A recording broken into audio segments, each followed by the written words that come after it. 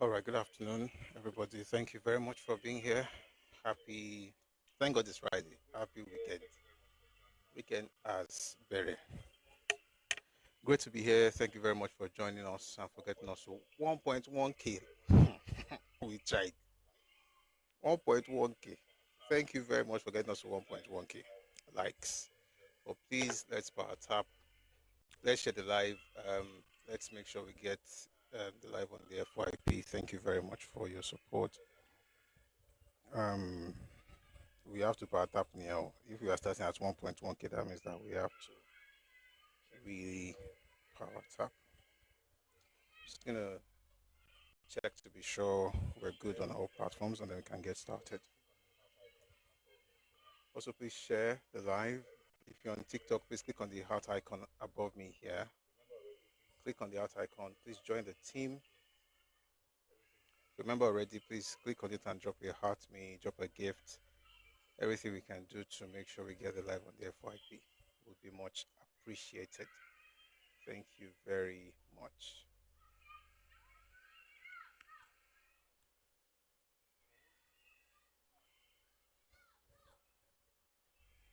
Okay, for joining us today. It's a beautiful Friday afternoon. I'm sure we're going to have a great time today. Okay, we're good. Just a couple more things and then we can get started. So please let's all share the live.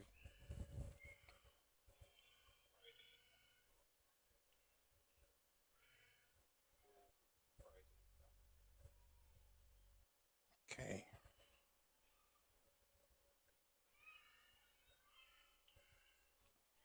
All right.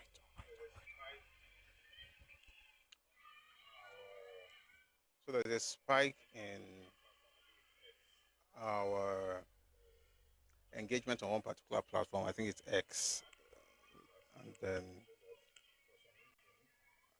I'm glad that more people are seeing what we're doing. It's just that for some reason, a crew just came along between yesterday and this morning with some interesting way of engaging the live, engaging the content.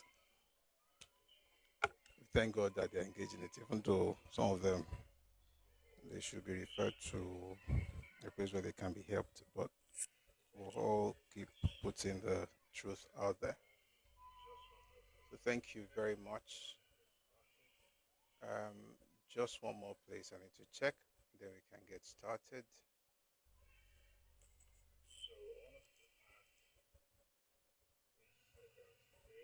So I want us to add Instagram today instead of Twitch. So we'll be on Facebook, on YouTube, on Twitter, and on IG. And I think that is not bad at all. All right.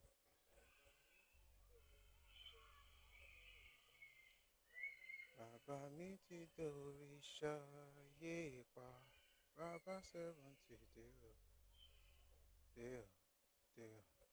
Bàbá mi ti dòrìṣà yé pa. Okay, we're good. Oh, so how's everyone? Ṣé dáadáa lẹ gbogbo wa wà? Báwo ni iṣẹ́ ń lọ? Ọmọ ń kọ, àyà ń kọ, ọkọ ń kọ. Ṣé dáadáa ni gbogbo wa wà? All right, today's Friday, so we have a lot to cover, but like we always do, we're going to start with the news and then we'll discuss that. And then subsequently, we'll get to the topic. Today, we're discussing Akintola's Rise in Action Group. And I have some fantastic books here. One of the things about this live sessions is that although it appears that I am alone, oh boy, there's one I have to find. Sorry. Okay. Sometimes it appears like I'm alone, but sincerely, I'm surrounded by people. Some of the wisest men who ever walked the surface of this earth. Um, the, the materials are here, so every time we gather, we also drinking from the fountain of knowledge and wisdom. So today we're going to continue that series on Akintola. Okay, before we get into all of that, let's have the news and then we'll discuss it. If you're on TikTok, again, thank you for getting us to 2.8k. Please power tap and let's keep sharing the live. And also, um, there's something else. Yes, please click on the heart icon if you're on TikTok. Join the team. If you remember already, let's get this stuff on the FYP. Just drop a heart to me or whatever gift you're able to drop. Thank you very much.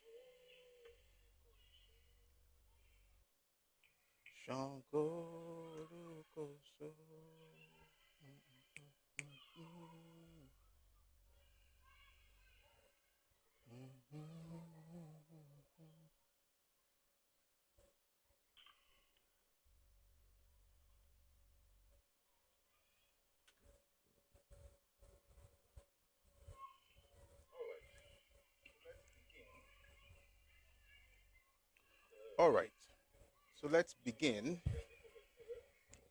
with something that was trending a couple of well, I think yesterday. Um, should I say trending, or it was out there, so a lot of people got to know about it.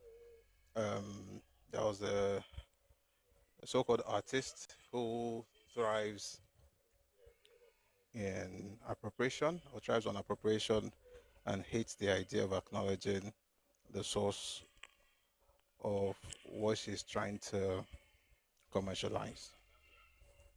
She was going to have an exhibition in Lagos in November. Last week, she came out and said that no, she's going to move it.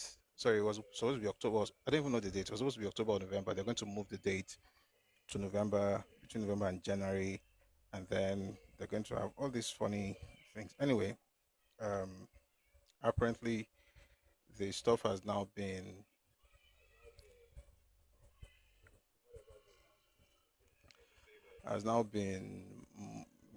whatever they've done something to the date, just to say that whilst this person is choosing not to acknowledge, they're not able to do the stuff they want to do the way they would like to do it, which is a lesson to all of us that it's important for us to not be thieves and not to boldly appropriate other people's cultures or whatever it is they possess. And if we have to use what belongs to others, it's only appropriate. Courtesy demands that we acknowledge the person whose stuff we're copying. So that's that about that one. I'm going to move to something that happened at Trade Fair. Apparently, the last has not been heard of the issue at Trade Fair Complex. Peter V was there, and this video I think came out yesterday. I'd like to play it so that you can take a listen. So this is Peter B with his fantastic way of building the nation. Take a listen, please.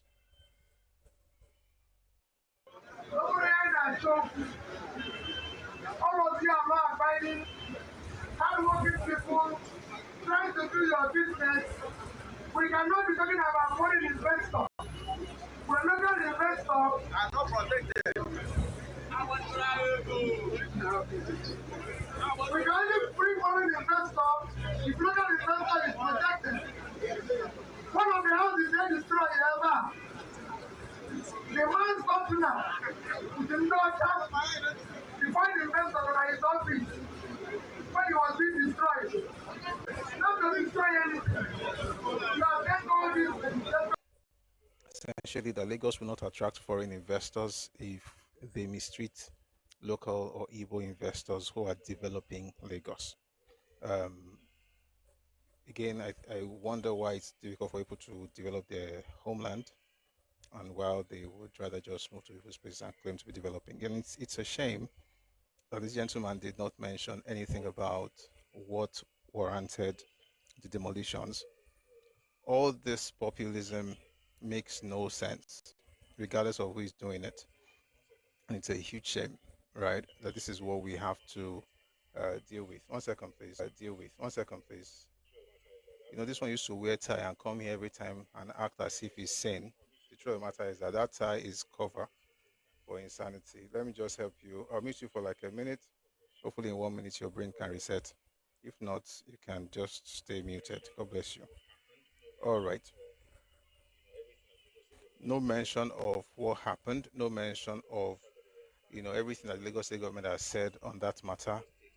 Nothing about the fact that they were invited, that they beat Lagos State government officials at that in that particular complex, that they stopped them from doing what they were supposed to do, that they refused to attend meetings that were called by the Lagos State government. None of those things matters. Peter Obi just wants to tell us the fact that we have to take care of these people so that we can attract foreign investors because they are the developers. It's nonsense. Develop without order. You can't say you are developing a place when you hate the concept or the idea of order. They are not against an ethnic group. They are against the disorderliness, the dysfunctionality that you see, the haphazardness, the fact that anybody can just, the tardiness, you can just do anything you like. Nobody can say anything because if you do so, you're a tribalist. That time has gone. And it's also quite shameful that this person, who definitely has access to government, is saying this to the people who, I mean, by the way, there's something he did that I really liked. Let me finish that thought. He's saying it to the people instead of to the government that is supposed to be able to connect with, right? But there's something he did that I quite like, to be honest. He spoke Igbo, which also tells us that these things are natural. People connect to those that, you know, they're able to relate with. And it makes sense that it was speak Igbo. It just also tells you that your governor in Lagos should speak Yoruba. Anybody that doesn't speak Yoruba should not even think about it, because I wonder what he would have been able to do, speaking Yoruba to his Igbo brethren. And I'm sure English is not the forte, so that's why he mixed it up, which is natural. Even if everybody understands English, sometimes Okoma Wakas or Yoruba, just like it's okay for the Igbo person to speak Igbo or Hausa. So don't let anybody gaslight you with all those things, or if it doesn't matter. Meanwhile, there's a statement from a guy who is connected to Peter Obi. This statement is from 2022. Again, some things that appear to be banter on social media. There's actually people do, testing microphone, testing. The guy says Lagos State through Tinubu has been looking for ways to take over trade fair from Igbo people. 2023 will hand him over that market if you don't get involved in politics. Tell everyone in trade fair that they are about to lose the place if they don't get involved in politics. This was January 28, 2022. This is a guy who is quite close to Peter Obi. They shall have these things they do together. It was at his wedding. Is part of his guys. Anyway, the point is, way back 2022, they were already talking about the fact that if Tinubu won, that they would lose trade fair. So what you see is that disorderliness, that you can just do anything you like, build anywhere you like, and call it federal government property, is what you see here.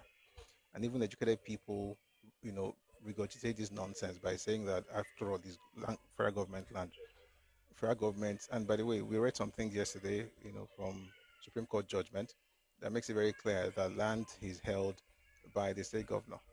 All right, it's essentially owned by the state government. Actually held in trust. That's my own way of interpreting it, because at the end of the day, there's still families who own the land, but it's not about federal government, it's about the state government. And so it's important to put these things out there. Someone put out something very important. It works with the Lagos state government. He says the issue with illegal developments at trade fair is that the developers believe Lagos state government has no authority to approve any development in the area, as they believe it is a federally protected zone. That's the reason those buildings were up without approval from the state government.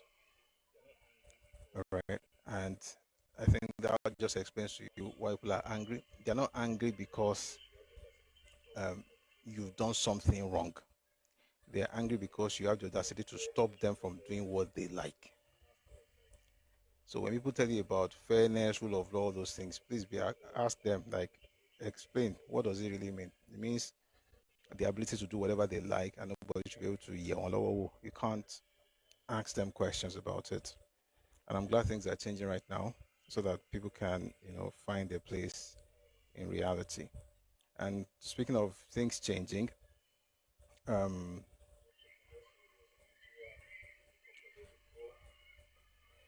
Dr. Gunlesi was in Nigeria a couple of days ago, and he had a chat with Nigerian Television Authority (NTA). I'd like you to listen to what he has to say. By the way, when you hear people saying that nothing is working, it's because they thrive on disorderliness and negativity. But if people are seeing stuff, perhaps you should also look closely. Maybe, just maybe, you might find an opportunity that you would be able to take advantage of for yourself, for your family, and for the nation. This is Dr. Kunlesi. Take a listen to him. I just had an excellent meeting with Mr. President where we talked about the fundamental transformation that has happened in the last 2 years. Think about it. Removal of subsidy, tax reform. We have a refinery that's operating and exporting aviation fuel. International investment in Nigeria to drive economic growth. And I had a wonderful meeting with Mr. President, talking about exchanging ideas about how we can do that, how we can put Nigeria front and center on the map for international investments. And we had some very good suggestions and discussions about that. Apart from the suggestions, personally, what are you bringing on board? We're making investments in Nigeria. We explored additional opportunities. I'm not going to tell you what they are. You just wait, watch this space, you will see them. But look, Nigeria is now a place that is exciting to invest in, and that's what we talked to Mr. President about. And of course, as you would expect, he was very encouraging of international investments in Nigeria. Okay, I'm not expecting you to tell me how that you told the president, but what sector particularly are you interested in? Yeah, well, you think about all the sectors that we invest in. Energy. So we invest in energy. We're building LNG plants in Texas. We're building LNG plants in Australia. There's gas in Nigeria. Nigeria is a huge gas province. People describe me as the guy who bought Gatwick Airport. I didn't personally buy Gatwick Airport, but the aviation sector is also an area of interest to us. I confessed to Mr. President that one of our companies has ports in Cotonou, and it has a port in Lomé, none in Nigeria. So I asked for his forgiveness and understanding, and being the gentleman that he was, he forgave me, but said, you have to bring port investment to Nigeria. So that's another area we're looking at.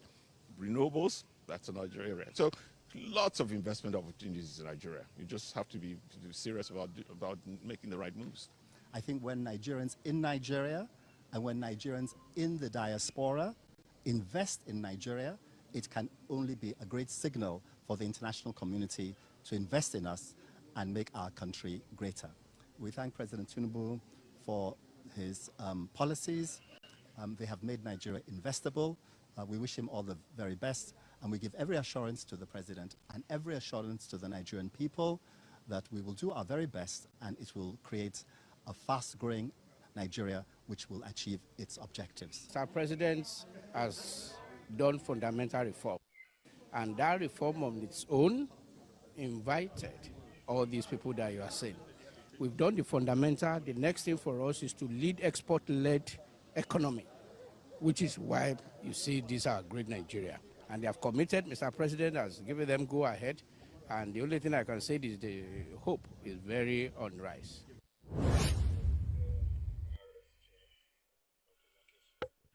All right, that was the FIRS chair, Dr. Zacchaeus Adedeji. The first voice you heard was that of Adebayo Ogunleshi, the chairperson of Global Infrastructure Partners. So, contrary to what Obi is saying, apparently the people in BlackRock are not waiting for us to leave trade fair in disarray in order to invest in Nigeria. And if people carry their money, which I hope they do, and invest it where they are from, so they can make the place also developed, since they are natural developers. As soon as they go, the others who are actually serious about doing stuff in Yoruba land, more of them will come.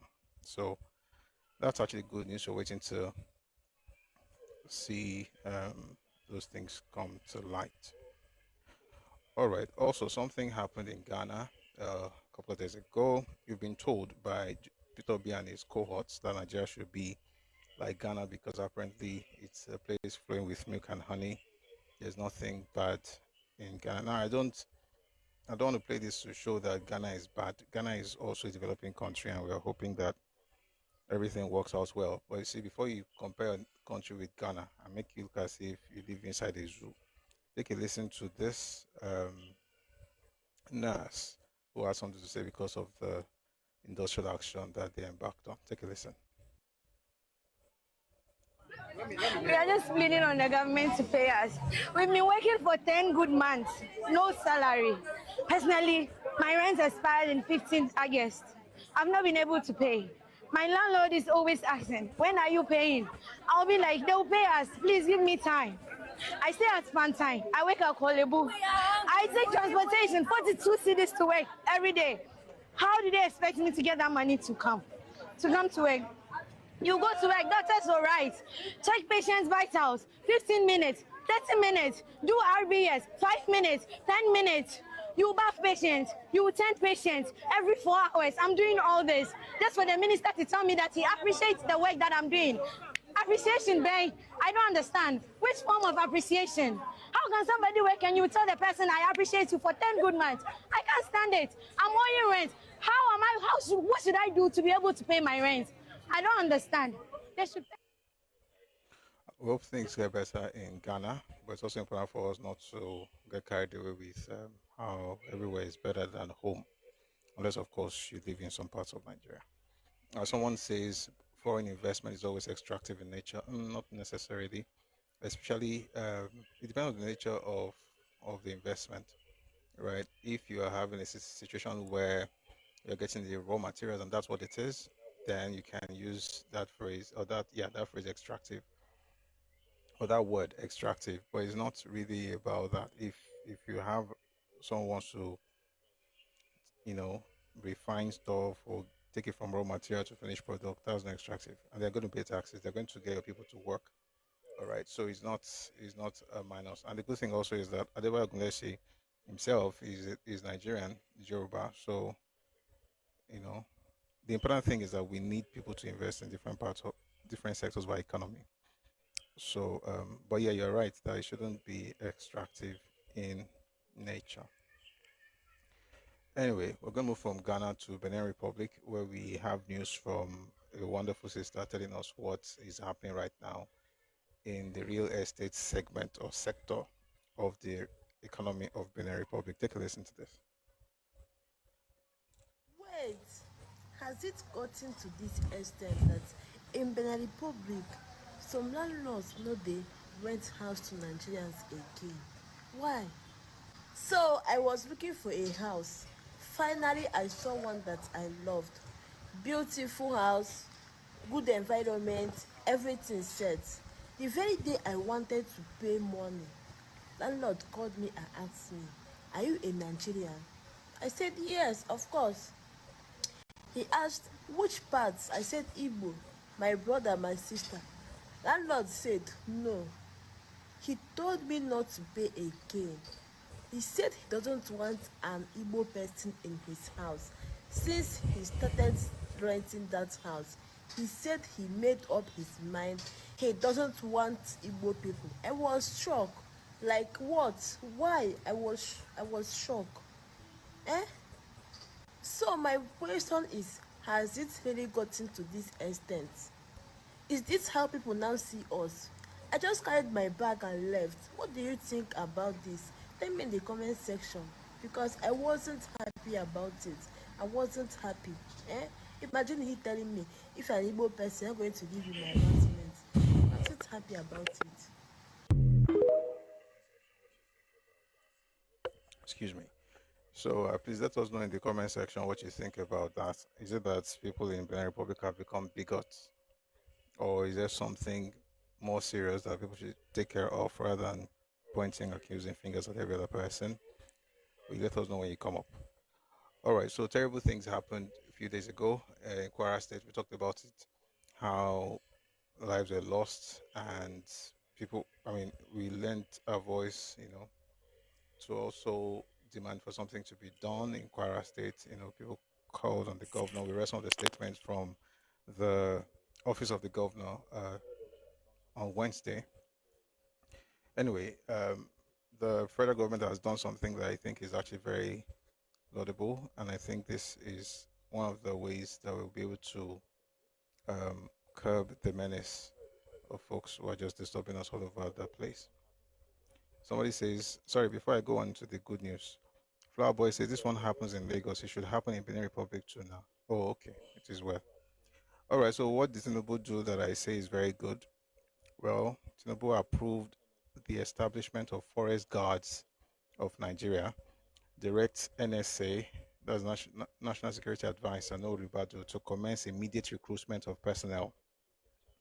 President Asiwaju Bola Tinubu has approved the establishment of forest guards to take charge of 1,129 forests to combat terrorists and bandits, directing the NSA to oversee full implementation, starting with the recruitment of the guards.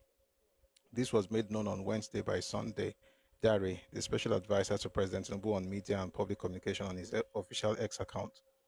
The president directed that the forest guards be well trained and armed to carry out their primary duty of flushing out terrorists and other criminals hiding in the forest for illegal activities. Recruitment is a collaborative security effort between the federal and state governments. The Office of the National Security Advisor, NSA, and the Ministry of Environment have been tasked with overseeing and ensuring the full implementation of the initiative. Thousands of young Nigerians are expected to be employed as personnel. Earlier warned terrorists that his administration would not surrender an inch of the country's territory to terrorists, bandits, and other criminal gangs operating inside the forest. He vowed that Nigeria would take back its forests. So that's something. We'll see how that goes. People have said probably get us about 50,000, get Nigerians 50,000 jobs, once, it gets on. So I hope that this actually helps curb the menace of bandits, but it's not enough. So I'm hoping that more things will be done. For instance, in Kwara State, the Kwara State government has given immediate approval for the recruitment of 2,600 additional forest guards as part of ongoing efforts to combat security challenges in Kwara North and South. They will undergo advanced military training, including the handling of sophisticated weapons and modern strategies for neutralizing threats on the battlefield. We just hope that trainings are properly done and that those people are well equipped to do their work. Still on Kwara, this is an update from Kwara State.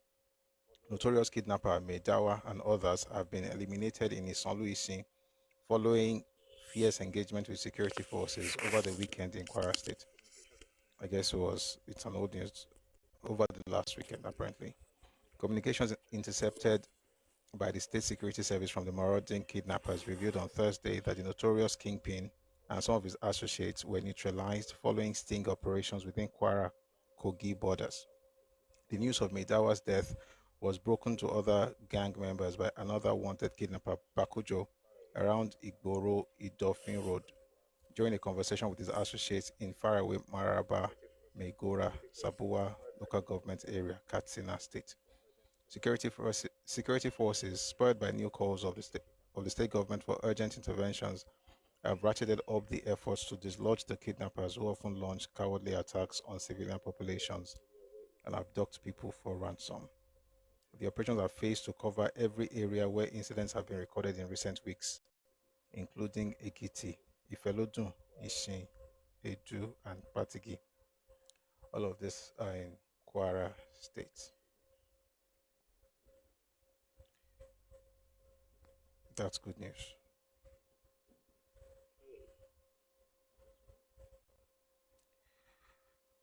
Okay. I'm going to move. Something quite interesting happened in Osomala community in Anambra State. I'd like to take a listen to this and then we'll go on from there to other things. Take a listen, please.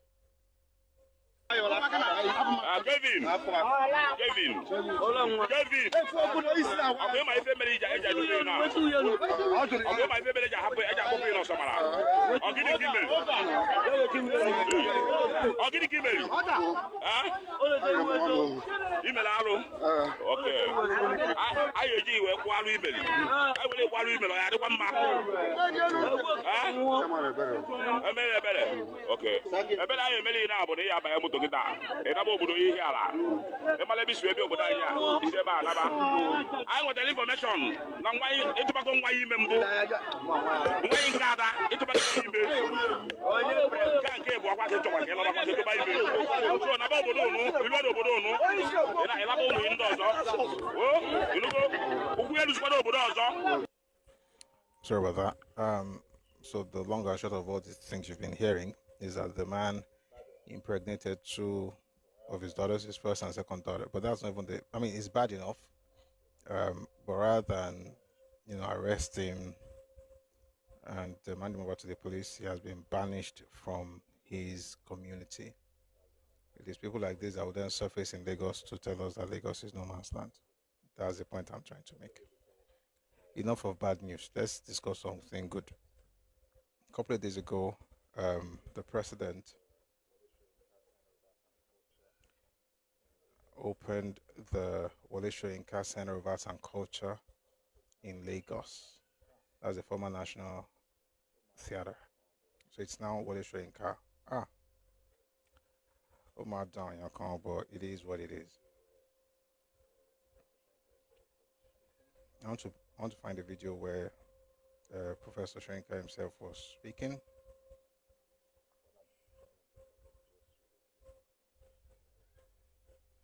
While I'm trying to get that, let me just read a few more things. Yeah. Okay.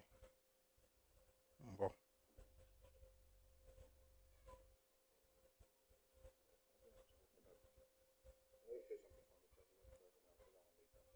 I'm going to have to look for that video. Let me play something from the president first, and I'll play that one later.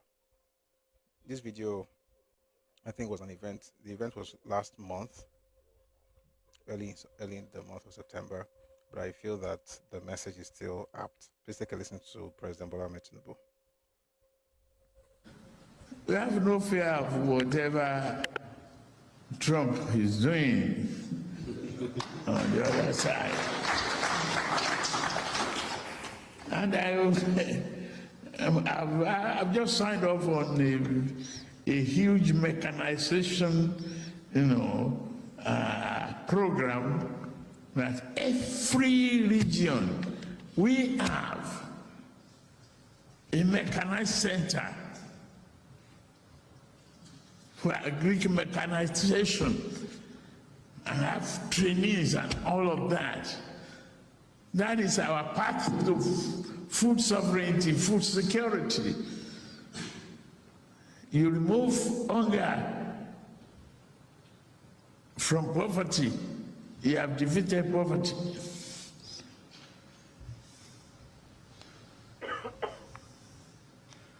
All I can promise you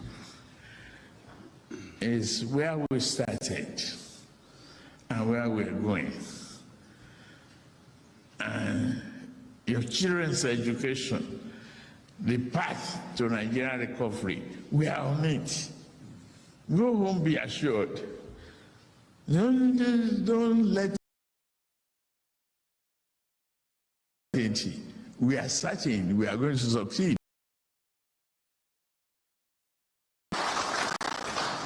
That's what we believe in. The honesty in Buhari, what we inherited from him, is total commitment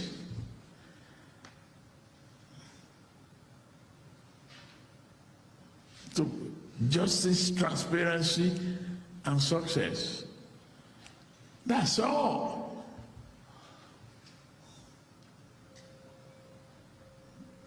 And you won't have anything less than that. You will have joy at the end of this journey.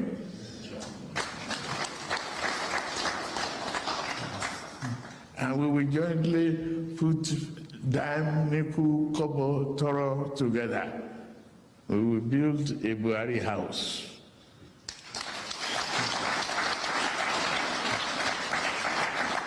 That house will be a house of joy and prosperity. I thank you very, very much. Thank you. God bless you.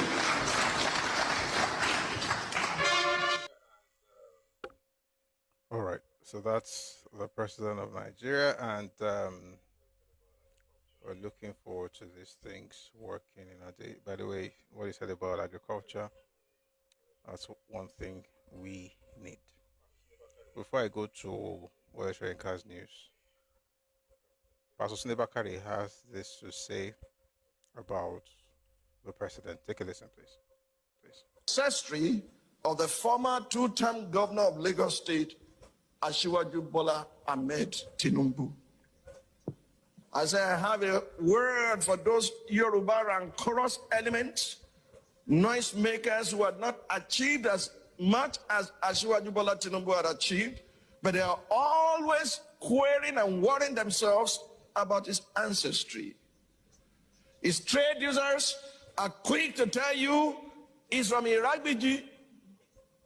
That's where Jeff T came from. That's where he fled to. Oh, he's from Iraq that we face today. Please hear me loud and clear. Knowing the name of Asiwaju's biological mother or father or his place of birth cannot put food on the table of the hungry or create jobs for the unemployed and the unemployable. Despite his growing up challenges, the dangers and the detours of his life, he, like Jephthah in the Bible, delivered Lagos State and nearly all the southwest states from the onslaught of the PDP from 1999 to 2007. And truth be told, without his cooperation and political dexterity, the APC victory at the polls in 2015 and 2019 would have been impossible. People, please note that I'm not Asiwaju's brand manager and definitely do not endorse everything you might have read about his present or his past or his lifestyle, his politics or his businesses. His spokesman can do that for him. All I know is that just as every saint has a past, every sinner has a future, and the best of men are still men at the very best.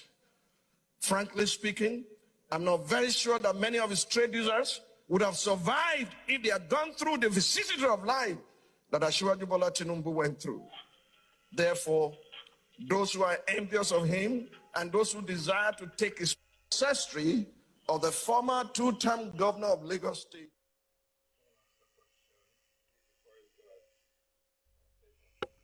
Someone asked the question, if the forest guards are state control, no, they're not under the state government. This is different from state police, which is what is still in the National Assembly. It's a bill that it passed second reading a few days ago. But as far as forest guards are concerned, it will be under the federal government, but there will be collaboration between the federal government and the state government. And of course, that will be the Office of the National Security Advisor. All right, but the details will probably get into that much later. So that was Pastor Tunde speaking about President Bola Ahmed Tinubu. Anyway, as part of the 65th anniversary of Nigeria's independence, the president opened the newly refurbished Wole Soyinka Center for Culture and Creative Arts. I'm going to play you a video, but let me just read to you something from the president's page. It says here, yesterday on Nigeria's 65th independence anniversary, I was delighted to witness the rebirth of the National Arts Theatre, now aptly named the Wole Soyinka Center for Culture and Creative Arts, first built for Festac 77. Once neglected, it now stands restored through the vision of my predecessor, the late President Muhammadu Buhari, and the commitment of the Bankers Committee and CBN. By renaming it the Wole Soyinka Center for Culture and Creative Arts, we honor Africa's first Nobel laureate in literature, whose fearless voice and lifelong service to justice and freedom inspire us all. This center must never again fall into decay. It will serve as a hub for nurturing talent, promoting free expression, and powering Nigeria's creative economy. And thinkers bring glory to our nation. I thank the Bankers Committee for this successful partnership with government. Together, we celebrate Professor Shoinka and Nigeria's cultural legacy. God bless the Federal Republic of Nigeria. Now I'm going to play a number of videos. Let's start with the one on the president's page. I'm not sure you're going to really appreciate this because you can't see it, but you'll be too about the. We're going to stop at some point. Maybe just play the one where you have Professor Shoinka himself speaking. Take a listen to this. In the heart of Lagos, a vision took shape. An emblem of Nigeria's cultural pride, the National Arts Theatre.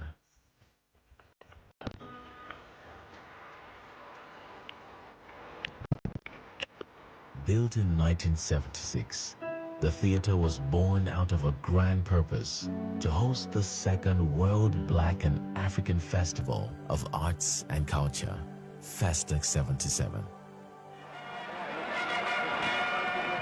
Festac 77, the second World Black and African Festival of Arts and Culture, held in Nigeria, brought together 15,000 participants from over 70 countries.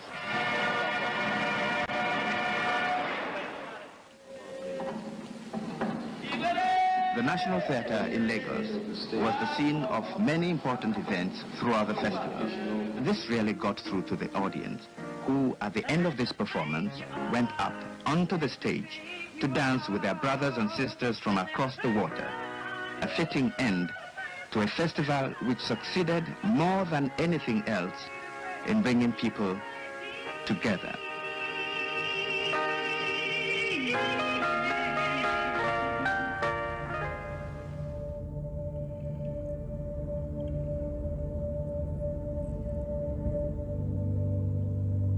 The theater faced some operational and maintenance challenges over time.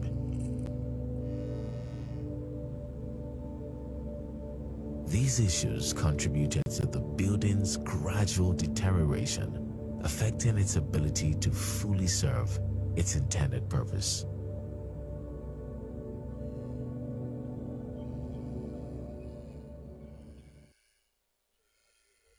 This is what I'm going to do. I'm going to put this link on the Telegram channel so you can actually watch it, because you enjoy it better if you actually watched it.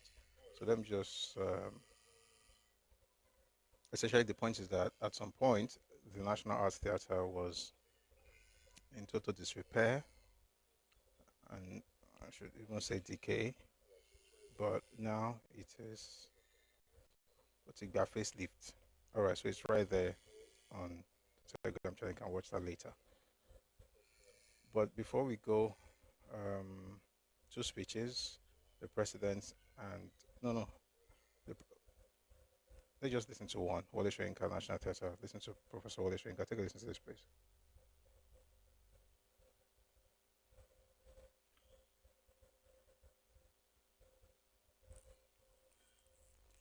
Ahmed Tinubu has officially inaugurated the refurbished Wole Soyinka Center for Culture and Creative Arts, formerly known as the National Arts Theatre in Lagos, signaling the grand reopening of Nigeria's foremost cultural landmark. The president, who attended the ceremony on Nigeria's Independence Day, alongside the First Lady, Senator Oluremi Tinubu, Minister of Arts, Culture and the Creative Economy, Hannatu Musawa, Lagos State Governor Babajide Sanwo-Olu, and the Governor of the Central Bank of Nigeria, Olayemi Cardoso, unveiling the transformed facility, which has been renamed in honor of Nobel laureate Professor Wole Soyinka. One of the most talented and creative minds, Uncle Wole Soyinka. No conspiracy anywhere. I did it. When they brought the question of renovation to my desk, I remember the journeys that we had together and the gains that I shared with you. Your contribution to our courage, nation building, freedom. Yes, in some cases, unrewarded talents is a proverb. But you are our jewel, our talent. Whether proverb or being,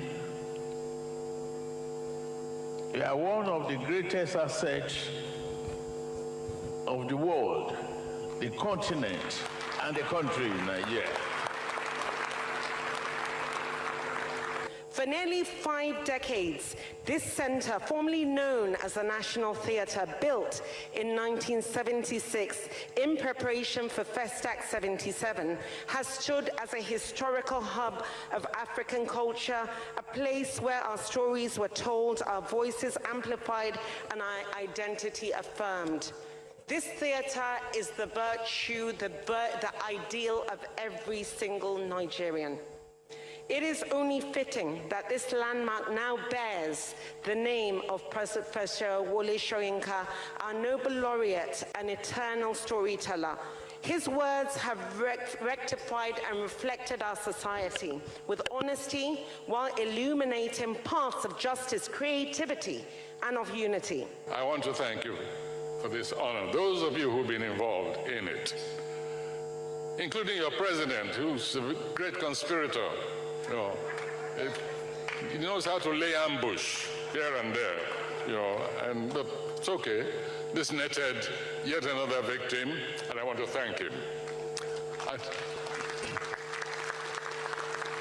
And for all those who will be using this hall, let me remind you that I merely represent the preoccupation, the commitment of others like Hubert Ogunde. I've already mentioned some of them, and not merely in this country. And my hope is that with the recreation of this building, this institution, we won't be going all the way to Abu Dhabi to watch African theater. Thank you very much. And while that was beautiful, and it's also very, very inspiring. And somebody prayed in the comment section saying that he prays I host shows there. Amen. Soon. Yeah, I love theater. I love stage productions.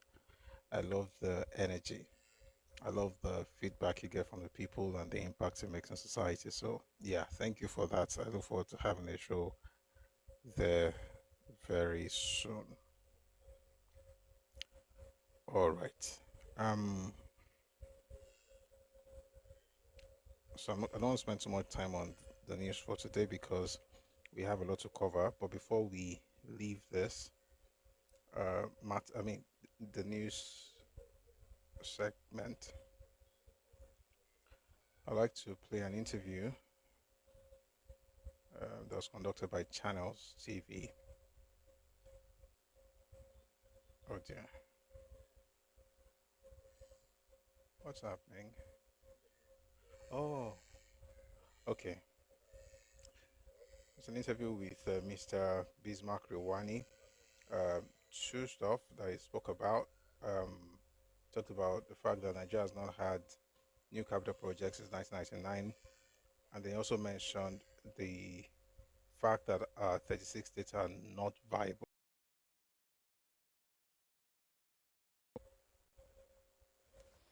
It is one thing that is worth noting is that there's a conflict between the political cycle in terms of horizon and the economic cycle. And I want you to note that between 1960 and 65, of course, we had the coup and then we had the Civil War. Between the Civil War and today, if you look at the basic infrastructure of this country, in terms of the major bridges, the roads, the ports, airports, seaports, railway lines, the power stations, the bulk of your infrastructure today, 90% or 95%, I dare say, were built under the military rule. In other words, between 1970 and 98. You had 9 years of Jarawa Gawan's era, in which most of the infrastructure was built. Then you had the Muritala Obasanjo period, where they completed most of these projects. The Third Mainland Bridge, Eco Bridge, Kata Bridge, the Nigerian shipping lines, the Nigerian airlines, the seaports, all of the seaports across the country, the major highways, the refineries, everything were built at that time. Why is it that throughout that period, because there was a military rule and all of that, they were able to commit resources, and you could see the physical infrastructure built. Between 1999 and today, I dare say that no new project, no new capital project, no new highways or bridges or anything for that matter, power stations, have been constructed. Why? It's simple. The political cycle is a 4-year cycle. The first year, as soon as you win your election, then you go in, and within a year or two, you're already talking about re-election. By the time you get your re-election, you're already on the way out. Nothing has happened in terms of gross capital formation and infrastructure between 1999 and today. So there's something that we have to ask ourselves. Is this political structure is it supportive, or is it consistent with our economic objectives? If not, then formation and infrastructure between 1999 and today. So there's something that we have to ask ourselves. Is this political structure is it supportive, or is it consistent with our economic objectives? If not, then the reason why you're having this suboptimality is very clear. So you have to redefine how you are going to do it, so that you can now begin to utilize the resources much more efficiently and optimize them as we go along. Too much money administering. Nigeria cannot afford to have 36 states. It's unviable. We spend too much money administering. This country is maybe I think twice the size of California in terms of geographical space, if not as small as that. And you have, the country is administered, the number of people administering this country in terms of 774 local governments, 36 states, federal capital territory, federal government, administering what? And yet, the assets that we are administering are actually shrinking. Western Nigeria, as a kid, from Fadei all the way to Warri, Port Harcourt, Warri and Bomadi and Brutu, all of that was under one region, Western region. You had one premier and 6 commissioners under Chief Obafemi Awolowo. The same thing in Eastern Nigeria. Now, that area today, from Lagos to Osun to all the way to Edo to Delta, you have about almost 8 or 9 states being managed with governors, special assistants, commissioners, and all sorts of things. Managing what? Managing what? So it's overmanaged and undermanaged in sense of outcomes. So I'm not sure. You need to have a rethink to restructure whether you are going to go back to what you call geopolitical zones, regions, or not. But it definitely, a situation of 36 states in this country is not viable, and it's only a question of time before we run into the block wall. All right, so those 2 videos, fantastic. I like what he said about this multiplicity of states and the desire for more, especially without resource control, brings up the question of the viability of those states. So it's important that we're having, some people like this, put out, statements like that. Someone earlier said the road in Ikoyi is named after Alfred Ruani. Yes, that's his uncle. Alfred Ruani was an AG chieftain. Probably going to get into some of the things about him today when we talk about Akintola's rise in Action Group. Safed was one of Awolowo's men, and they did fantastically well, and we hope that we can replicate, or at least, if not even replicate the exact same thing, at least more will try do them better than what we get right now.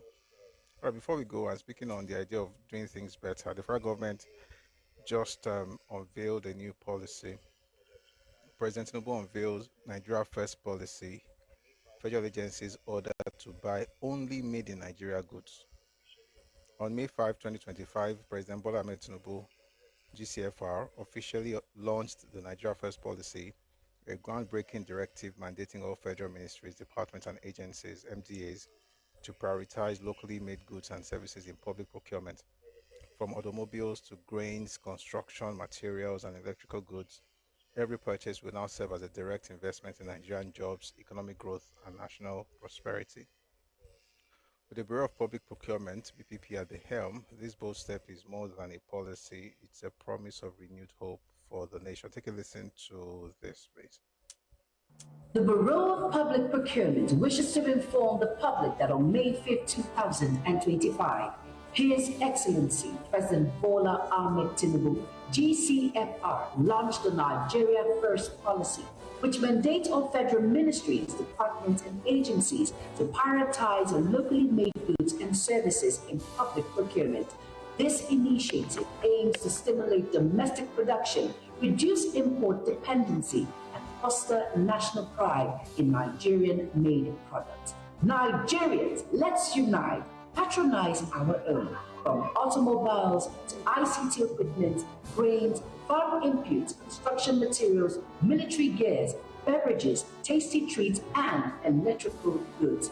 Patronizing Nigerian-made products is the key to job creation, growth, and prosperity. Supports the government. Make Nigerian products the sure way to grow our nation. Nigeria First. Announcer, Director General, Bureau of Public Procurement, Dr. Adebowale Adedogu.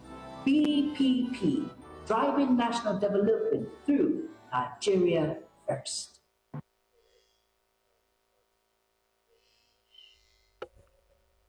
All right, that's very good news.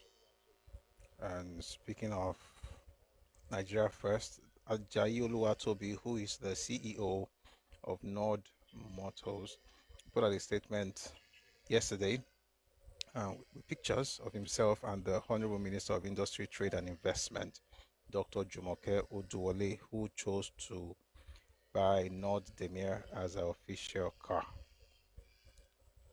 We're honored to host her at our Nord Unilag Innovation Complex today on Nigeria's 65th Independence Day, where she toured her showroom, R&D center, assembly and manufacturing plant, and after-sales workshop. It's actually good to know that the minister is walking the talk. So this is quite nice.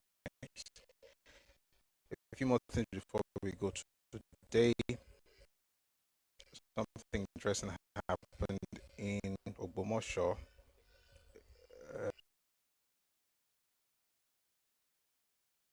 You take a listen and I will explain if I have to. Take a listen. Ọjọ́ kìíní oṣù kẹfà 2021 a gbé plákáàdì kan dání a dẹ̀ fi hàn yín wípé kẹjọ kẹràn wá lọ́wọ́ gbogbo àwọn èèyàn bí wọ́n ṣe wà staff ni wọ́n àwa ti wà ń bì kí Ọ̀túnba Adébáyọ̀ Àlàákálà kó tó di pé iṣẹ́ bì ó parí bó ni àwa náà fẹ́ fi ìrètí wá sí lọ́jọ́ ọ̀la a kì í ṣe staff ọmọ ìpínlẹ̀ Ọ̀yọ́ ni wọ́n ẹ̀jọ̀ ẹ̀ gbà wá we are suffering please and please. Please, I have family with 3 children.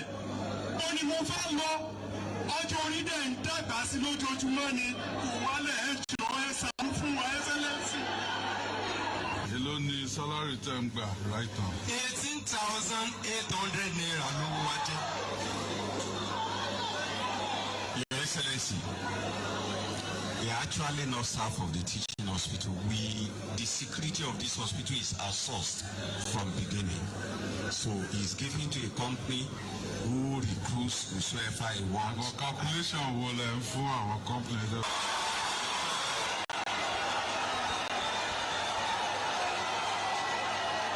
Security people.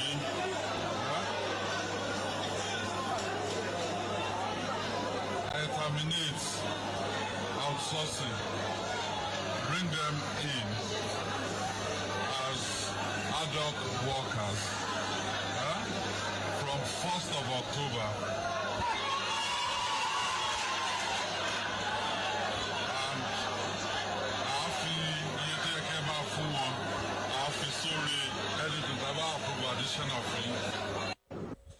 Wow. Wow. That was very emotional. I don't know how you're going to take care of 3 children with 18,800, let alone even 80,000 let alone 18,800 naira. But I'm glad that that gentleman spoke up, and I'm also glad that the government did something about it immediately, and that's good news from Obomosho. I don't have to say anything about that. I'm sure you get it. It's actually something good to celebrate, and we're hoping that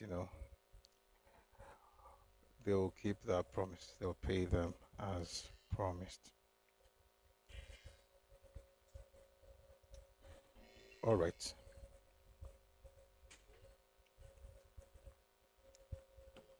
This is from the Cable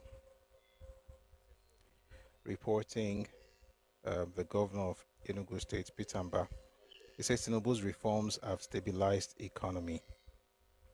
In a message marking the anniversary of Nigeria's independence, a reminder of what we can achieve as a people when we are united.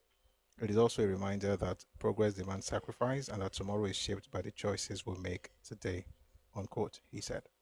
All right, so that's something good for at least somebody where they acknowledge, say, they do something for Nigeria. We're glad to know that while some interesting personalities went on Twitter to tell the world how Nigeria is not doing well in terms of opposition politics, and Bai is able to acknowledge, at least acknowledge, say, some things are good. A few more things before we leave. President Tinubu appoints 3 new heads of agencies, National Biosafety Management Agency, and so on and so forth. Okay, let me just read this since I started it already. 3 new heads of agencies. That's National Biosafety Management Agency, Bello Bawa Buhari, Niger State, as the new Director General for an initial term of 4 years, effective from September 18, 2025, in accordance with the provision of Section 5 of the National Biosafety Management Agency 2015. Honorable Barrister Aminu Junaidu, Zamfara State, and then Olayiwola Nuruddin Awako is the Director General of Nigerian Tourism Development. All right, so that was from the presidency. Here's something I wanted to talk about for some days now, but I didn't have all the information, so I decided to just watch. A terrible thing happened in Dawaki, in Abuja. Dawaki is a I'm sure I was about to start describing where Dawaki is. I thought you guys were planning to go to Dawaki. Anyway, Dawaki is in Abuja, and something terrible happened some days ago when a young lady who works for Arise was reported to have been found dead, and lots of things on social media. Oh, they killed her, or they pushed her, or this, or that. But the police came out, the other day to tell us what really happened. That she probably jumped out of fear.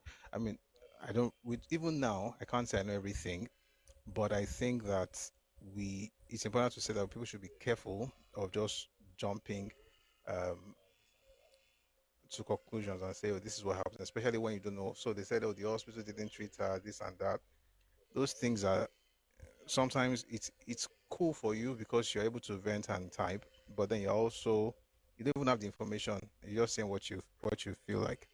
Anyway, let me read something to you from Reno, because I think he captures it a bit better in terms of putting everything together.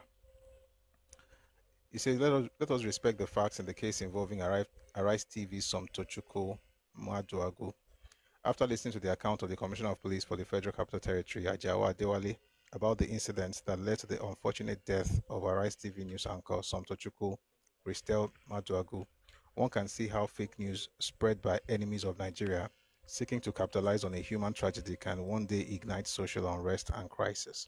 First, it is now known that the claims that the police vehicle that responded to the emergency did not have fuel in its car are false. Secondly, it was the police who took Miss Maduago to the hospital, contrary to media reports and social commentary claims that this was done by good Samaritans and people who were being neighborly. Thirdly, the hospital in question, Maitama General Hospital, did not reject her or ask for her ID or police report before treating her. How could they, when the police brought her to the facility? They initiated a CPR procedure on her but could not revive her. Fourthly, the immediate cause of the death of Miss Maduago was not the robbery, though it is the remote cause.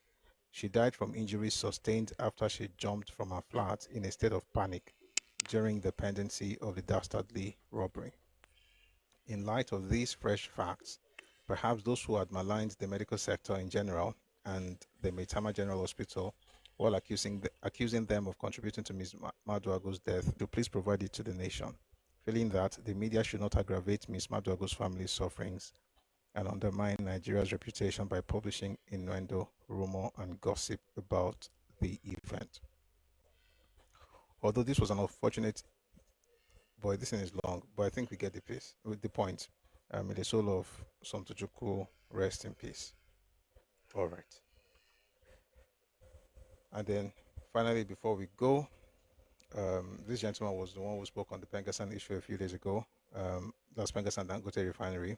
Well, he's back this time on Channels TV to say something about why flight prices are expensive in Nigeria. Take a listen to this.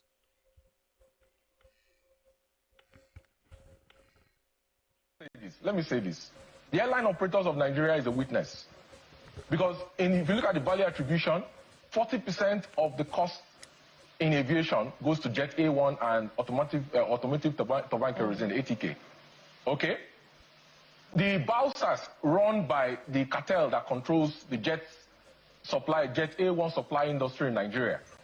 Dangote has offered to sell Jet A1 at 980 naira per litre. Jet A1 is being sold at 1,240 naira per litre to airlines in Nigeria.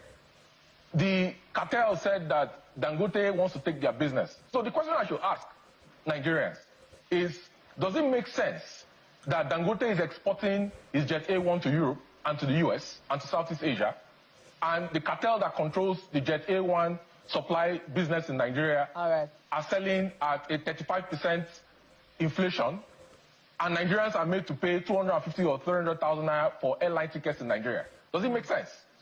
Those are very difficult. Does it make sense?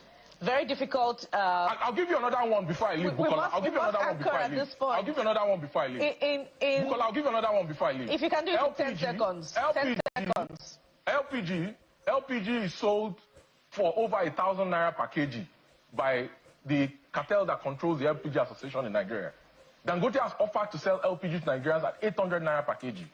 Does it make sense that the distribution to the last mile have said they don't want his LPG because he wants to offer directly to consumers at 800 naira per kg, and they are selling at over 1,000 naira per kg? Very concerning. Whose interest are they fighting for? Very concerning disclosures that you have made there, and they're worth following up on. You know, perhaps when we have these conversations with these associations in the near future. We must thank you very much, Mr. Kelvin Emmanuel, for your time and your contributions on the program. Mr. Kelvin Emmanuel is an economist. And all this, our government is not this, and the government is not that. I think some of us are even our biggest enemies. But yeah, I'm just going to bring people up. We'll react to some of the things we've heard, and then we'll move on to the next segment. Thanks everyone for listening, and please don't stop our tapping on TikTok. Also, kindly click on the heart icon above me here and join the team. Drop a gift, drop a heart me. Let's keep pushing the live. Thank you very much for your support. We have one request. I'm going to bring the person up. We'll take the reaction, and then we'll move on to the other segment momentarily. Good afternoon, Century.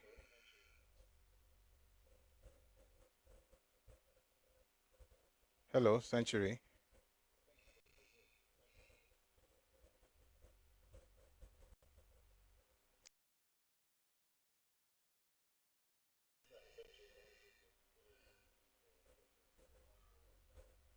All right, no, that's a Century. Don't go go greet decades. I can't go meet millennium because this one they take too long. I beg.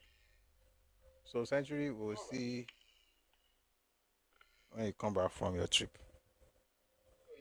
All right. So yeah, let's go to class. Good afternoon, everybody. That was the news. Lots of stuff to cover, and I'm sure we are informed. All right. Little housekeeping. If you're on YouTube, please like the live. Also share. Same on Facebook. Also on, I think we're on IG and Twitter as well. Thank you very much for being here. Awesome. Great. Thank you very much for being here. So let's share. Let's get it out there, and probably do that for a few seconds, and then we'll get to the conversation. I hope that's fair. I need to do that actually because I didn't do it earlier. And then we'll go right into Akintola's rise in the action group. Please give me, and let's just do it together, right? So it's not even about giving me, so that way we're all in it together. Please let's like and share the stuff, and then we can get into the conversation.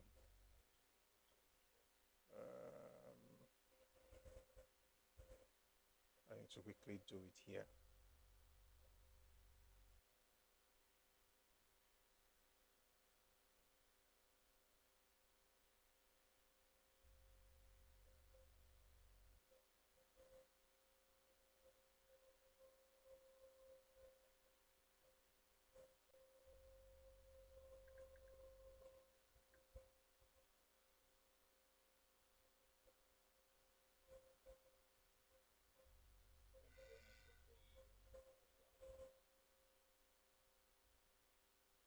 Thank you very much for staying tuned. I'm almost done.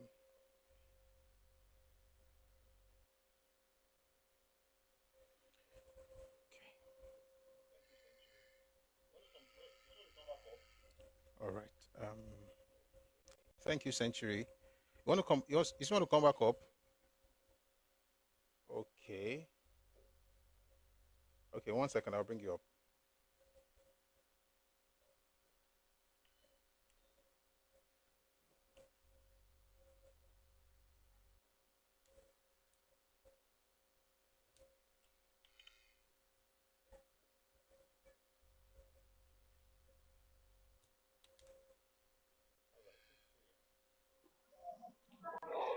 All right.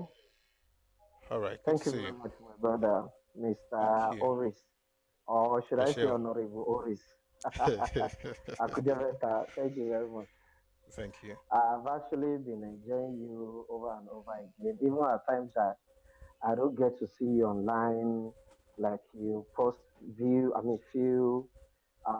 pictures of maybe what you must have talked about earlier. I still see you like share them, and like, to be candid, I have a lot of the videos because I download immediately. I don't even care to listen first, so I'll download and go back to it and listen because I so much have believe in your submissions because I'm actually a student of knowledge. So bọ́dọ̀ yìí máa ń sọ wọ́n ní kò sí ẹ̀kọ́ kan tó waste. So you learn every day. So like from the picture of this your own position, I would say I'm actually a student here. So I will keep short and then try to learn. So, well, there's this thing I just noticed that I want you to talk about. I think I've seen the share, what's it called? The issues twice shared on TikTok. It's actually about a woman, I don't know, but from her submission, she was actually talking about the 65th birthday of independence of Nigeria. Is it does it worth it to stay in Nigeria? That the friends that she had stayed with in the UK or the Western world that are coming back to Nigeria is not fruitful. It's not this. It's not that. But though I was able to actually just put in a comment, so where I kind of like I lighted my own point of view. We got, Madam, I think you are the type of Nigerians that have traveled abroad. that have only went there for because of Japa syndrome. You worked in the lab or whatever, you work in the mortuary, the hospital, and you get your pay. That you did not stay there for like you're not a business minded person. So I was able to like pick the point as if like we have so many Nigerians now here that schools in the abroad, the school there, they brought everything they have and invested in this country, and they are seeing the breakthrough over and over again. Even if you tell them to go elsewhere to invest, they will say no, they want to invest in Nigeria. Now, madam, why don't you think like them? I can see from the way you're saying this thing, you're not talking like a billionaire, you're simply a millionaire. So those people think like a billionaire. So that means this country has the potential to make somebody who you want to be. So only if you went to that abroad with the body language, I mean, what's it called? The mentality of jackpot syndrome. The country is not good. You jackpot there. You go and work in the mortuary or whatever. So you collect pay, just little pay, while you pay taxes as well. So you have to work there for almost over 20 years for you to actually raise something. But there are few Nigerians that have went there to school after one of those Nigerians that maybe you've come across such a, I mean, one of those videos actually, but I don't know. I think that thing will still go viral any moment from now. So, and I want you, even if you have seen something like that, I'd love to, like, I would like you to actually address us on that as well. So, thank you so much for all. Thanks for having me. Thank you, sir. Thank you very much for your submission. Um, there's a show that there's a young lady um, that's presenting a new show called Japada. A lot of people are actually returning to Nigeria to contribute their quota, but not just because they are patriotic, also because there are opportunities at home, right? And I think depending on how you see it, whether it's from the place of I want to contribute my quota or I want to just take advantage of opportunities, whichever one you want to, whichever one you have as your reason is valid. And a lot of people are returning, and of course, some people still think, oh, everywhere is terrible, Nigeria is bad, and everything. I think the best we can do is just to encourage people. And I think here's really what it is for me. While people are abroad, I think it's important to actually learn stuff and have that mindset that nǹkan tí mo rí tán ṣe mí bí èmi náà fẹ́ ṣe ń lé. There are certain things that you see, in the UK or whatever, and you notice that those things are not at home. And you may not have the money to invest, in Nigeria at the moment, but if you have it at the back of your mind that you want to actually be part of that kind of thing, eventually opportunities will come. And I don't know the particular stuff you're talking about, but the video I saw was actually different people who had returned and they're thriving actually, they're doing well. Some of them start small, and then they've grown. They've grown. Like there's this guy, they create lemonade. I think it's called Wilson's. The guy was from America. Then they started small, and then now it's big. Everybody can. I mean, there are so many opportunities in Nigeria. We got to open our eyes to see them, and we got to also help us connect with the right people and the resources that we require to do those things. But at least you have to have that mindset that there's opportunity at home, rather than just thinking that, oh, Nigeria is bad, Nigeria has gone to the dogs, I have to get out of this country. If you want to travel out, that's fine. If you want to live abroad, that's fine. But while you're there, what's going to happen in the next 30 or 40 years? Are you going to be abroad still hoping that? Meanwhile, when you see older people tell you that I'm glad I left, and they can't stop saying it to you. Sincerely, whenever they talk to me like that, I feel like they are regretting they left, or they regret that they're not able to return. When you sit on a like this pedestal and you're like, ah, okay, me too, you look around and say, okay, kill one you be there, why gone, kill you know. All of that to say that wherever you are in the world, may God bless you. But please take advantage of wherever you are, and hopefully look at how you can either contribute to Guinea Law beyond just survival, which I think is where most of us are, to be honest. We're in that survival mode. The biggest thing you could ever think about is to build a house at home and have one in Idale, in the US or UK. That's it. How to live, bills, children's school fees, all those things. And they are legitimate. They are valid reasons, to do what you're doing. But let's also pray to God. We're a very spiritual, very religious people, Abby. So let's talk to our God, that God should open our eyes to opportunities. But please have it at the back of your mind that this land is blessed, and there are opportunities there, and nothing will stop you from taking advantage of those opportunities. That's the bit I can say because I've not seen the video you're talking about. But thank you very much for being here. Thank you, thank you, thank you. All right. Let's go to class now.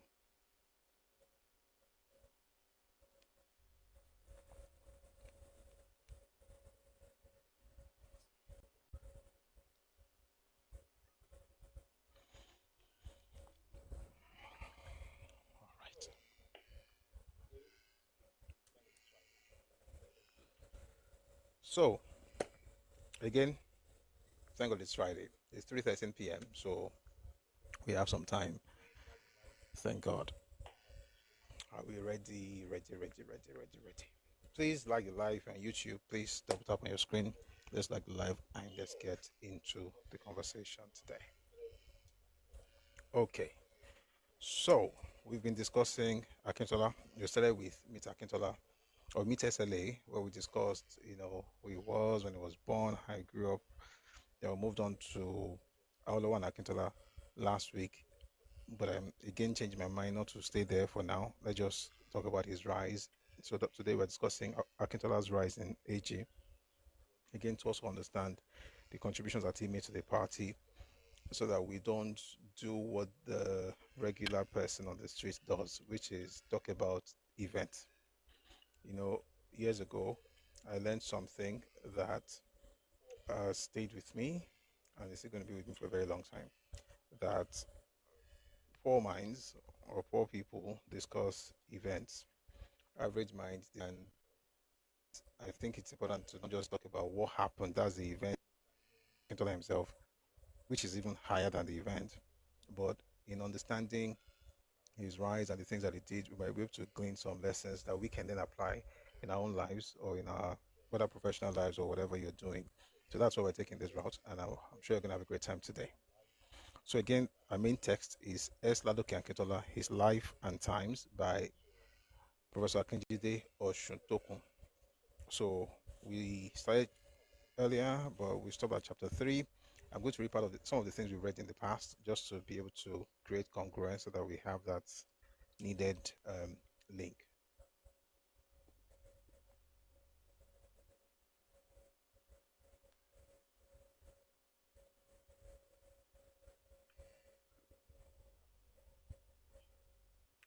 Something is happening on YouTube. Is YouTube good? I don't know what's happening. Okay. Everyone is fine. So let's read now. So earlier, by the way, let's say this first. Earlier we talked about how he joined the Egbe Mozudua and then got involved with Action Group, which was created in 1951. We talked about the events that happened in 53, where Anthony Nauro moved the motion for Nigeria's independence in 1956. The Northerners were against that idea, and they were booed and jeered at in the streets of Lagos. That same year, Akintola went to the north to speak to Action Group members and working with other people in the north, like NEPO and so on and so forth. But the NPC folks were against him, native authorities were against him, and he couldn't really accomplish much there because there was riots and people were killed, mostly Igbos, in the ensuing crisis.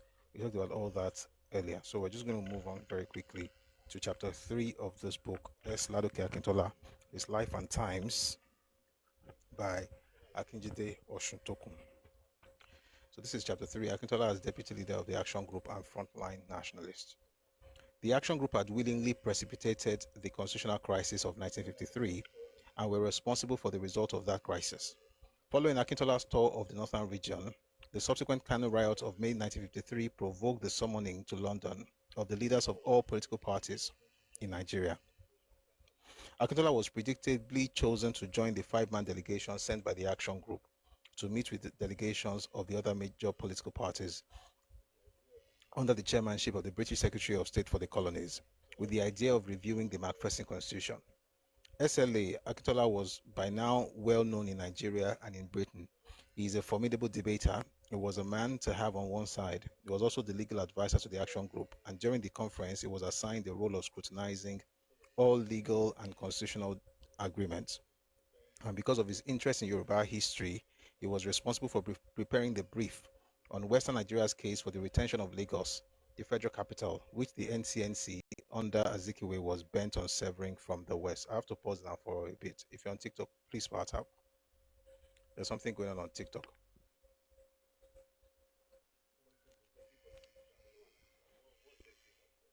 Somebody says the dirty politics between Awolowo and Akintola. What's dirty about the politics between them? What are you talking about? When you said the dirty politics, what was dirty about their politics? You know, we say something sometimes. What do you mean dirty politics? Please, let's power tap. Really, I'm going to pause just to get that done, please. This thing is not going the way it should go.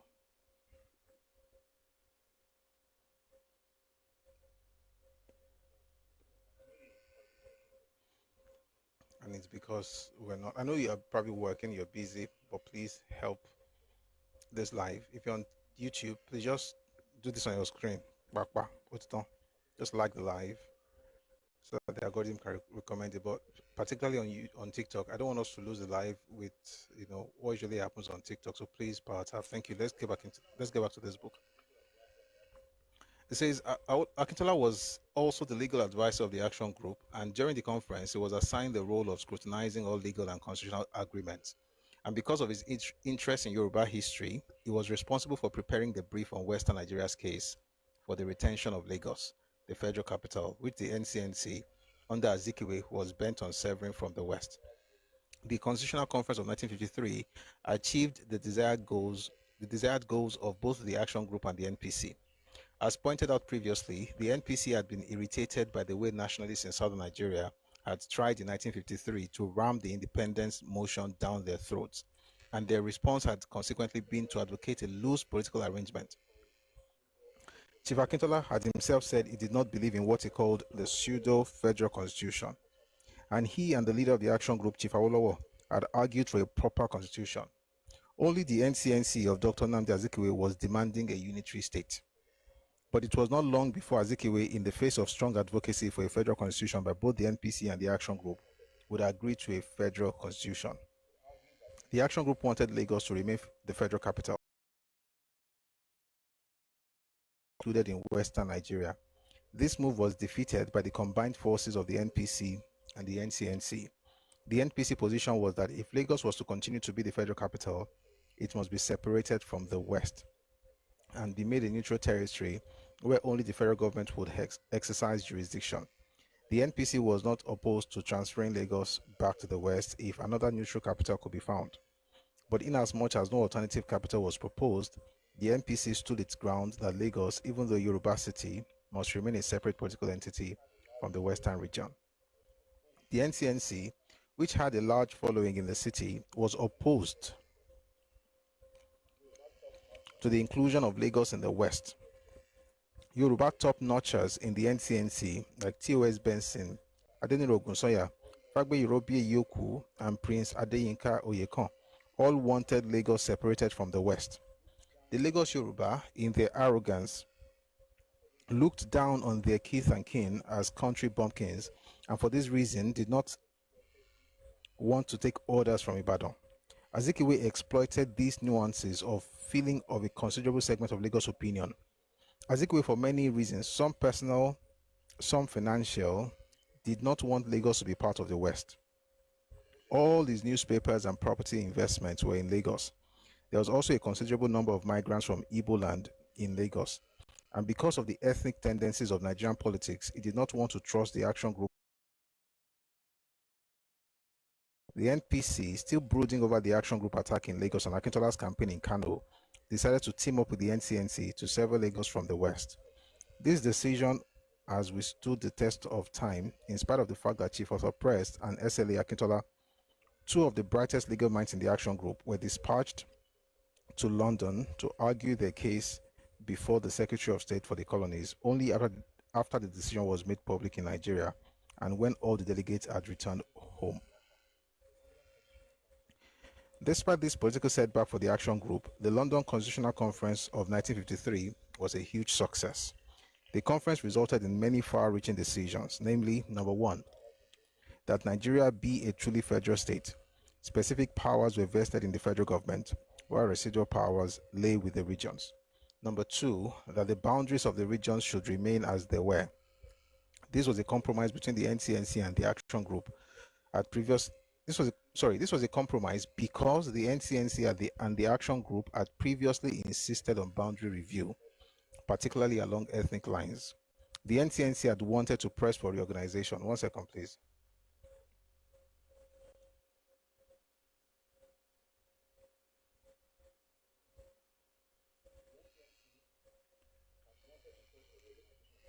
The NCNC had wanted to press for reorganization of the country into fairly homogeneous provinces. Number three, each of the regional governments was to be granted responsible government, with Africans being appointed ministers to head ministries. In their new roles, African ministers were responsible not to the government, but to the legislature of their peers and some official members representing British colonial interests.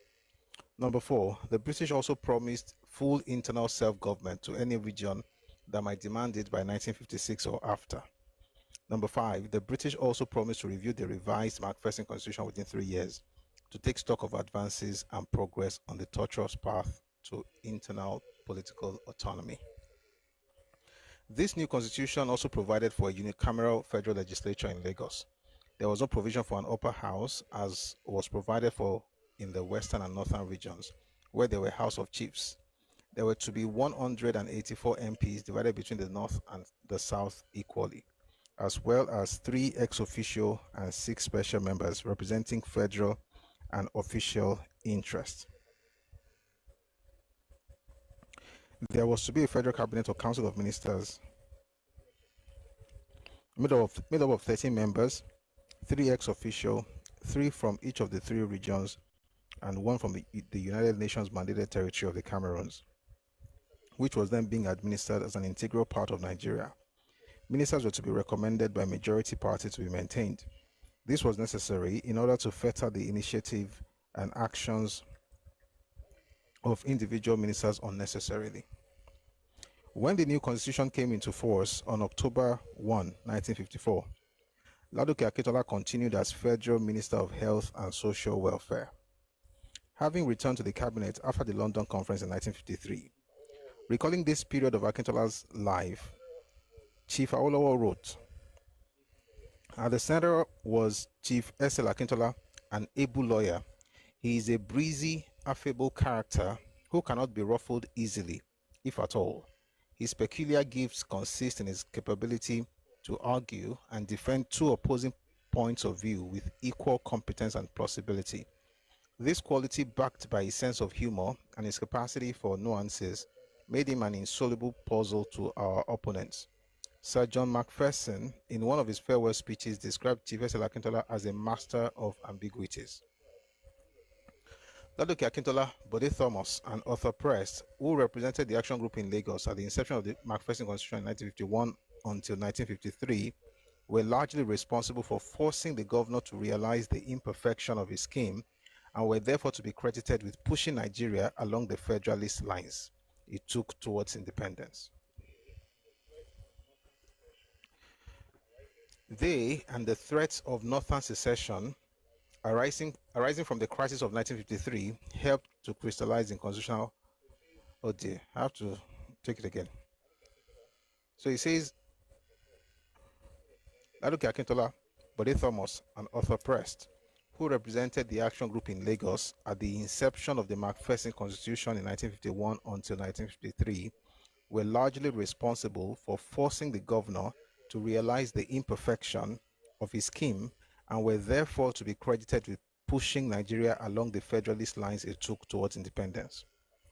They and the threat of northern secession arising from the crisis of 1953 helped to crystallize in constitutional form the political evolution of Nigeria. Ladoke Akintola will would, however, not remain Minister of Health for long because of the vagaries of party politics. But before he ceased to be Minister of Health, he was associated with the building and opening of the first teaching hospital complex in West Africa, the University College Hospital in Ibadan, in 1954.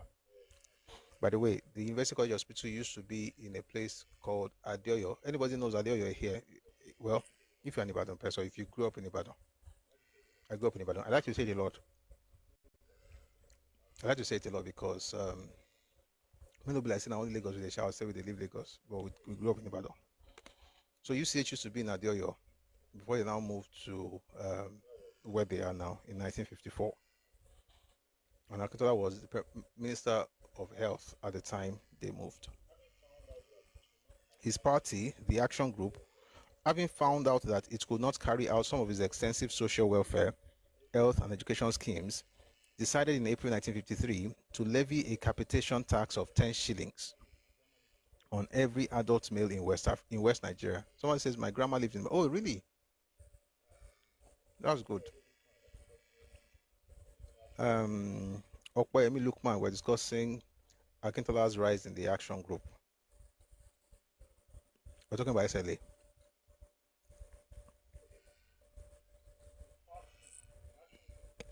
Okay. Of additional primary school buildings, which the party felt would be needed if its planned free and universal primary education in the West was to take off the following year. I mean, what he's saying basically is this: 1954, they were trying to raise money to execute all these fantastic policies the Action Group had. That's free health, free education, and things like that. And then they looked at the annual revenue of the Western region at the time was around 5 million, thereabout. 5 million pounds, right? But when they looked at the capital expenses that they were going to incur, it was going to almost 10 million. Okay, and the recurrent expenditure. Let me see if I can find.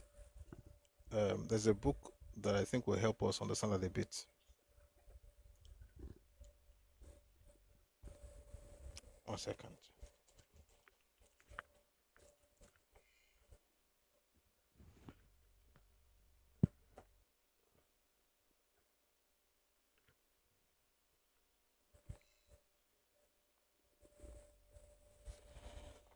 Excuse me, please.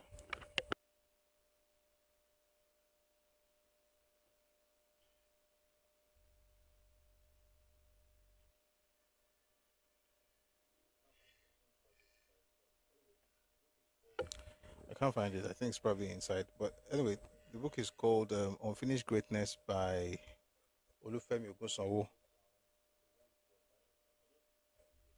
Actually broke down the way it worked. But I can just give you a basic breakdown. Essentially, the idea was that when they looked at the capital expenditure that were going to, the expenses they were going to incur in 55, and looked at the resources that would be, coming in, there was a huge gap. So what they did was, number one, to come up with a solution to ensure that they wouldn't need to spend as much money on capital projects in 1955. So what they did was, originally their plan was to build schools with prefabricated materials, right? So, like if you go to all these old unis like UI or IFE or UCH that we mentioned, most of their walls are prefabs. It's concrete. They don't, most of those buildings, of that era, they did not use blocks, especially within, the halls, right? They use prefabricated materials. So that was the plan, and it was too expensive. So what did they do? They came up with the idea of using mud bricks, right? Which actually crushed the capital expenses with about 70%. From 10 million, they were going to spend about 3 million there. So 3 million pounds, but they still had recurrent expenditure of working with teachers and things like that. Anyway, they came up with this idea of a capitation tax of 10 pounds for every adult male. Now, they needed that money in order to be able to do the things that they had promised the people. By the way, it's also important to mention that what we see right now in terms of taxes is not new. Many of the things that we talk about when we say, oh, Awo did this, Awo did that, those things were the money that helped accomplish those things came from two major sources. Two major sources. Number one is the cocoa. Number two is tax. Without the taxes, you will not have OAU or have, free primary education or free healthcare, all those things that we enjoyed or that our parents enjoyed. They enjoyed because there was a tax system, right? But it wasn't that easy. When they came up with the idea, the NTNC was against them, led by Dr. Nnamdi Azikiwe. Let's read a bit more. So it says, the purpose of these taxes was to finance the building of additional primary schools. The tax, of course, is called capitation tax of 10 shillings on every adult male in Nigeria, in Western Nigeria. The purpose of these taxes was to finance the building of additional primary school buildings, which the party felt would be needed if its planned free and universal primary education in the West was to take off during the following year. The NTNC opposition in the West, still led by Dr. Nnamdi Azikiwe, representing Lagos until April 1953, portrayed the tax as an unnecessary burden. I know I've said this before, but it bears repeating. Azikiwe was making this statement not in Lagos, but in Ibadan. Azikiwe was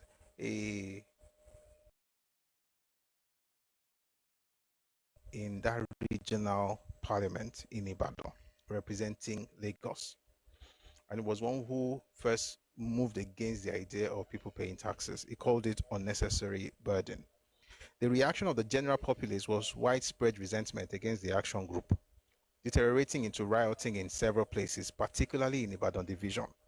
The political harvest of the action group's tax of November 1950 seats to the NCNC's 22 in the West. The NCNC consequently nominated federal ministers from the West. Thus, the party lost the right to nominate federal ministers, and Chief Akintola consequently became the leader of the opposition. What he's saying basically is that because our an action group came up with the idea of taxes, the people voted against them. They lost. But they won in the grassroots, but lost in the city centers because, there was taxes involved. So they had to come up with a new way to explain those things much later in the year that followed. The election of 1954 was bitterly fought in Nigeria as a whole, but in Western Nigeria in particular. The Yoruba as a people have always found it easier to disagree than to agree on any point. Modern politics in Yoruba land was not only affected by the past history of where one Yoruba group stood in relation to the others during the internecine wars of the 19th century. Even recent events, such as whether as a lawyer, Awolowo represented the Lawe village against Ado-Ekiti in a case of disputed ownership of land, affected the fortunes of the action group at the polls. In the case of Laluki Akintola, his championing of Ogbomoso's cause against Ibadan and Oyo made opposition to him and his party strong in these two places. The fact that Awolowo was Ijebu, traditionally regarded by the Oyo Yoruba as enemies, did not help matters. The 1954 election on a personal level was a vindication of Akintola's popularity among his own people. As a party lead, let me stop before we jump to that one. Let's with every book, every book where we talk about these things again, so that we're not just talking. It's something we should remember. But we're bickering and bickering. That's why I played that video by Pastor Tunde Bakari earlier, who was addressing the Yoruba people who were against Tinubu. There are some Yoruba people I've noticed, and one of these days we have a session. I'm going to read a book here by Dari Babarinsa. One of these days we'll read that book. Eat Now, Pay Later. We'll read it here one of these days. I think it's a fantastic book, but soon we're going to read it here. There are some elders who went against someone like Bola Ige, for instance, not because Bola Ige was incompetent, but because maybe they just didn't like his guts. And they will now pitch their tent with the person that outsiders prefer. And we still do those things as Yoruba people. ibi tó máa ń gbà wọ àárín wa nìyẹn. A lè pe tán ṣùgbọ́n ó yẹ kò yẹ ká ní àwọn tó máa gbẹ̀yìn gbẹ́bọ́jẹ́ àbáyé ń pè gbẹ̀yìn bẹ́bọ́jẹ́, kò yẹ kó máa pọ̀ jù láàrin wa. Àbáwọn tó kọ́kọ́ máa ní kù sínú. Ìkọ́kọ́ ṣẹlẹ̀ lọ́dún tó kọjá, ìkọ́kọ́ ṣẹlẹ̀ láàrin ìlú kan àti ìlú kejì. Báàlà ìfẹ́ ṣe mi lè báwọ̀ ṣe. Àwọn kan tí àjẹ́ pé àwọn náà máa ń jiyàn lẹ́sẹ̀ ni. Àwọn náà ti bá àwọn kan ṣe rí tó jẹ́ Yorùbá, wọ́n máa ń jiyàn lẹ́sẹ̀ ni. Èèyàn lè fẹ́rù yẹn kù. Ọ̀tí mo sọ mọ́ sọ Yorùbá ni o, a lè fẹ́rù ẹ̀ kù. Àmọ́ àwọn kan tó jẹ́ pé jẹ́ Yorùbá yẹn gangan máa fi yẹn máa fi kọ́ ẹlòmí ọbẹ̀ jẹ́ lọ. Ṣùgbọ́n at the end of the day, we have to have this mindset that this thing where you fight amongst yourselves and then you have to work with outsiders who have their own interests, by the way, and their own desires in your land. It doesn't make sense to do that. And we do it a lot amongst ourselves. And we should, at least our generation should do better. The 1954 election on a personal level was a vindication of Akintola's popularity among his own people. As a party leader, he had to travel through the length and breadth of the old Western region, campaigning for party candidates while neglecting his own constituency. Because of his oratorical skill, he overextended himself during the campaign to the extent that he ended up in the hospital with loss of voice and typhoid fever. But for the prompt attention of Dr. Oluma Bayoje, he probably would not have lived to learn what he had defeated. He probably would not have lived to learn that he had defeated his opponent, Victor Lajide of the NCNC. I think it's also important for me to say that I do not think that Yoruba people necessarily have to belong to one party. But I think that if you're going to belong to another party, any party at all, it should be a party that actually champions the cause of your people, not people that are trying to use you to destroy your land in the name of one Nigeria. That's what I say. I'm not telling you it has to be one party or the other. But many of these people that claim to be doing one Nigeria is a lie. They have their own. They have their own interest, not party interest, ethnic interest. If it were party interest, I would understand. She party, but it's ethnic interest. They are working with you in order to favor their ethnicity, and that's something that people have to be wary of. All right. Quite a lot happened in the party since the Constitutional Conference of London in 1953 and of Lagos in 1954. S.L. Akintola, who was until this time just the legal advisor of the party and member of its national executive, was elevated to the position of deputy leader and national vice president. At the time of his ascension to this onerous but important position in 1954, he was only 41 years old. A qualified attorney. No, it couldn't have been 44. It was 40. It couldn't have been 41. It was 44. Sorry, I have to change it. He was born in 1910. So if he's ascending Kiniko in 1954, that means he'll be 44 years old. Akin Oshodoku, not the author. Yes, not the author. Not the author.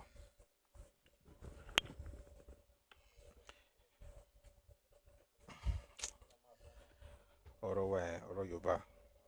Adam Òyìnbó la máa sọ, àwọn máa sọ Òyìnbó. Àwọn máa ṣe nǹkan tí ò mú ọpọlọ wá bá wọn máa sọ Òyìnbó. We'll be proving to ourselves that Agboyinbo and naively think that we're doing one nation. It's sad. Let's go on. At the time of his ascension to the important position in 1954, he was 44 years old, a qualified attorney, former editor of one of the most successful newspapers in the country, a former secondary school teacher, a religious preacher, Baptist, fundamentalist, a Yoruba scholar, a man fluent in Nupe, English, Hausa, and Yoruba. He was world-wise, having traveled extensively in Europe and Africa, one of the first Nigerian central ministers to hold the portfolios of labor and health and social welfare at a crucial stage when Nigerians were first being given the responsibility of running their own affairs. The vacancy for deputy leadership of the action group occurred as a result of the death of Chief Bode Thomas, Central Minister of Works. We talked about this the other day. Bode Thomas died on November 20, 1953. He had been Akintola's good friend and colleague in the Central Cabinet. A native of Oyo, a couple of miles from Ogumosho, Akintola's hometown. Because of the need to balance the Ijebu predominance in the action group, it was imperative that another Oyo Yoruba should succeed Bode Thomas. In any case, Akintola's star had shone so brightly in the action group since its inception that it would have been unthinkable to choose another successor to Bode Thomas. Even Bode Thomas could not have wanted a better man to succeed him. How did you know? The two men, even though friends, were different in character. Bode Thomas was a brilliant but haughty lawyer, extremely self-confident and intolerant of other people's views. He was well respected in party circles but greatly disliked by British officials because of his arrogance. In short, Bode Thomas did not have the spirit of compromise necessary to the running of a pluralist. Hey, I'll take it slowly. In short, Bode Thomas did not have the spirit of compromise necessary to the running of a pluralist country like Nigeria. On the other hand, Akintola was as brilliant a star as he was a team player. And sharp with his tongue, uncompromising in his belief in self-government, but aware of the need to make the medicine at least palatable to the British officials on the spot. While Bode Thomas had not complemented the attributes of the rather dull action group leader, the appointment of Akintola as deputy party leader seemed to have been made in heaven.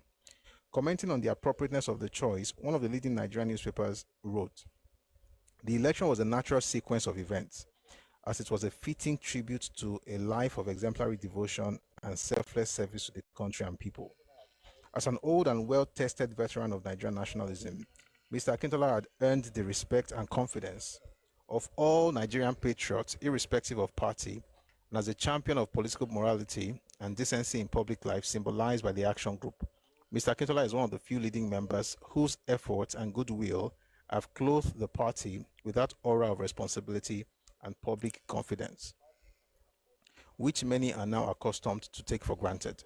The party can afford to trifle with minor party offices without detriment to fundamental principles and ideals. But a position such as deputy leader is one which the party cannot afford to trifle with, for here must be found the very incarnate of the party's spirit and ideal, and none in the party today is more qualified for this nomenclature than the indefatigable SLA." These encomiums were not thrown at Akintola as a courteous gesture. His record was so impressive that only ingrates would not have realized. Let me tell you something. This man likes Akintola a lot. You'll be hearing some things that will be like jabs at Owl, but don't panic. Where were we? The ease with which Ladoke. Let me just go back to the beginning of this paragraph. These encomiums were not thrown at Akintola as a courteous guest, as a cost. Hey, Oyibo Agabayo. Let me drink some.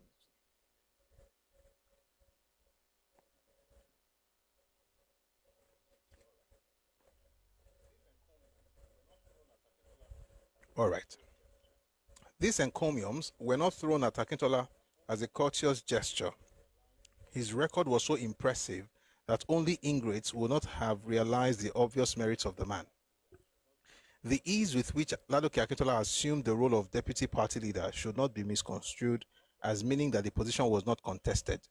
He became deputy leader not by acclamation but by election. His principal opponent was Chief Arthur Prest. He had strong backing from people in the midwestern part of the region. By this time, Awolowo was already so hindered by the image of the action group as a Yoruba party that he was virtually neutral in the contest between Ladoke Akintola and Arthur Prest. What finally decided the issue was who was likely to prove the most useful to the party on the eve of an election. Furthermore, Arthur Prest was too much of a happy-go-lucky type. Those who thought seriously about the future of the party preferred Ladoke. Arthur Prest drank heavily, and being a handsome and charming man, had a string of women admirers and mistresses. While Akintola, as a true Baptist deacon, was a teetotaler and hardly a womanizer. No be like that, but let's just stay with what Oshoko is saying. There's another book where you read about Akintola's own how shall I say it? Adventures. Wait, where's that book? Okay, it's here. But we'll come back to that later. Anyway, let's just stay with what he's saying. press I don't know what the press did to Professor Akintola, but it is well. Let's continue. So yeah, he says it was a teetotaler. He didn't drink, and he hardly. Well, I like how you put it. I say hardly a womanizer. His victory over Arthur Press was well deserved, but he did not allow this to spoil the excellent personal relationship he enjoyed with Prest. Nor was Arthur Press the kind of man who would sulk after losing an election. It was not the Action Group alone that showed appreciation for what Akintola had been doing for the country. His own people in Ogumosho, acting through the Shoun, that's the Oba of Ogumosho, conferred on him the title of Ashikpa of Ogumosho, an important title ranking after the Balogun, who was sort of Secretary of War in the chieftaincy hierarchy in Ogumosho. The honor done him both by the party and Ogumosho town caused him to redouble his efforts as a politician and member of parliament. Akintola relished his position as leader of the opposition. The leader of opposition, also say, is in House of Rep, or is in like the central legislature, not the regional one. So Akintola was the leader of opposition. It's actually quite funny. SLA was leader of opposition while Papa was premier of the region. Papa now went to the place thinking he was going to become prime minister, but ended up becoming leader of opposition, while Akintola now became premier of the region. It's quite interesting. All right. Akintola relished his position as leader of the opposition. His previous experience as a cabinet minister had provided him with incisiveness and other parliamentary weapons with which to assail his parliamentary opponents. The cabinet that came into being in January 1955, after the November federal election of 1954, in which the NCNC edged out the Action Group as the majority party in the West, included Abubakar Tafawa Balewa as Minister of Transport and Works, Muhammadu Ribadu, Minister of Lands, Mines and Power, Inuwa Wada, Minister without portfolio, all three representing the North and its ruling party, the NPC. Representing the East and the NCNC, the party in power, were K.O. Mbadiwe as Minister of Communications and Aviation, R.A. Njoku, Minister of Trade and Industry, and M.T. Mbu, Minister without portfolio. Representing the West and the NCNC, which won the federal election in the East, even though the Action Group formed the regional government, were Chief Festus Okotiebo from Warri,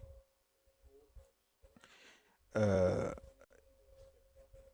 foe of Chief Obafemi Awolowo. This enmity was rooted partly in politics, but largely on the basis that Awolowo was an Ijebu.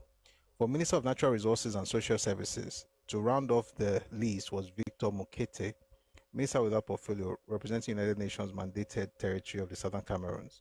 The NCNC ministers therefore emerged as the largest bloc of the cabinet that was sworn in January 1955.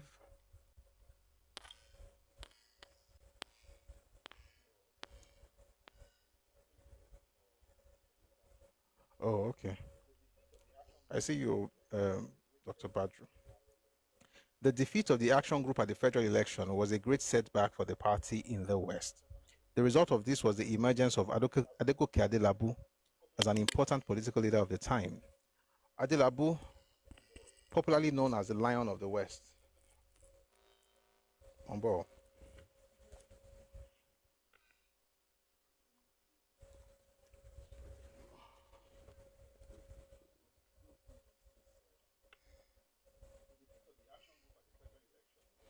All right. The defeat of the Action Group at the federal election was a great setback for the party in the West. The result of this was the emergence of Adegoke Adelabu as an important political leader of the time.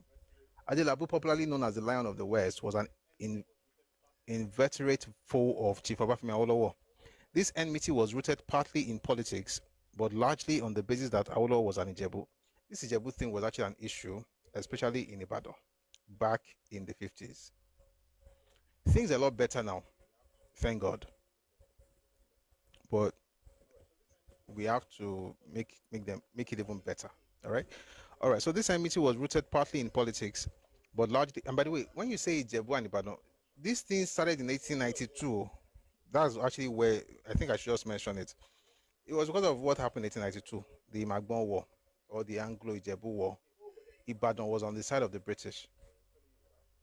And before you say, oh, but they're Yoruba people, why should they go against the fellow Yoruba? It was an economic decision. It wasn't based on, say, some people ate, like Ibadan hated Ijebu. That was not what happened. It was an economic decision. And what happened? Sorry, guys. This guy is just irritating me now. What happened was it was an economic decision. So what happened was that the Ijebu stopped Ibadan from going through their territory in order to get to Lagos. And they also blocked folks in Lagos from getting into the hinterland, right? So what they did was they were basically collecting toll from Atakpa to Atakpasi. And despite the fact that the British, came around and talked to them about the fact that, listen, you've got to actually open this place up, they didn't. So the British, they got some of the constables or soldiers from Ghana, I think from Guyana, and then the Ibadan people, the Ibadan soldiers, worked with the British to fight Ijebu in 1892. Since that time, they were having issues. So again, 1892 to 1950 is, it's a lifetime of some people. So they were still alive. So they still had that thing in them. If you read the book by Papa, Traverse of Democracy and the Rule of Law, he mentioned that when he met with a particular Ibadan king who went to visit him in Ikene, he felt that Ibadan Ijebu thing was still there. We're not saying it's no longer there, thank God. But we're just saying that when you see some things that happened in the past, right, it's important to understand the context so that we don't just go around saying things like, oh, this person is bad, that person is good, without knowing that Kini is surround the actions of certain people that you see. It's not just about the action of that person. Sometimes it's connected to the history of and the circumstances to my code missing today is just something else. But you get the point. Like, it's not just actions don't take place in a vacuum, right? So they are connected with the circumstances, connected with history, connected with personalities. And it's important to understand that, in order to understand what really happened. Let's get back to this now. So it says here, the result of, let me take it again. The defeat of the Action Group at the federal election was a great setback for the party in the West. The result of this was the emergence of Adegoke Adelabu as an important political leader of the time. Adelabu, popularly known as the Lion of the West, was an inveterate foe of Chief Obafemi Awolowo. This enmity was rooted partly in politics, but largely on the basis that Awolowo was an Ijebu. For economic and historical reasons arising from the Ijebu blockade of Ibadan's access to the sea during the 19th century, the Ibadan people have always despised the Ijebu. Always is like from that time more, because always also, it's not like always from ever, since the 1890s, late 1880s into early 1890s. The Ijebu people were and are still usually the butt of, by the way, this book was written in 1984, so this is 2025. I just thank God for the progress we have made. The Ijebu people were and are still usually the butt of jokes by Ibadan people. But more than this, Adelabu's dislike for Awolowo was personal and arose from a difference in personality and worldview. Adelabu once described Awolowo as the upstart, the ascetic, the robot, the Confucianist, the capitalist, the villager. Adelabu was exactly the opposite of Awolowo. He traced his ancestry to one of the ruling houses in Oyo. He was in every sense a man of the people. He lived at Okeoluokun, right in the heartland of Ibadan. He shared his car and his house with the rabble. He was rough-hewn in appearance as in language. He had the attributes of a Robespierre in his application of violence as the means to a political end. He was a rather short and ugly man who would have belonged more appropriately to the wild years of the... Jesus is Lord. This author is just... The good things that they are so Professor Leso to one job one. Let me read it again. He was a rather short and ugly man who would have belonged more appropriately to the wild years of the 19th century when Ibadan was run by strong men who attracted a following through their strong will and commanding presence. Adelabu was well liked by the Ibadan people who saw him as one of their own, in preference to the relatively distant Awolowo.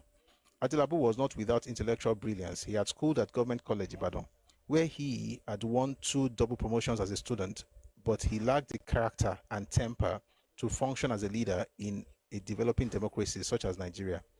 Adelabu did not like Ladoke Akintola, whom he described as a traitor to the Oyo Yoruba cause.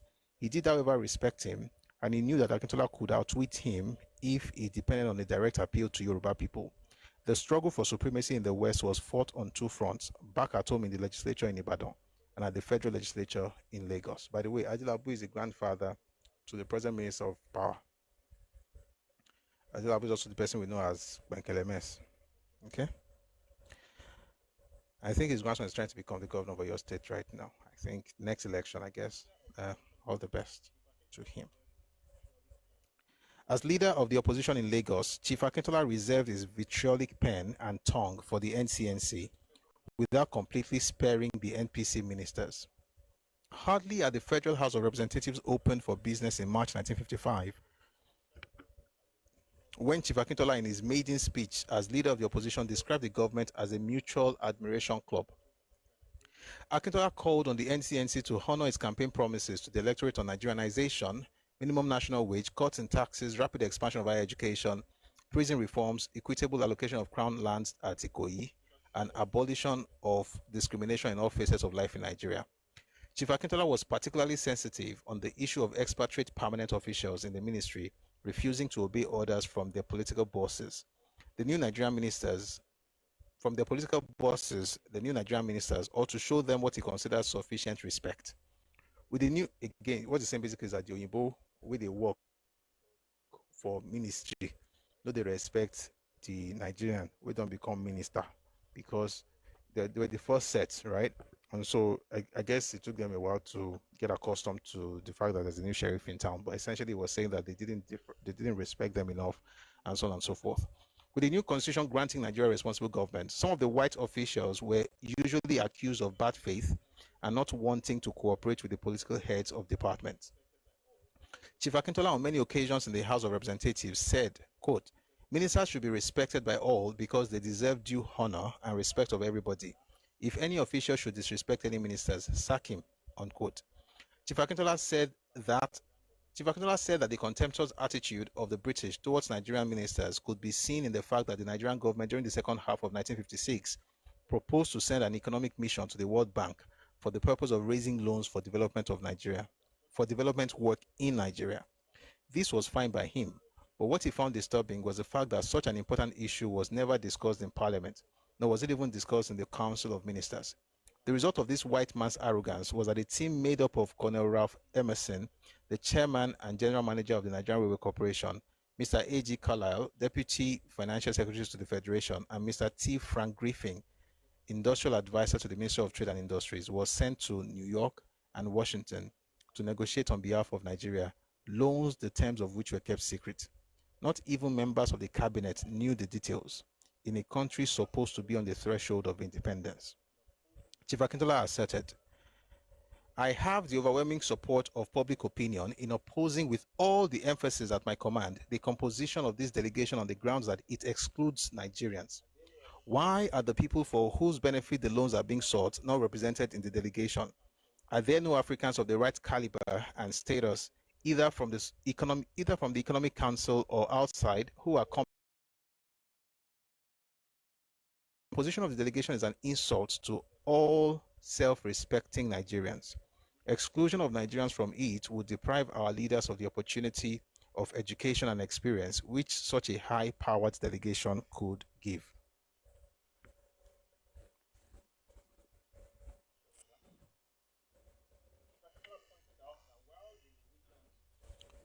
Sorry about that. Chief Akintola pointed out that while in the regions such a delegation would have included Africans, the situation in the center was so badly handled that Africans were deemed unfit for representation. His opinion was that Nigeria still did not have a proper federation and that the regions were being consciously allowed to move away from each other instead of was convinced that the colonial government held representing the NCNC. He claimed that the Council of Ministers was like a jaded racehorse, too tired to run and too timid to face an opponent. This horse must be taken off the track. For Nigerians, the slight by the colonial officials was to be blamed on the members of the Council of Ministers, who, even while shouting as vociferously as possible, their belief in African capability to hold the highest post in the land, would do nothing when action was needed. He reminded Nigerians that since the present NCNC-dominated government came to power, there has not been a single African appointed either as substantive head or as a deputy head of a department of the Federation. An African, are you noticing the word is using? Do you notice the word is using African? That's the NYM language. An African who from all accounts has discharged creditably and who has acted many times as head of the General Administration's office in Lagos is now to be replaced by a new appointee who is an expatriate officer. Is this how the Council of Ministers will pursue the policy of Nigerianization? Chief Akintola was of the opinion that the Council of Ministers was ineffective and said that this was confirmed by the fact that Mr. M.T. Mbu had publicly confessed to being merely clay in the hands of an expatriate porter while describing the relationship between himself, a minister, and the British permanent head of his ministry. In other words, many of the people that were working or that were ministers at the time who were NCNC guys were incompetent. And it was so bad that some of them, one of them, for instance, who was talking about being the clay, essentially, in the hand of the British porter. The porter was the permanent secretary. He was a minister, and yet the expatriate was directing him. And that's why we say that some people, for some reason, weird reason, feel like say Oyinbo are next to God, but that's not how it should be. Chief Akintola deprecated the then prevalent attitude of expatriates who preferred to recruit West Indians into the legal department and judiciary. He called this question of carrying coal to he called this a question of carrying coal to Newcastle, since there were already many lawyers in Nigeria. He said it was too late in the day for the British to use West Indians in a holding action to prevent Nigerians from attaining the highest position in their own country. The use of West Indians, by the way, West Indians is not talking about India, it's talking about the Caribbeans. Thanks to Columbus and the rest of the gang, they call everywhere in that place India. So here, West Indies. All right. The use of West Indians to replace Nigeria or to serve as a buffer was doubly painful, since by this method, Britain was delaying decolonization in Africa and in the West Indies as well, by telling West Indians in the West Indies that they were not qualified to hold positions which Britons held there, while at the same time using West Indians to bar Nigerians from responsible posts on the same pretext. Chief Akintola was particularly angry with the way government was acquiring land, ostensibly for public use, only to reveal later that the crown land was being sold to Lebanese, Syrians, and other alien nationals. In one of his numerous speeches criticizing the NPC-NCNC coalition government, Chief Akintola said that the NCNC members, the members of the Mutual Admiration Club, occupied the whole of yesterday and a substantial part. If you read, sorry, I'm going to read it. I'll read it. Sorry, it's coming to me. You know, when you read some of these arguments, it's like you're in Parliament, like you're in House of Commons, unlike what we have today. May God help our politicians. They're just talking. Oh, my show. Let's read. The NCNC members, the members of the Mutual Admiration Club, occupied the whole of yesterday and a substantial part of today's debate, extolling the virtues of their fellow members on the government bench. The ministers themselves, as members of the Adoration Fraternity, have been busy singing their own praises. It is now time to break the monotony of mutual admiration and self-adoration. As the NCNC-dominated government of the Federation was returned to power on the promises it made to the electorate while seeking public support, its declared policy while in power must be a confirmation of those promises. I look in vain for an endorsement of the content of the NCNC manifesto for the federal election of 1954, entitled A Battle for Unity and Freedom. That remarkable mixture of arrant nonsense, gross irresponsibility, intellectual dishonesty, appalling ignorance, and rank deceit. I feel like clapping for Akintola. This is good. This is like good. I don't have to explain it because we're going somewhere, but I just want to read all these things so that we can build up to that point. Chief Akintola, who had previously been Federal Minister of Health, a department then under the reorganized Ministry of Natural Resources and Social Services, and headed by Alhaji Adegoke Adelabu, a political enemy from Ibadan, decided to take the new minister to task. He said, quote, "The present Minister of Natural Resources and Social Services is merely an heir to a legacy bequeathed to him by his predecessor. We are looking for his own distinctive contribution. What new ideas has he? A consolidation is not a creation. We look up to him for originality, resourcefulness, for new ideas, and for his own distinctive policy." This particular stricture for Adelabu can only be understood in the context of the struggle for power between Adelabu's NCNC and Akintola's Action Group in the West. But in whatever he did as a parliamentarian, Akintola never allowed personal bitterness to enter into it. Apart from criticizing the government for whatever faults or errors it had committed, Akintola also had concrete suggestions to make. He was particularly critical of Lebanese and Syrian economic intervention in Nigeria. What displeased him most was that the very kind of activities these people were involved in, viz. Retailing, the import and export business, were areas in which Nigerians had distinguished themselves from time immemorial. He made allusions to Hausa, Yoruba, and Igbo traders who could be found all over West Africa to prove that Nigerians were not wanting in entrepreneurship. What also irked him about Lebanese and Syrian traders, according to him, was their corrupting influence on society through the bribes they were known to pay officials and politicians. He therefore called on the government to institute a commission to inquire into, report on, and make recommendations concerning the activities not only of Syrians and Lebanese, but all aliens in Nigeria, with particular reference to their A, dealings and interests in real estate property, B, their share in the country's wholesale, retail import and export trade, C, their part in the country's transport business, D, their interest in the country's mining industry, and E, the extent to which these activities have been beneficial or prejudicial to the best interests of indigenous Nigerians. Akintola, perhaps with reason, wanted to lump all aliens together, but finally agreed with the Chief Secretary's objection and subsequently stated that this House endorses the immigration policy of the government, which seeking to exclude persons whose intention is to participate in trade or calling, which is or can be adequately catered for by Nigerians, welcomes the entry into Nigeria of persons whose presence would be of social or economic benefit to the country. Oh boy, but it gets a bit more interesting. Stay with me, please. There is no doubt that Akintola anticipated his times, in that the question of the Lebanese and Syrian stranglehold on the commercial life of Nigeria was for many reasons not to be tackled as immediately as he would have wanted. A policy aimed at Lebanese and Syrians could logically be extended to the British oligopolies dominating Nigeria, but perhaps more important was that many of the Nigerian politicians, including Alhaji Adekunle Adelabu and others, were cohorts of Lebanese and Syrian petty capitalists. The Syrian and Lebanese problem was particularly acute in such places as Oshogbo, Ilesha, Lagos, Ibadan, and Kano. There were very few of them in Onitsha, Aba, and Port Harcourt, apparently because these places were not hospitable to them. I didn't add that, I read it from the book. I'll read it again. The Syrian and Lebanese problem was particularly acute in such places as Oshogbo, Ilesha, Lagos, Ibadan, and Kano. There were very few of them in Onitsha, Aba, and Port Harcourt, apparently because these places were not hospitable to them. The Igbos seem to have been able, through a policy of physical hostility and sabotage, to make Lebanese and Syrian enterprise unprofitable in their areas.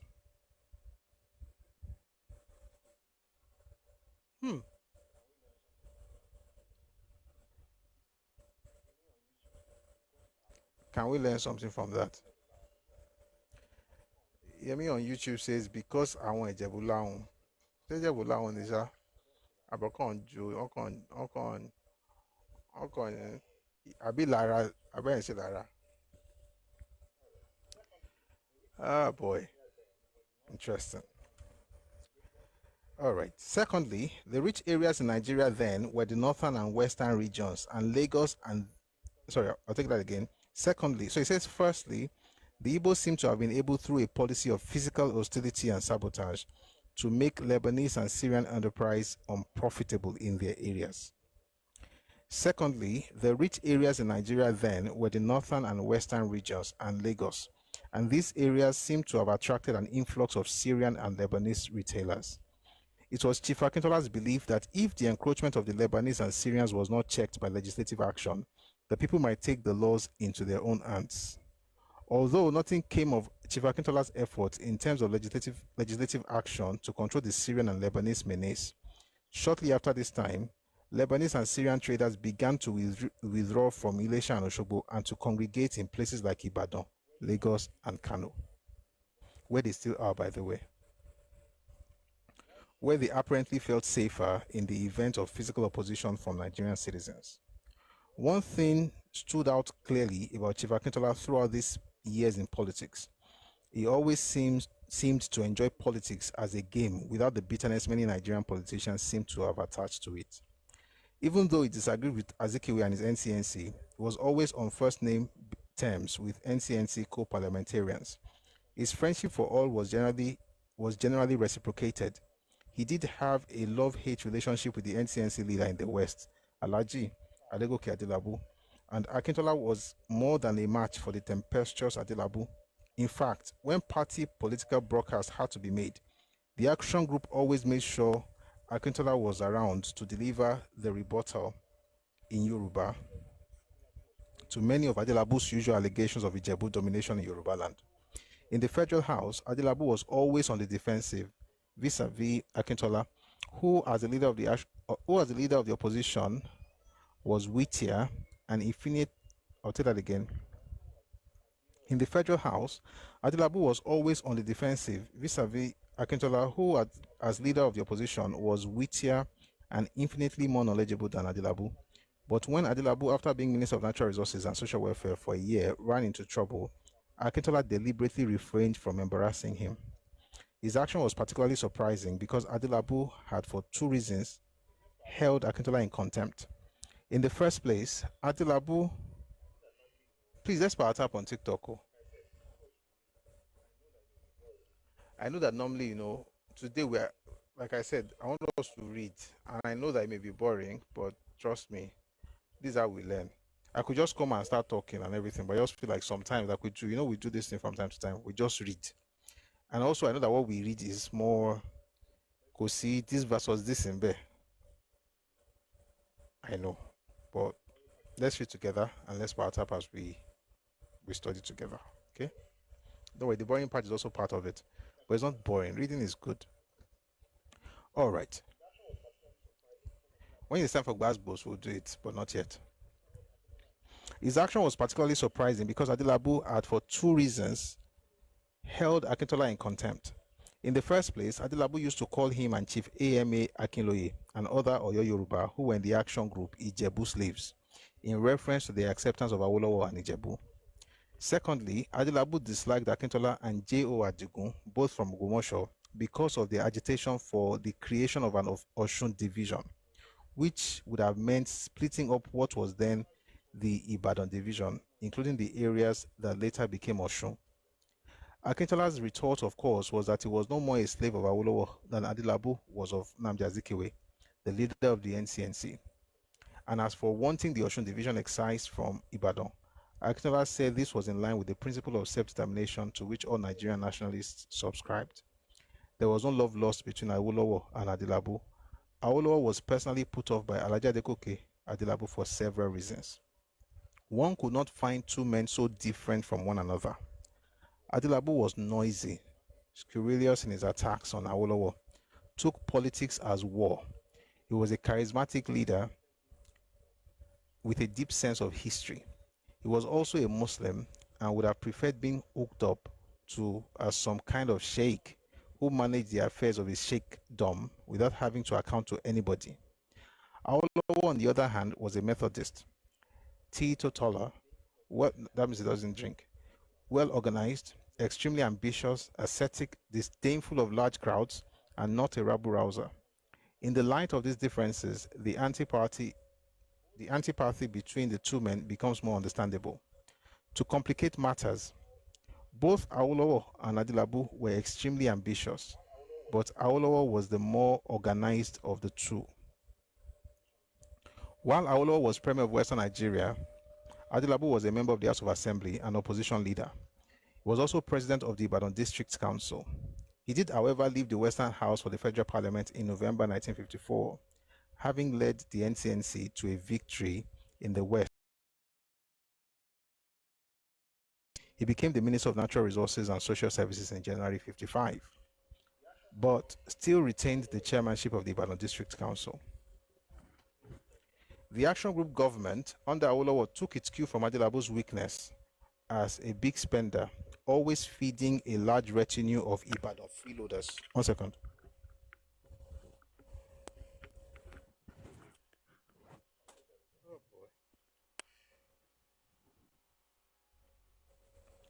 I'll take that again.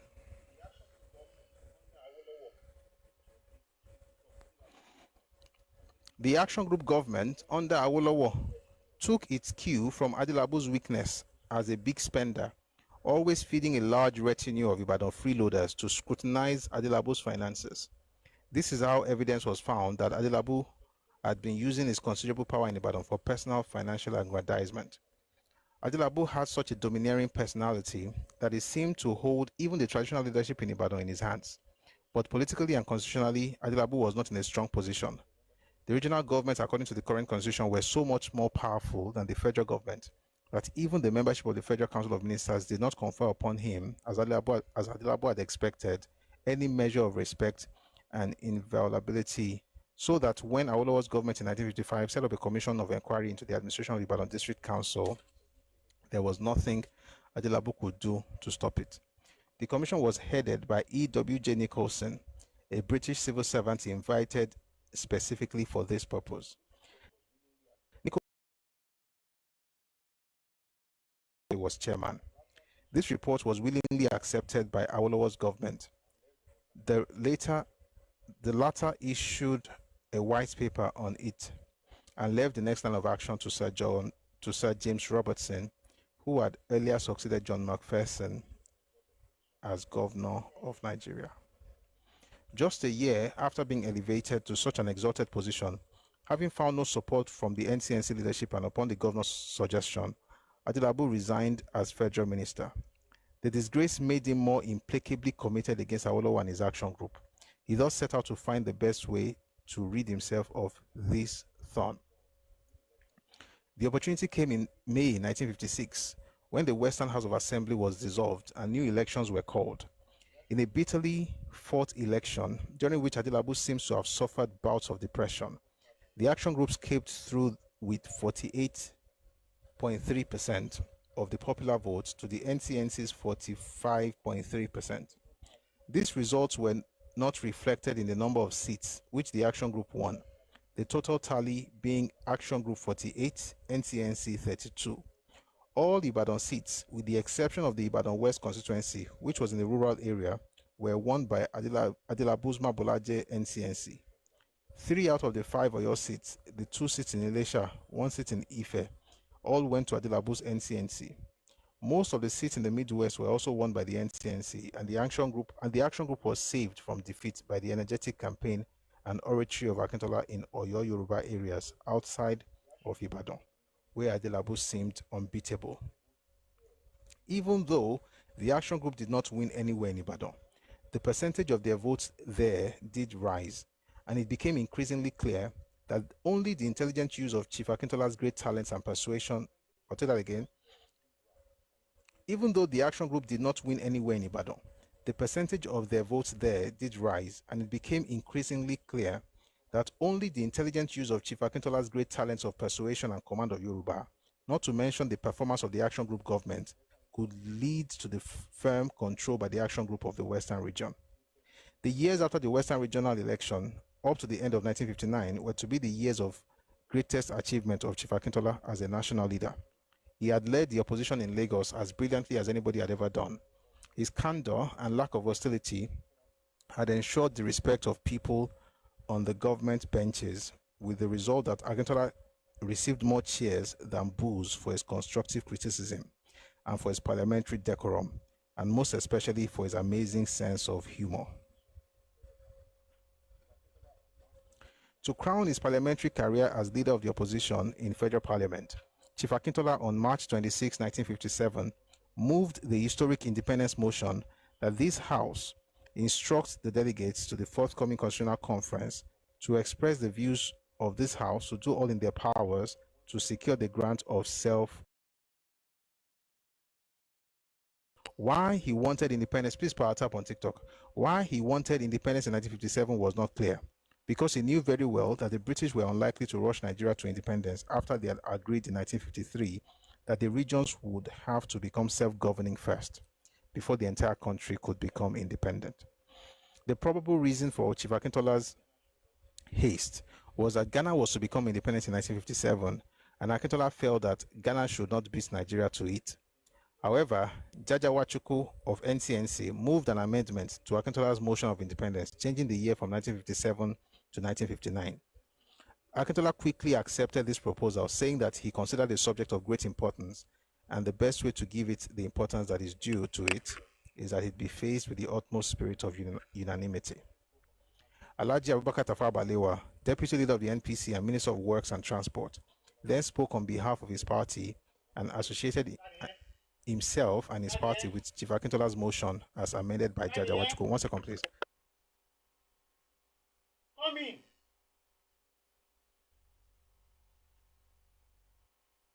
Hello, I'm there now. Rex, take him downstairs.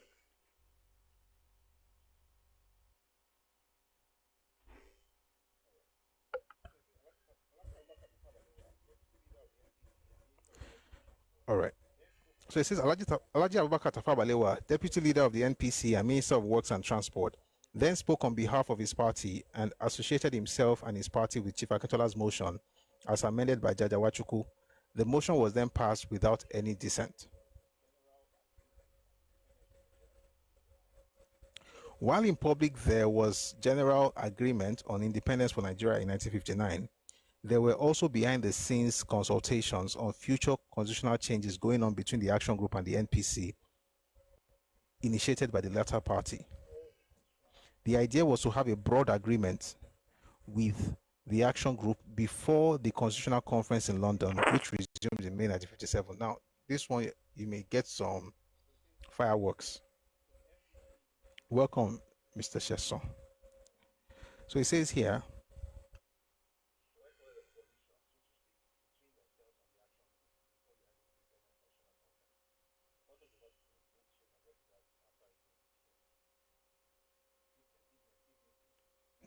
so the NPC here, so the NPC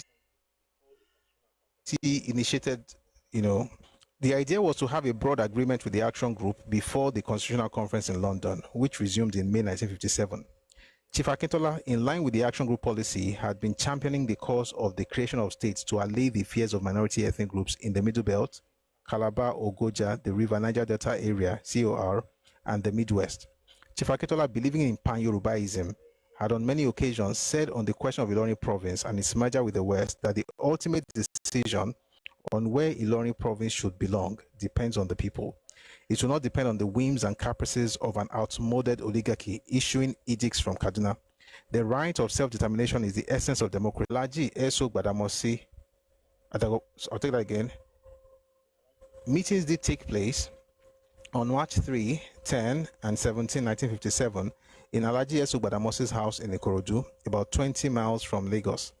Gbadamosi was a close confidant of Chief Akintola and was also well trusted by Awolowo, who had made him party treasurer, and friendly with Alhaji Abubakar Tafawa Balewa, a fellow Muslim.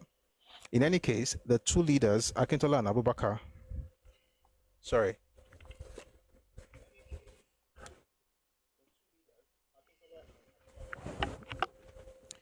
In any case, the two leaders, Akintola and Abubakar Tafawa Balewa,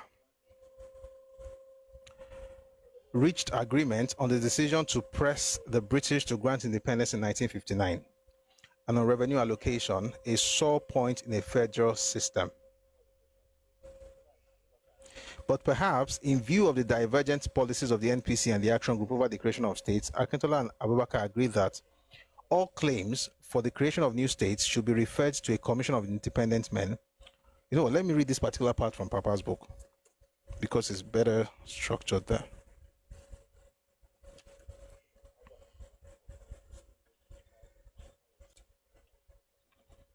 When it's time to talk about Awa and Akintola proper, we're going to go to how they met and what they've done together. But for now, we're just talking about Akintola's rise in action group.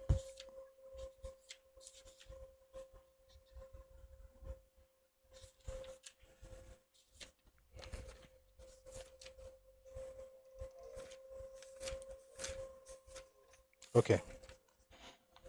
So this is from our the autobiography of Chief Obafemi Awolowo. It says here,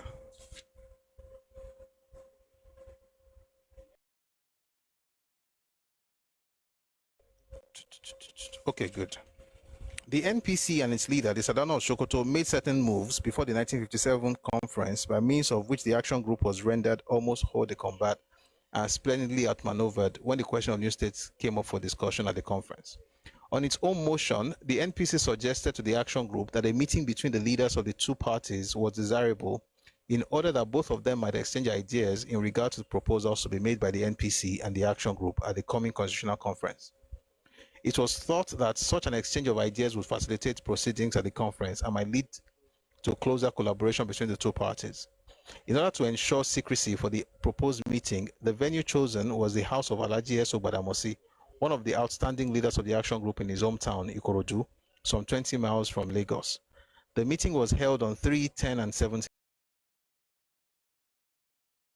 I attended, but agreed to be bound by the conclusions reached there. Consequently, the action group and the NPC teams at the meeting were respectively led by Chief Akintola and Sir Abubakar Tafawa Balewa. Each of them is the deputy leader of his party. On the issues of creating new states and revising regional boundaries, the following conclusions, which were recorded in the minutes of the meeting, were reached. Creation of new states. It was agreed that all claims for the creation of new states should be referred to a commission of independent men who will be appointed by the Secretary of State. The commission will consider in the first instance whether the proposed new state is viable on the basis of existing services provided in the area. If the commission is satisfied that the proposed state is viable, then it will hold a plebiscite in the area in order to determine whether the majority of the people want the new state. What that means basically is this: if you want to create a new state, let's say for instance, by the way, they were speaking specifically about Ilorin province. You want Ilorin to be part of the Western region. The question will be this: let's say for instance, Ilorin wants to break away. So they're going to ask if that place will be able to, or the new place they're going to have them to, will be able to still offer the people of that area what they were used to getting from the old region that they belong to. All right. So that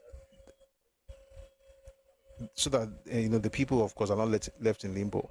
And also if that region is able to stand on its own, or if it works with the other group, if they're going to be able to work together. All right, so it says if the commission is satisfied that the proposed state is viable, then to hold a plebiscite in the area in order to determine whether the majority of the people want the new state. If the majority of any ethnic group within the state vote against the creation of state, it will not be included, provided that its separation from the new state is geographically possible. But if it is an island within the proposed new state, then it must form a part of the new state. On revision of regional boundaries, it was agreed by both sides after some discussion that any ethnic group within an existing region can join a neighboring region if the majority of such an ethnic group desired it, and provided that the region which it seeks to join is willing to accept it. In other words, if Yoruba people in North Central decide to move and join, sorry, I think I mixed two things up. I just noticed. Creation of states means that the new state that you want to create, that's not Ilorin, that's either Middle Belt, Middle West, or COR. They will ask, for instance, that if you excise Middle Belt from Northern region, will the new region be viable, and will they be able to provide for the people in that new region what they had in their old region? So for instance, if you want to have Midwest, would the Midwest be able to still offer free education to the people? Because the kids are already used to having that in Western region. So that becomes a basis to ascertain whether that state is viable and can stand alone on its own. With the regional boundaries, which is the explanation I gave earlier, I mixed it up, is that if the Yoruba people in North Central want to leave to join Western region, they will leave as long as majority of that ethnicity in that region wants to leave. All right. So if it basically is based on ethnicity. So that was the plan and agreement they had in 1957 before the Constitutional Conference. Excuse me. I might as well just say this before I read it. One of the crazy part though is that After having this agreement, and it was actually quite good, you know, the Sardauna was not there. Papa was not there. It was basically between Akintola and Tafawa Balewa. The crazy part is that when they eventually agreed on these things, instead of them to just go to London, for some weird reason, Sardauna traveled to Ibadan to meet with Papa and said, you know, we've agreed on this thing, but why not let's have Azikiwe join us so that the three of us will have the same position on this matter. Sincerely, I don't know whether it was a good idea or a bad idea, to be honest, because Azikiwe destroyed everything they planned to do when they got to the UK.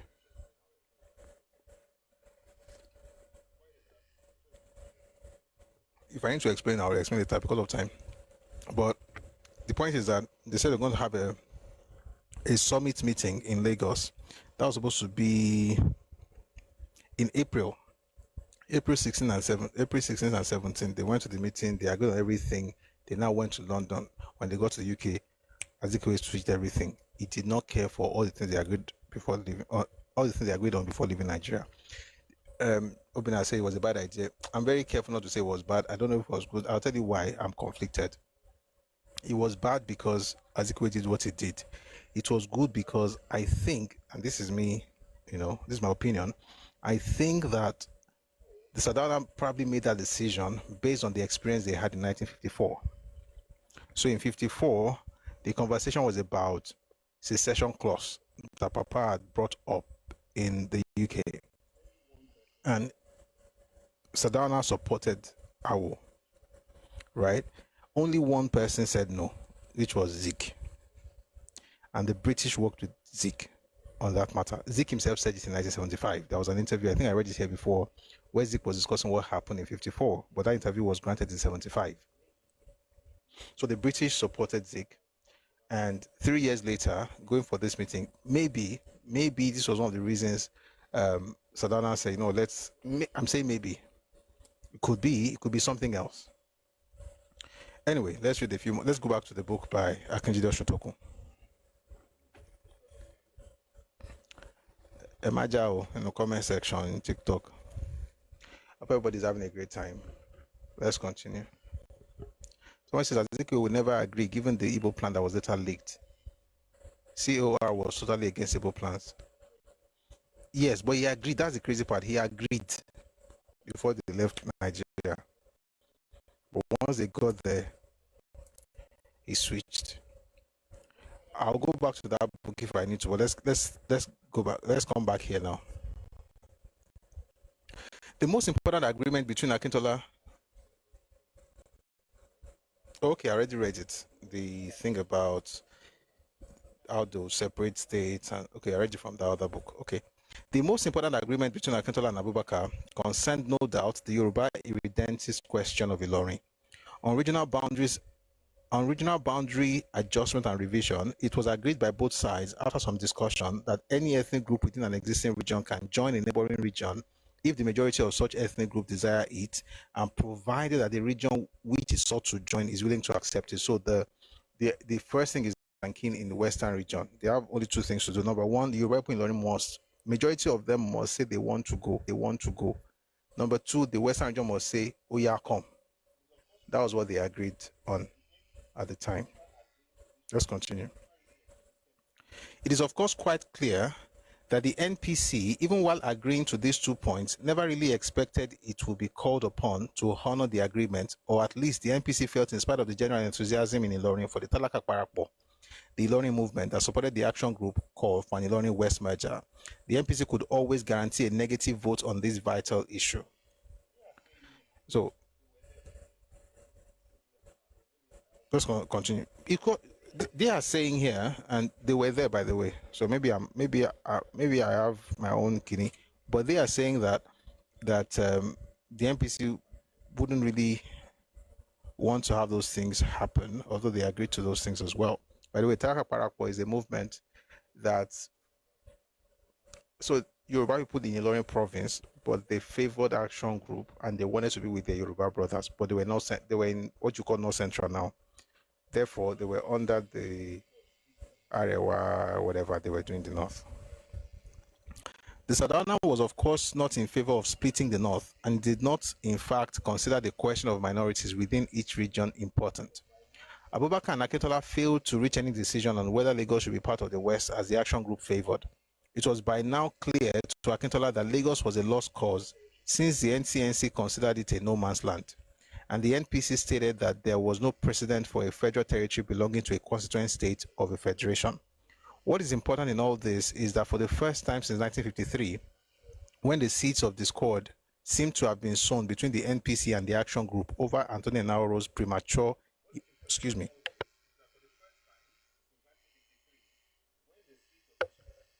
What is important in all this is that for the first time since 1953, when the seeds of discord seem to have been sown between the NPC and the action group over Anthony Nauro's premature motion of independence in the Federal House and Akintola's subsequent campaign tour of the North, the action group and the NPC were talking. The Sardauna followed up the Abubakar Akintola rendezvous at Ikorodu with a visit to Awolowo in Ibadan, where he suggested that Azikiwe, Awolowo and himself should meet so as to be able to reach a broad agreement on most issues before going to London for the Constitutional Conference.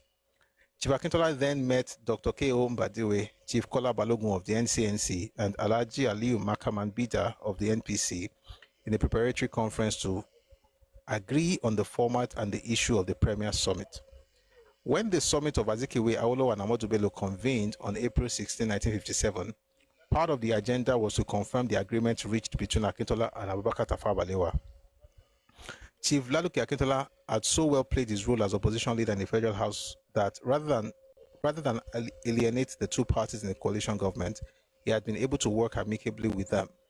He had also, by 1957, maneuvered his party, or at least his federal representatives, into seeing that working with the northern leaders was not impossible, but desirable.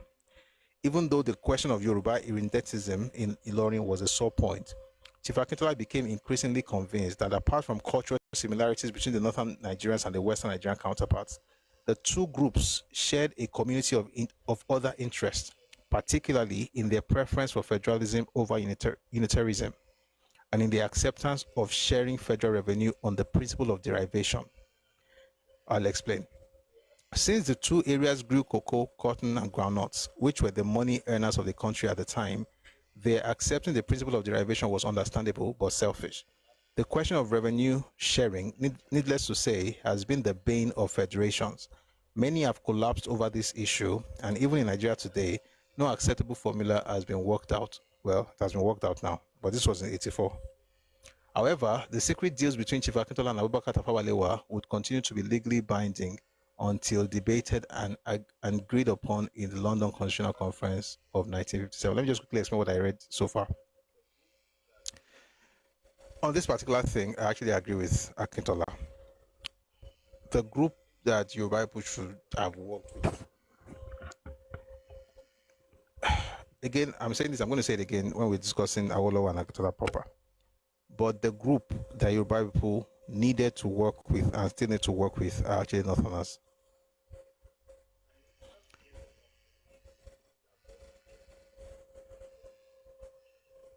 And in order to get the North the way we would have loved to get it, we would have to work with the Northern establishment, which Papa did not like. But in reality, I think that's the only way you can actually, if they had done that in the 50s, Nigeria comparable to Asian tigers. And what he said about derivation, what he meant basically is this. You see, there was this Rasman proposal at the time when they came up with the idea that, so they were asked, there was a debate about how to share revenue in Nigeria. And of course, cocoa was booming, and there were two options. Some people said they should share it based on needs. Some people said they should share it based on derivation. The people that wanted it to be shared based on needs are the Easterners. The people that wanted derivation were the Northerners and the Westerners, which is why the North and West should have worked together. Again, like I always say, it's not like Awolowo did not work with the North, but he didn't work with the establishment. He worked with the Talakawas, with the common people, which didn't really produce much results because of the structure of especially the outside areas in the North. But the point is that The East wanted to share based on needs. What that means basically is this: if you like, you are in Western Nigeria, you have made 100 naira. Let's say the East needs, let's say it needed a university that will cost, I don't know, 60 naira. Because they need it, you know, that money should be allocated to them, even though the region was not producing as much in that sense, right? The people whose land produces something should be able to enjoy the benefits of that thing more than any other group. So they have this thing where they will share the money into 3 places. But rather than what we have right now in Nigeria, where we have 13% derivation for oil producing states, back then it was 50% derivation. So you get to keep 50% of the revenue. 30% goes to a distributable pool account, a DPA, that will then be shared amongst all the regions, including the producing region, right? And then you had 20% for the federal government to deal with things that federal governments care about. So the North wanted derivation because they had cotton, they had groundnut and stuff. The Western region also wanted derivation, cocoa, and later on rubber. But the East wanted needs because we've already explained. Thankfully, derivation won the day. Interestingly, when oil was then discovered in the Eastern region, those who were clamoring for needs turned around and said they now wanted derivation because they didn't want to share the oil money, just like they've now seen that, oh, okay, so this is what it is. Again, it's not good for monkey to work, maybe I want the job. Someone say East no fit work. No say they don't fit work now. Now waiting the grant, then go share now. If grant not the grant not day. And that one, if you don't find them under that ground, nothing they come out. So now waiting happen to the Eastern region at the time with that. We'll go back to this book now. So let's go back to Akintola, His Life and Times by Akinjide Osuntokun.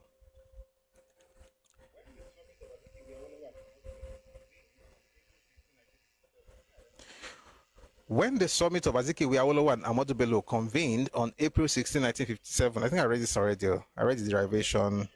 I read it already. Let me not go back to it because of time. I'll just read the last part of this page. The question of revenue sharing, needless to say, has been the bane of federations. Many have collapsed over this issue, and even in Nigeria today, no acceptable formula has yet been worked out. Well, it has not been worked out thanks to RMAFC. However, the secret deals between Chief Akintola and Abubakar Tafawa Balewa would continue to be legally binding until debated and agreed upon in the London Constitutional Conference of 1957. The ground having been prepared for the London Constitutional Conference, the delegates left for London in May and remained there until June. In all, there were 55 delegates and 44 advisors. Many of the decisions of the conference were foregone conclusions. The Eastern and Western regions were to receive internal self-government the same year the conference was held. The North preferred to wait and receive a self-government as late as 1959. It was agreed that after internal self-government, the British governor would serve as a figurehead and not as executive head of government and would no longer attend cabinet meetings. You know what that means, basically? Like we said the other day, every region had a lieutenant governor. The lieutenant governor was lieutenant because he was second in command to the governor general at the center. But he was the one who had executive powers in the region. And so although we had our own parliament running from 1952, we didn't have executive powers. Okay, so 52, for instance, was Minister of Local Government and leader of government business. And later he became Minister of Finance. 54 he became Premier, but 57 was when essentially he now had executive powers to the locals rather than Oyinbo taking over that thing. But while the West and the East would get self-government in 57, the North preferred to wait till 1959. The Federal Constitution was revised and the position of Prime Minister created. The remaining British members of the Federal Cabinet were to be removed. An upper chamber known as the Senate was to be created, and the Council of Ministers and the Federal Parliament were to be considerably expanded. Other important decisions about police, finance, revenue allocation, higher education, and the position of Lagos as a federal territory were taken. No decision was reached on the creation of states, but later in September 1957, the Secretary of State Alan Lennox Boyd, who would become Lord Boyd, set up the Willing Commission to inquire into the fears of minorities and the means of allaying them. We've had a session here before where we studied the Willing, well, not really studied, but we read part of it. I hope you remember. If you, please, you can check past sessions on our live section on YouTube. You find those sessions there.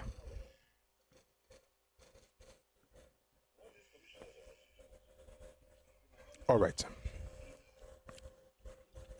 What this commission was supposed to do was to see if the minorities could be accommodated within the then regional boundaries without detriment to their interests, and secondly, to consider as the very last alternative the creation of states in order to accommodate the political aspirations of minority ethnic groups in Nigeria.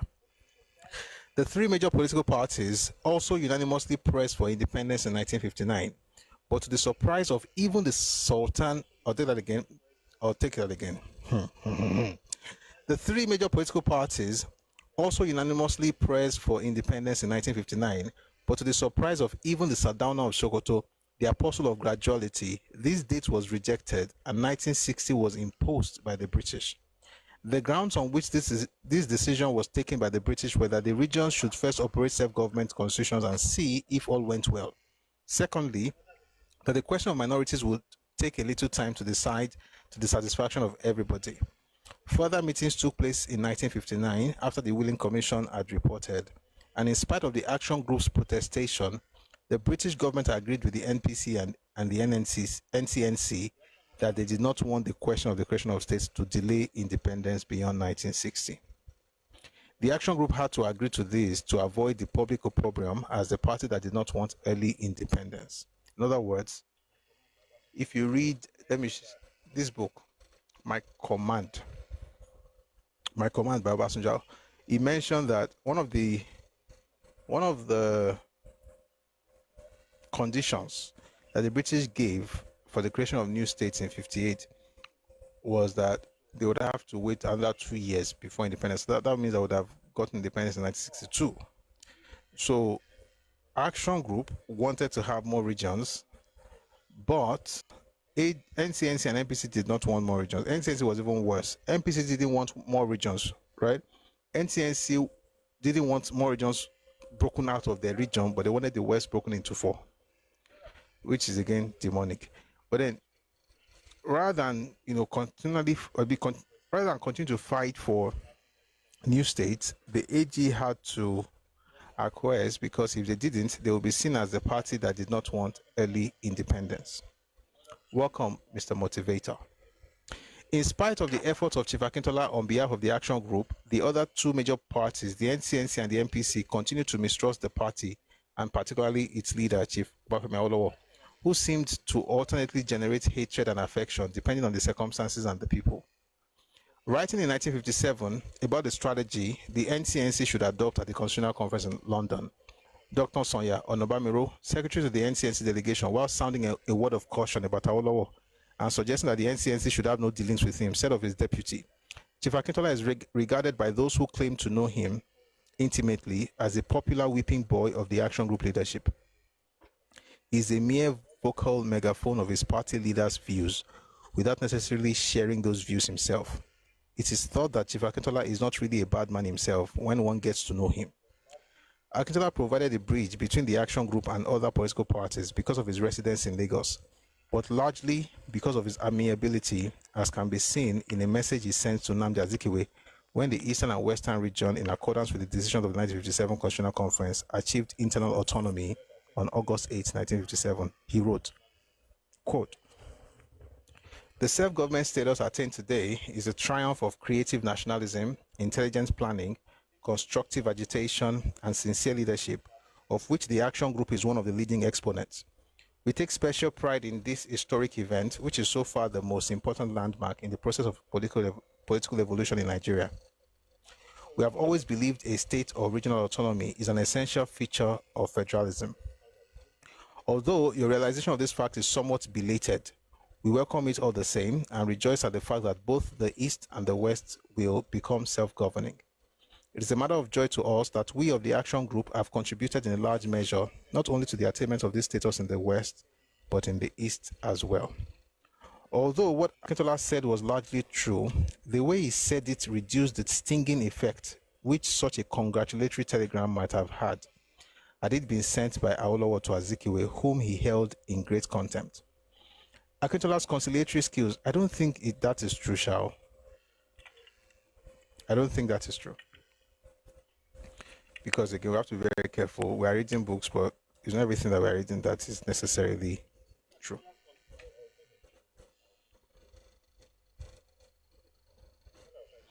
Akintola's, I was going to explain it, but I'll just take it later. And the point I was going to say is,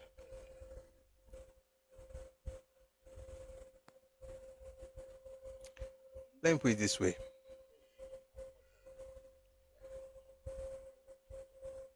If he hated him as much as this writer is held him in contempt as much as this writer is trying to make us believe, why was it that Awo was bent on working with the East rather than the North? And why was it always trying to get Azikiwe to work with him? He tried twice. Azikiwe tried once in 53. Awo tried in 59 and in 79. I don't know how you do that if you hold someone in contempt. However, I think there may also be truth to it, Sha. May I not take everything away like that. There may be truth to it, considering the history that Awo and Azikiwe actually had, right? But it's not here nor there. I have more to say, but I want to make sure I read to a particular page. When we come next week, we just go straight to Awolowo and Akintola, because this is the page that we're going. But I'm not sure we're going to get there today, but that's fine.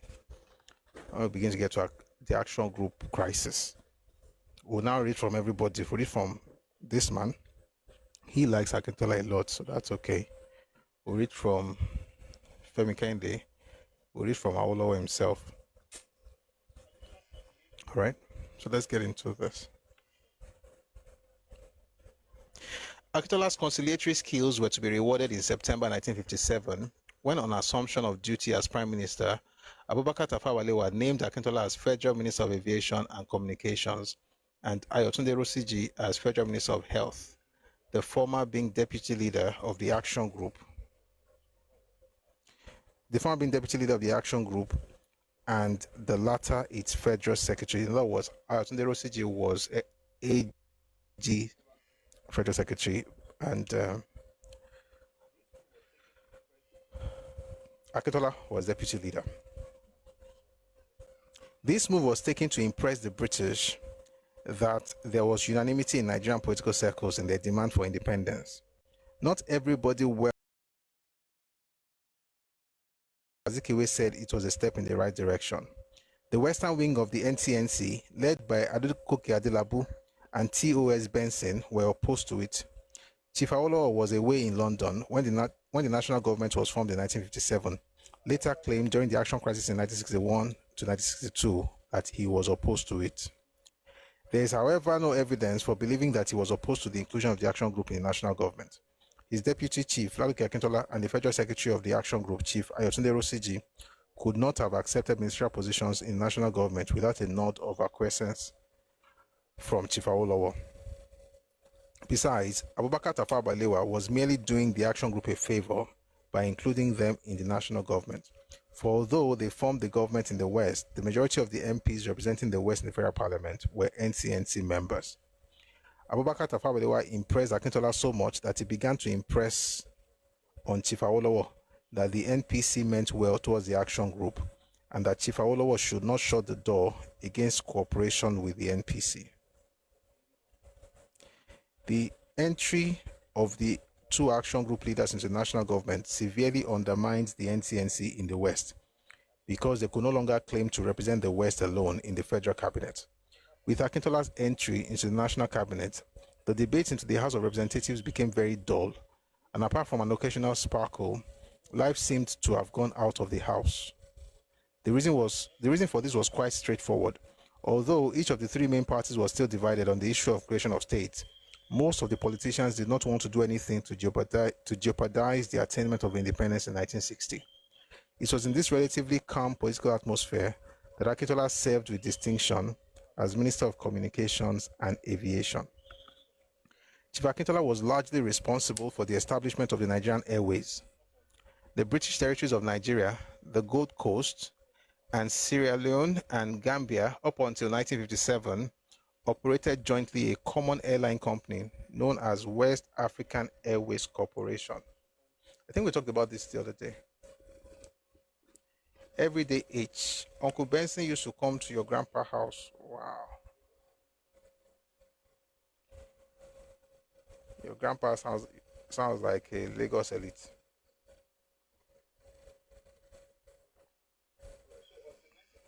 That's interesting. All right. So until 1957, some West African countries actually co-owned an Airways Corporation owned by Nigeria, Ghana,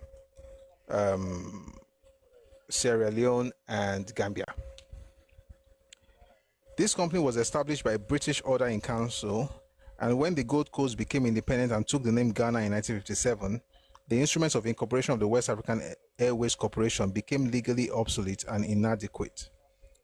Dr. Nkrumah, the new Prime Minister of Ghana, made it clear that the changed constitutional status of Ghana had nullified the order which I'll take that again. Dr. Nkrumah, the new Prime Minister of Ghana, made it clear that the changed constitutional status of Ghana had nullified the order by which the WAAC was established. Apart from this, Ghana wanted to project a newly found image as a black star and to have our own flag carrier.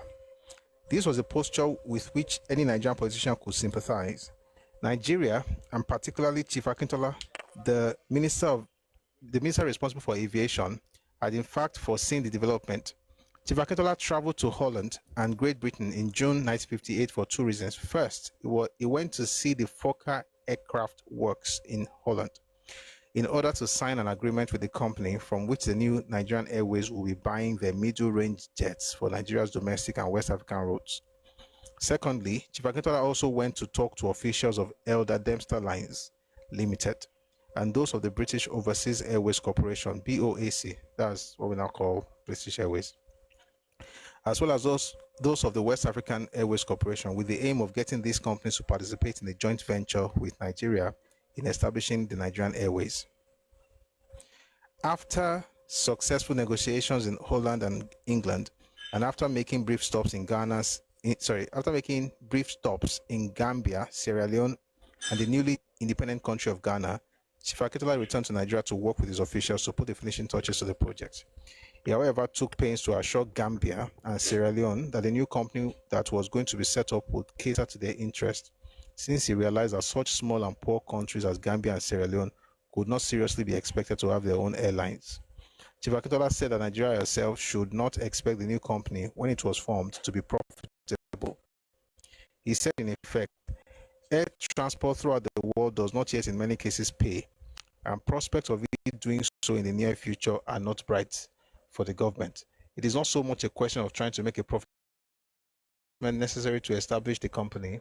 Chief Akintola advised the federal government of Nigeria to hold 51% of the shares of the company, so as to have controlling shares, and to ensure in so doing that the policy of Nigerianization will be vigorously followed. 1 second.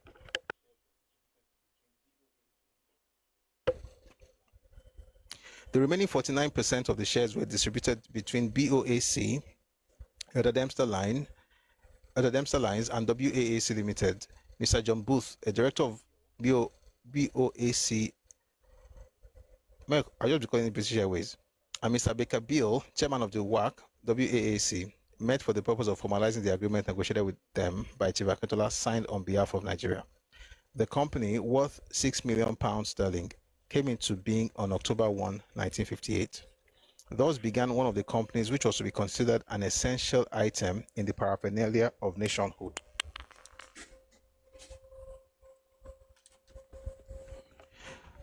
Bo.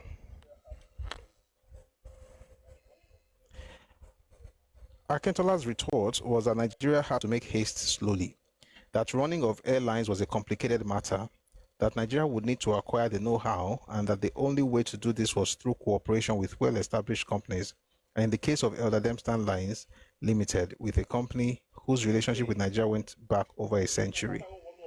Chief Akintola, excuse me. Please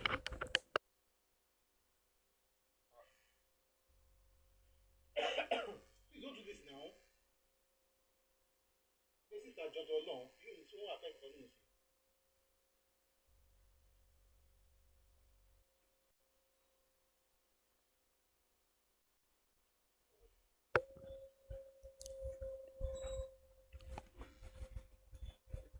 Where was I?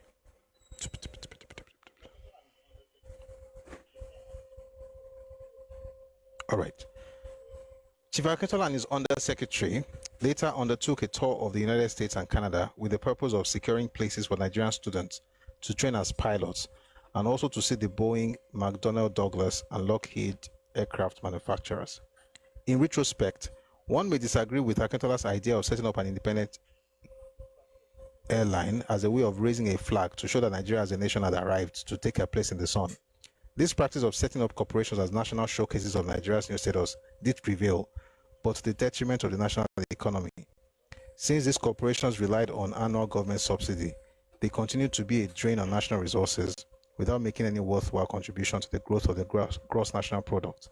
In the case of Nigerian Airways, Chief Akintola's intention was to imbue the company with the idea of making money while also projecting the image of the country and showing the flag. These two functions were neither contradictory nor mutually exclusive. To keep pace with the rapidly developing constitutional changes in Nigeria, particularly the need to call a federal election in 1959 on the eve of independence, then fixed for October 1st, 1960, Chief Akintola had to divide his time between his functions as Minister of Communications and Aviation and that of Deputy Leader of the Action Group. Characteristically, he did not find this too difficult to do and seems to have found ample time to take on the NCNC as the occasion demanded. He appears to have genuinely felt that only the Action Group could run Nigeria efficiently.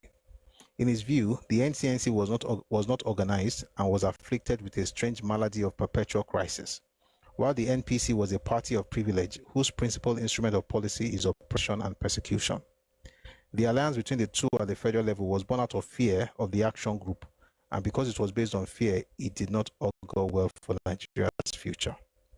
Akintola kept up the heat on the NCNC in particular throughout the 1959 and until the federal election of December of that year. I'm going to read some of the things he said again. I'm going to read this slowly because they're in quotation marks.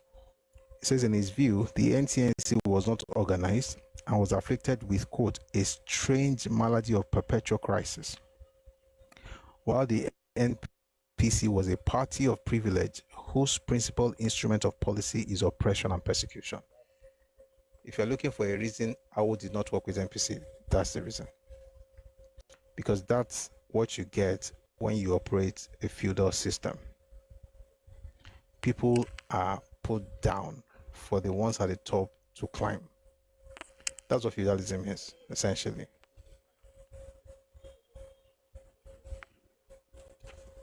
Chief Awolowo decided early in 1959 to contest the federal election, which was scheduled to be held on December 12, 1959.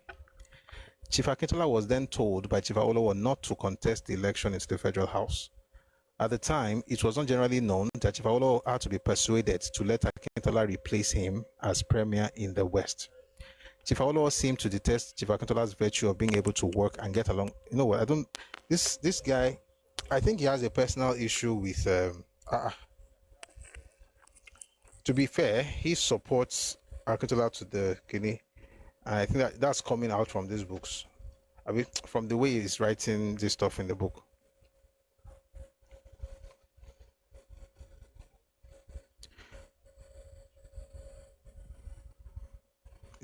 Because if you say things like he seems to detest Akintola's virtue of being able to work and get along with political opponents and adversaries, and saw this as a weakness and lack of firmly held beliefs and principles. He seems to have resented the acceptance of ministerial positions by Ayotunde Rosiji and Chief Akintola in the national government that came into being in 1957 after the London constitutional talks. What is puzzling is that Chief Awolowo was in fact a party to the informal agreement between the three premiers in London in 1957, during which time he and Azikiwe mandated Sir Ahmadu Bello, Premier of Northern Nigeria, and Sadano of Sokoto to speak on behalf of all delegates and to protest British inability to grant independence in 1959 in accordance with the wishes of all Nigerians. The corollary of this unanimity was the national government of 1957, which proved politically beneficial to the action group in Western Nigeria. Awolowo apparently wanted to be succeeded in the West by someone who did not have, like Akintola, a separate independent following as a leader.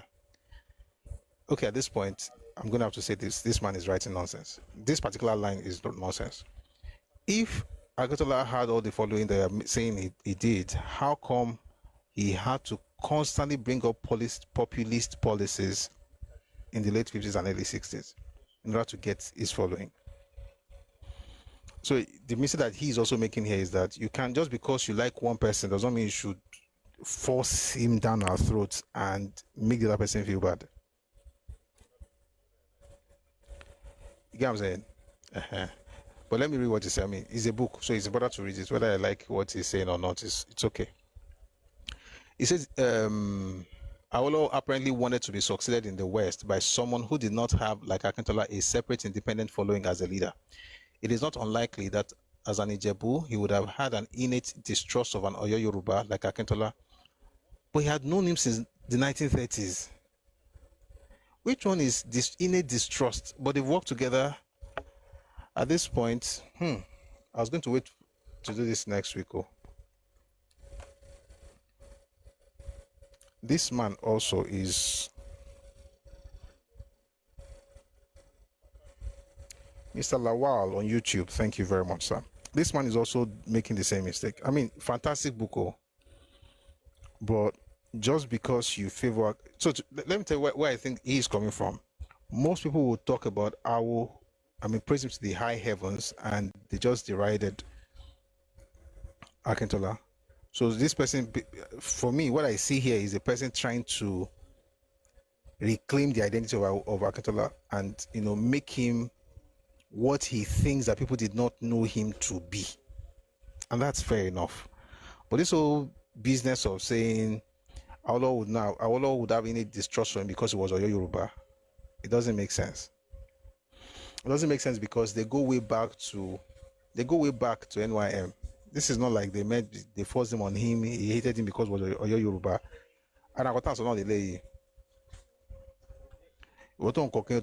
And the point is that you don't have any guinea. You're just,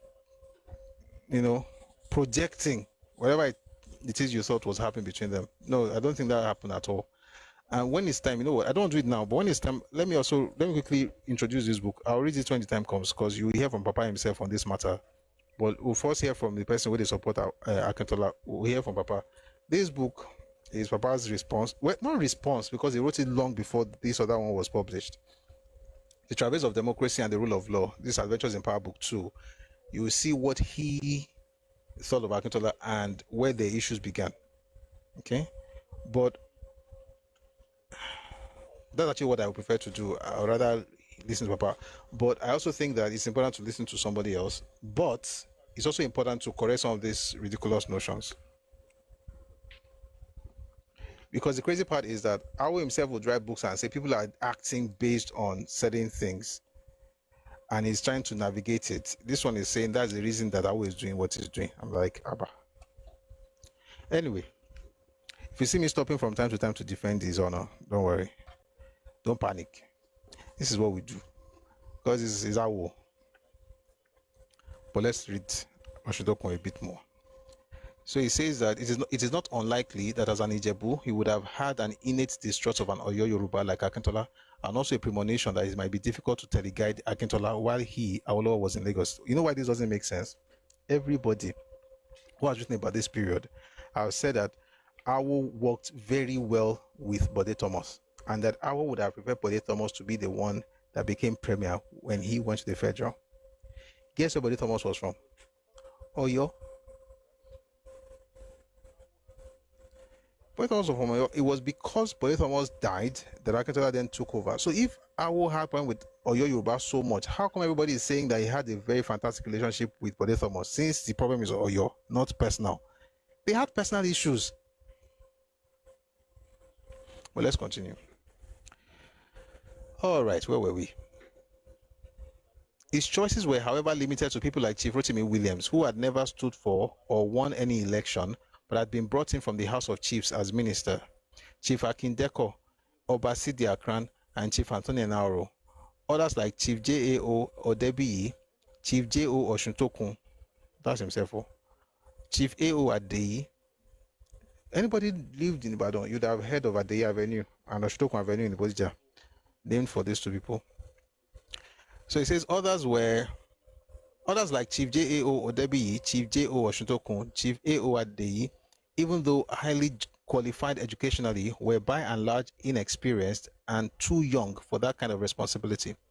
Although the four gentlemen Awolowo considered were men of distinction, they lacked formal education with the exception of Chief Rotimi Williams, who was a brilliant lawyer.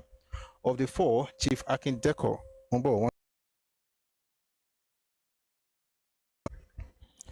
there's something I think I'm missing. Just give me a moment, please.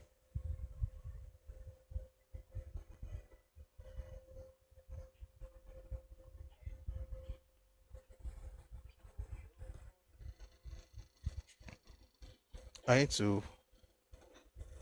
Oh, you know, Ibadan, yes.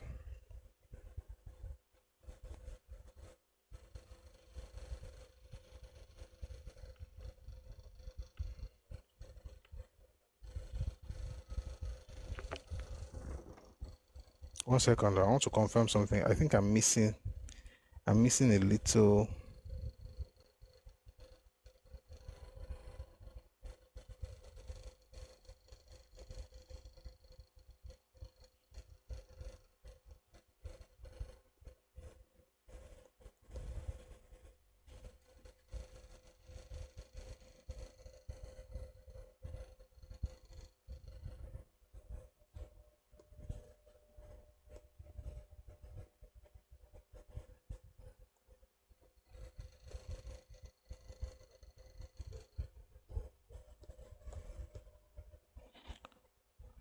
Please, this is actually very important. It's going to help me. There's something I think I'm missing. Oh yeah, I'm right. Oh, good.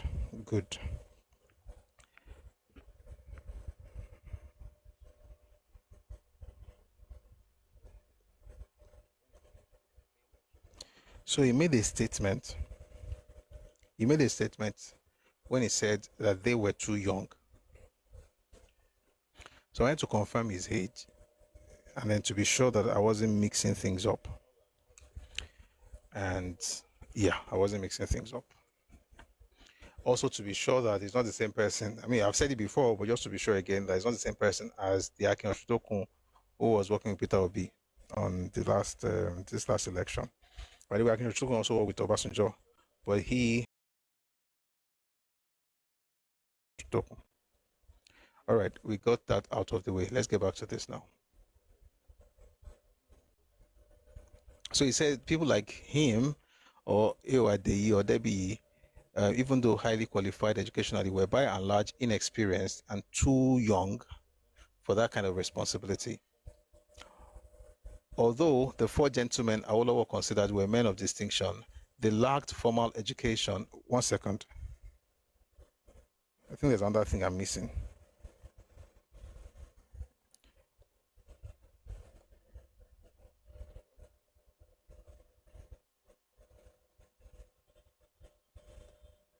Don't worry, all these things help.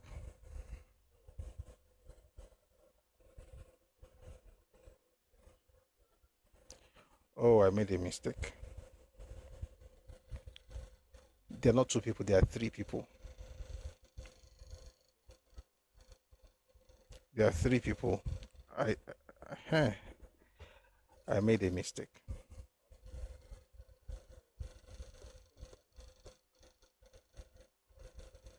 I'll explain though.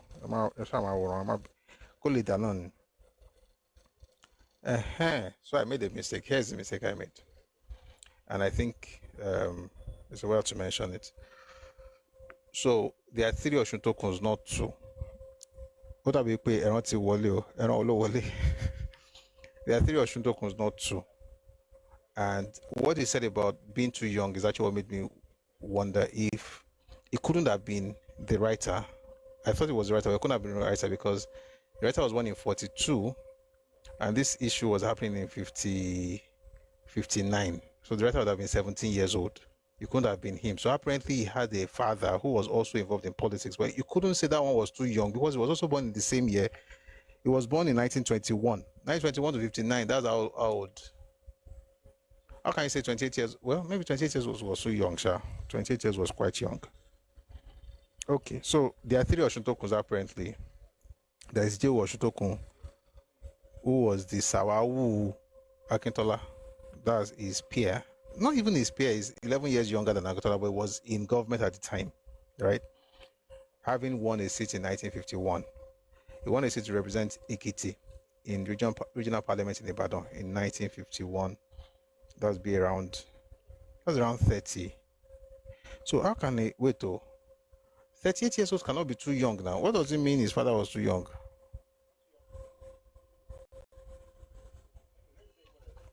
Is 38 too young? Not too young to run. I don't think 38 was young. Anyway, let me tell you what I just was able to get cleared up now. Is that there was a Chief J. Oshutokun who got in government in 1951, representing Ekiti in Ibadan regional parliament. Right? He had his son in 1942 at 21. He had his son in 1942. That son had his own son in 1961. His own son is the one that's connected to Obasanjo and Peter Obi. That's Akin Oshutokun. Akinjide Oshutokun is the author of this book, but the Chief J.O. Oshutokun is his father. Okay, I think we got that's clear now. Don't worry, I'm just thinking on the go because that statement of they were too young, I was wondering young Bao, but 38. How can you say that is too young to be a regional head? Well, maybe for that era, many of them were. So if you look at people like our set Awolowo, they were like 1900 something, 1910, 1911, 1912. So maybe that's what he meant by was too young. Anyway, don't worry, that break was actually necessary.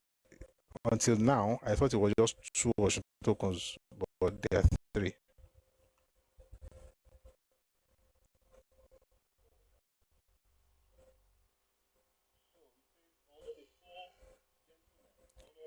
Where was I? So it says, although the 4 gentlemen Awolowo considered were men of distinction, they lacked formal education with the exception of Chief Rotimi Williams, who was a brilliant lawyer.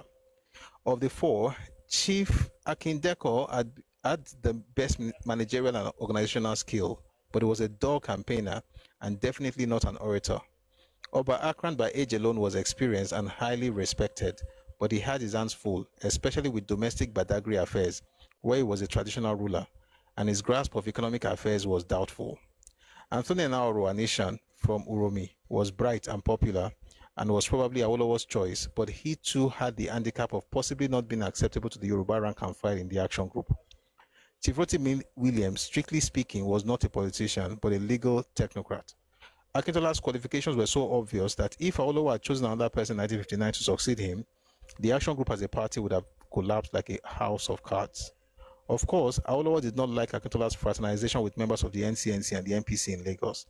Awolowo accused the NCNC-NPC coalition of subterfuge and lack of principles, particularly on the question of minority rights in Nigeria. What seems to have specially irked Awolowo on the report of the Wheeling Commission, which rejected the action group demand for the creation of states in Nigeria. Furthermore, it seemed to him that Alan Lennox Boyd, the Secretary of State for the Colonies, was in collusion with the NCNC and the NPC to deny action group's demand for the creation of states. Awolowo's reaction was to reject both the NCNC and NPC as unworthy of his cooperation. Okay, this is quite interesting now. Come to think of it, this man was born in 42. So he was an adult, okay. And then his father would have told him stuff. Okay. This was a policy which, while highly principled, was unreasonable in a federation where there must be compromise and political accommodation. I can agree with this one. I can agree with this. And I think I should read it again, just to make that point. Yemi Alamudun, asked on YouTube who the author write as Paawo's preferred candidate to succeed him as premier, Paawo did not say he had a preferred candidate. He's just assuming there's probably an Enaoro. That's his own assumption. And let me also say something. There's a mistake I think people can make with this history, where you look at what happened between them to judge their relationship from the beginning of time. It's a very wrong thing to do. And I'll say that because these guys were friends. They were friends. When Akintola moved to Ibadan to become premier, he was living in Okebola in Awolowo's house with his wife and family, before they now found a house for them at Yagoku. They were friends. Like, you can't make it seem as though, oh, he has always hated him, he always had this name for him. Like, just because that happened, which happened, by the way, just because it happened at a point in history, doesn't mean you should now transpose that idea to everything they've done together, make it look as if they've always had this issue with each other. I don't think that is fair. But this one is fair.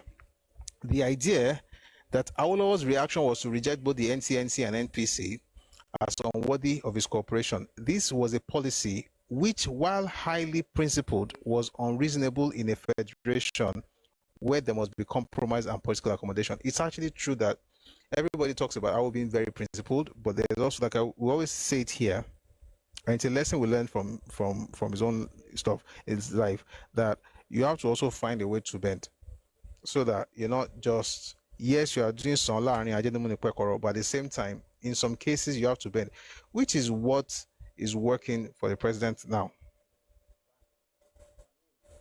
It's working for him now.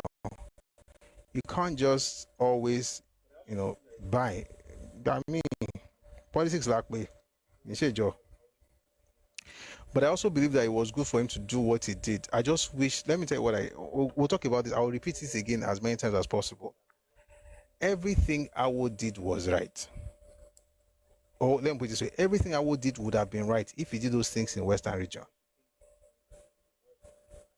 Like, if he didn't need to go to the federal whatever and just stayed in the center, in the Western region, and if you had chosen to do everything when it's in the Western region, everything he did would have been okay. Like, not wanting to work with the feudalists, he wouldn't need to work with them because he's not trying to go to the center. He wouldn't need to do all those things if he had stayed there. So I don't really think it's a problem of principles, but the context, right? And that context required compromise. Thankfully, President Tinubu is able to do that, and that's why he's where he is right now. Again, we do this thing to learn from their mistakes, not to put them down. Meanwhile, an error, maybe error in judgment or whatever, it is different from the way I talk about what Zeke did, because Zeke's own was not error of judgment. Zeke's own was a character. It wasn't even character defect. It was the way he was. When I talk about the Eastern region, I give grace based on the fact that we're all human beings, but I don't give as much grace because they were not having character defect. They were not making mistakes. They were creating plans to destroy other groups. And I'm saying that because somebody may be asking, but when you're talking about this person, you did not, explain like this. I cannot explain for a group that wants to destroy another group. The only thing I can do is to understand their own context, which is scarcity back at home. And the fact that whenever that group was having empires, they didn't have it. All right. But for Awo, it was more like, yes, it was a personality issue, but it's also something that we can learn from. With Zeke, you don't have to learn anything from that one. Just be pushing against that ideology, because that ideology is what you are against, not him. It's not about him. Okay? So someone says, just as Sardauna sent Balewa to the Senate. Yes. So what they had and the reason I also read all this long Turenchi, which we're still going to read a bit more. Don't worry, you will enjoy it. All of us will like it eventually. The reason I chose this path is because before studying this issue on my own, I did not even know that Akintola was in federal government before independence, or federal legislature before independence. I didn't know. I would have loved to ask, but I don't want to, get into all of that. But I don't know if anybody here, well, I'm sure maybe many of you will probably know because maybe you have read more than I have, but well, not now, but before now, I mean, a while back, I've known this for a while, but what I'm saying basically is that going off of what I hear or what I've heard from people, nobody ever told me that Akintola was in the federal parliament. Thank you for the gift. Somebody says he's Minister of Aviation. Yes, now we read it. Was Minister of Aviation, was Minister of Health, was Minister of Labor. Thank you for the gift. We did it. I wasn't taught. And I know that if we just started this conversation with Awo versus Akintola, we will not touch all those things. Just go straight to Kilo Fajawon, Ìyàwó méjì, ọkùnrin méjì, nǹkan báyìí náà ṣe. We will not be able to remember, we will not be able to grasp that thing that is a man who had worked in aviation and started Nigerian Airways, was Minister of Labor before independence. He had done this, he had done that. He knew what the center was like before it was recalled to the regional government. His relationship, for instance, people say things like he was very close to the Northerners, he was using to betray the West. No, he was close to them before he became the regional premier.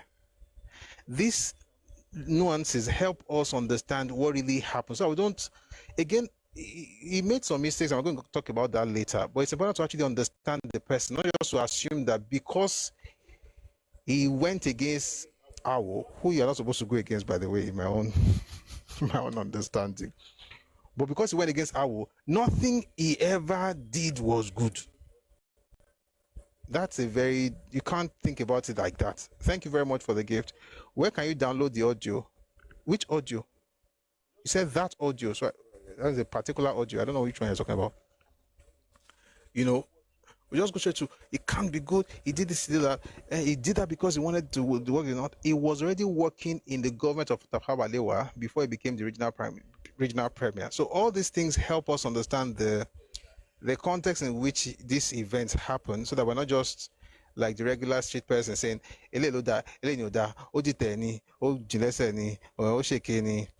betray. Is a bit more complex than that. And I hope that with all these things that we're doing, we're able to actually understand that, deeper. All right, let's continue. So he threw one jab at Papa now. He says, this was a policy. So the audio is on YouTube now. I've listened to that audio many times before. It's a very popular, I don't know, well, maybe not very popular, but the audio of Akintola speaking is on YouTube. It's been on YouTube for a very long time. It was a major thing, it was one of the things that some of us had a conversation about it in 2022, just before the election, to use it to rouse people in order to understand what was at stake. Because at that time, people were shouting Igbo, this, P2B. So I was like, I see this pattern. Listen to what, and that's why you hear Egbalakuko and things like that. This was about 3 years ago. So we would have conversations about that audio and look at the similarities. And for instance, some of the things that we've discussed about in the video that we did earlier, Achebe, meritocracy or nepotism, we were talking about Ikejani. Akintola went in on Ikejani in some of those audio stuff. If you check YouTube, you find it, it's actually, I don't know, maybe it's not as popular as I think it is, but last election actually made us discuss. I mean, when I say us, I have a circle of friends. We're like, oh, see this thing, also think Shellel. But thank you very much for sending it to me, Mr. Sesson. It's also, I mean, because I like the fact that it's better for you to send it to me and I've heard it before than for you to assume I've heard it and I haven't heard it. So I applaud you and I appreciate you sending it to me. But you don't have to download it. You can just, on YouTube. Wambe. But thank you very much again. I really do appreciate it. All right, where was I? Oh, you have a different name though. So maybe that's why it took me a second to connect you. I think you have a different name on Facebook, right? This might be I think you have a different name because I don't think you are just on there, but that's just neither here nor there. But thank you very much for reaching out. Where was I? Please try do a video on it again. Same name. Oh, same name. No. So when I was buying the series, the point where Akintola began to flip against the NCNC, that's the point where I plan to play the audio. And then by the time there was going to have this election with OPGA and NNA, that's actually when Akintola went all out. When he was working with the North, his own party, NNDP, was working with NPC, and they created NNA. And the Remnant of Action Group was working with NCNC to create OPGA. That's when I plan to play that audio. So we're going to play it when the time comes. But thank you very much. All right, let's get back to this. So he says, Awo had this thing where he didn't want to work with NCNC and NPC because he deemed them as unworthy of his cooperation. I said this was a policy which, while highly principled, was unreasonable in a federation where there must be compromise and political accommodation. However, up to the time that a by-election was called in Ogumosho Central constituency to make room for Akintola, who eventually came through unopposed in the Western House of Assembly, there had been no sign of disagreement on strategy or policy between the leader and his deputy. Now you are talking. Because if you read it the other, you say he has disdain for him, he has disdain, he has innate distrust because he was Oyo Yoruba. All these things, I don't like when people say things like this. Like, what's the basis of that? And so, guys, so you can also appreciate my predicament here. So if on one page you are saying he had an innate distrust for him because of Oyo Yoruba, and you're now saying in the next page, I'll be on the next page, that there had been no sign of disagreement on strategy or policy between the leader and his deputy. Are you not contradicting yourself? So I'm just saying that whatever happened between them was not always like that. There was a time when both of them were cool and they agreed on most things. Everything changed when Akintola became head of government. And we're going to get into some of those things in this series, most likely on Monday. But let's see we still have some time today. I like how we're going. By the way, thank you very much for power tapping and also for the gifts. I see a number of people sharing stuff earlier. Thank you very much for your generosity. Please also power tapping on 66.6k likes on TikTok. We need to keep the live going. On YouTube, thank you very much for being here. Please like the live, also share, and on Facebook as well. I think on Twitter as well. I'm just going to do a little housekeeping just to be sure we're good. Okay. Instagram seems to be good. So we're trying some things out this week, and then it's going to get better going forward. Esheo. Dembo.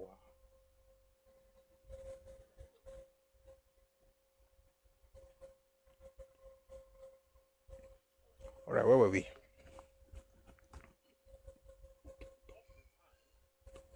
All right, so it says here that up to the time that a by-election was called in Ogumosho Central constituency to make room for Akintola, who actually came through unopposed in the Western House of Assembly, there had been no sign of disagreement on strategy or policy between the leader and his deputy. Akintola entered the Western Regional House of Assembly in December 1959, with everybody knowing that he would be, with Awolowo's exit, the next premier. 28 of Akintola's first 49 years of life were spent in the service of his community and the nation. For 8 of these, he was a parliamentarian, during which time he was the first leader of the opposition in the Federal House of Representatives. And finally, the Federal Minister of Communications and Aviation. Concerning his move from Lagos to Ibadan, it will be recalled that he had lived in Lagos consistently from 1930 until 1959, with the exception of the 4 years he spent in England between 1946 and 1950 to study law. Without the Oyo Yoruba markings on his face, Chief Akintola could have claimed to be a Lagosian. He had put roots down in Lagos and had even built himself a house at Ajasa Street in the city of Lagos proper, and not in any of the suburban areas of Lagos. He did not, of course, speak Yoruba with a Lagos accent. He was too much of a Yoruba purist for that. What kind of a man was Chief Akintola? What was his political philosophy? Chief Akintola was essentially a liberal Democrat, believing in the fact that government exists to regulate and ameliorate the conditions of the general citizenry. Being a devout Christian, he believed that material well-being alone was not enough and that man has spiritual needs, which can only be satisfied through organized churches. But he was not a religious bigot, and he did not denigrate other religions like Islam, as some of his contemporaries were wont to do. Many of the constitutional legacies of England had left a deep impression on him. He was a Democrat, but not in the he was a Democrat, but not in the tradition of French radicalism. He believed in self-determination, in representative government, as well as in the ability of all people to self-determine their political present and future. He combined in a curious way the belief in British constitutionalism with an essentially African political system of consensus politics. Politics which made it possible for everyone to have a sense of belonging. He recognized the good in African culture and was a great exponent of traditional African kindness, civility, courtesy, and respect for elders. One of his ministers once complained that Chief Akintola invited him from Ibadan to Lagos for what was supposed to be urgent talks, only to be fed traditional Yoruba dishes without any serious discussion of urgent matters. Chief Akintola was a Benthamite utilitarian in the English sense. Bentham, that's a philosopher. Oh, okay. Chief Akintola was a Benthamite Chief Akintola was a Benthamite utilitarian in the English sense. He believed in and advocated prison reform and continually justified the Action Group's platform in the sense that they were concerned with the happiness of the greatest number of Western Nigerians. He was an effective parliamentarian and believed in parliamentary government. He was averse to the abuse of parliamentary privilege and was always pointing out to members of the NCNC in the federal parliament and the parliamentary chambers He was averse to the abuse of parliamentary privilege and was always pointing out to members of the NCNC in the federal parliament that the parliamentary chambers were only supposed to be used by members of parliament and not by party members, as the poorly organized NCNC tended to do. Chief Akintola's appreciation for parliamentary democracy in the British style even extended to questions of symbolism, as evidenced by the fact that he was responsible for praying Her Majesty Queen Elizabeth II of England to provide the House of Representatives in Lagos with a mace. Even the Queen and Prince Philip visited Nigeria during the months of January and I'm going to take that a little slowly. Chief Akintola's appreciation for parliamentary democracy in British style even extended to the questions of symbolism, as evidenced by the fact that he was responsible for praying Her Majesty Queen Elizabeth II of England to provide the House of Representatives in Lagos with a mace when the Queen and Prince Philip visited Nigeria during the months of January and February 1956. Omotoyosi, yes sir, Jeremy Bentham, thank you. So when I saw Benthamite, Okovejo Bethlehemite, hasn't lost Israeli. Oh, you are. All right. So he says Chief Akintola enjoyed his work as a parliamentarian, perhaps more than anyone in his time. His quick wit, wonderful sense of humor, his mastery of parliamentary procedure and of the English language combined to make him an interesting man to watch on the floor of the House. He was a federalist by conviction. He recognized that Nigeria was a multinational state. Within each nation had... Oh boy, did I say I need to drink something? Water. He felt the only way to preserve Nigerian unity was to recognize that there are differences and to try and accommodate these differences by every political and constitutional device available. He saw as impracticable the call by some nationalists for a unitary system of government and predicted that if this was enforced, Nigeria would not survive as a country. He believed in the Hausa proverb that no matter how good some dancers are, they cannot dance without bumping into one another, and that the only way we in Nigeria could absorb whatever shocks we were bound to have from living together was to make each nation supreme in its own domain without severing its ties with others. Akintola was a team player. He did what he was told to do by his party. No. At this point, I think this man is taking the piss. No. That's actually the beginning of the wahala he had with Awo, because he did not do what the party told him to do. Again, we're reading this book from a person who clearly likes Akintola, but I don't think it's also cool to twist historical facts. The person writing this book is a lot older than me, apparently. He was born in 1942.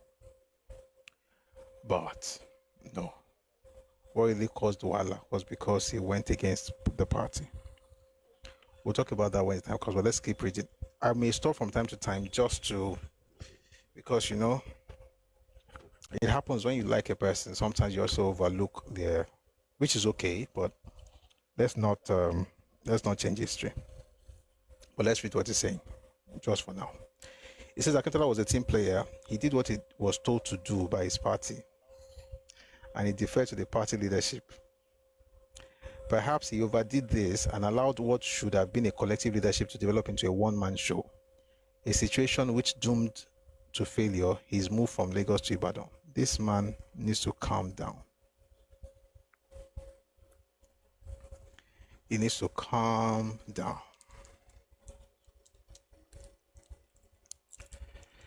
I feel like reading from the other books now, but let me just wait. He needs to calm down. Like, nah. I think this is why both groups were fighting each other in the 60s. This is why. This is not true. Should I? No, let's not change it yet. Let's just go on. Let's go on. I'm tempted to read some other books to counter that thing, but this book is very, very important. I don't want to reduce it to I don't agree. But if I don't agree with some things, I will say so. It's not even me not agreeing with it, is that it doesn't agree with history. Let's go on. So let me just take some responses. It also helps us to rest a bit. So I won't be reading words into skinny. Someone says on YouTube, Mr. Okay, I assume you're a Mr. If Papa Awolowo had compromised his principle and worked with NPC, he would not have been a great man that we are still admiring today.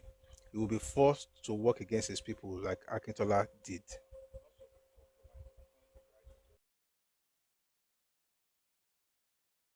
Not to compromise, but acknowledge the rights of the other group to have their own set of principles and practice it within their region. Both of you are correct, though. If Awo had worked with the feudal establishment, Awo would not be Awo. Awo would just be another politician. And he would succeed, but it would not be Awo. He would be a great politician, but it would not be Awo. For Awo to be Awo, Awo could not have worked with the feudal establishment, although as a politician, that was the best thing he should have done. So both of you are correct, if you really think about it. To work with the establishment is as though you will succeed, but you will not be Awosha. Let me just put it that way. You will not be Awo. But I wish you worked with them, by the way. I wish you did. Because this is what I think. I think it's true that it's the... you may not agree with this, and it's okay if you don't. I think because of our individual history on our own, and the fact that, so here's a conundrum. The Yoruba and the Hausa have worked together, but Yoruba and Fulani had not worked together as much at that time. The Yoruba and Hausa had centuries, and we still do have centuries of relationship, of working together, of trading in each other's spaces. we've had centuries of that relationship. With the Fulani, we only came to know the Fulani in the 19th century, and our first experience was negative. I mean, when I say we came to know them, I'm saying that at the level of politics was the 19th century, and our experience was negative. But that's not even what affected our. What affected our is that the system that the Fulani then created for the Hausa was something that Ole Kinka. So here's but even then, there's something I can still pick from this, that I think, because let's forget the fact that one is Western educated, the other one is not Western educated. The fact that you had structures and you understood organization, the best in the First Republic or even before independence was Western region, was Action Group. Everybody says that, Oyinbo, Black, everybody knows that. But the worst of them all was NCNC, as was led by Zik. And the reason is not far from history. Because even after he left, the one who took over also did the same thing. And that's why it became more ethnic party than political party.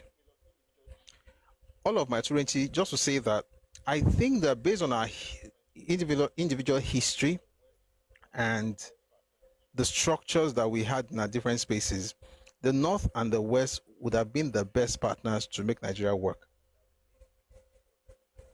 And I'm not saying they would have been perfect partners, but they would have been the ones that could have made Nigeria work.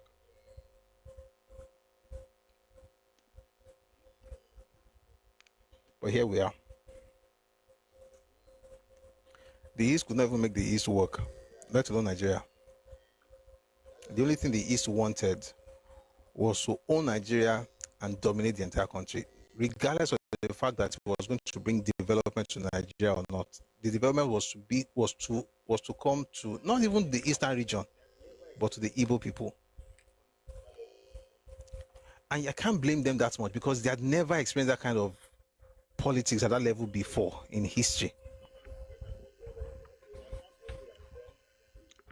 So if North and West had worked together very well, they would have found their way and learned, and then, just work with them. Because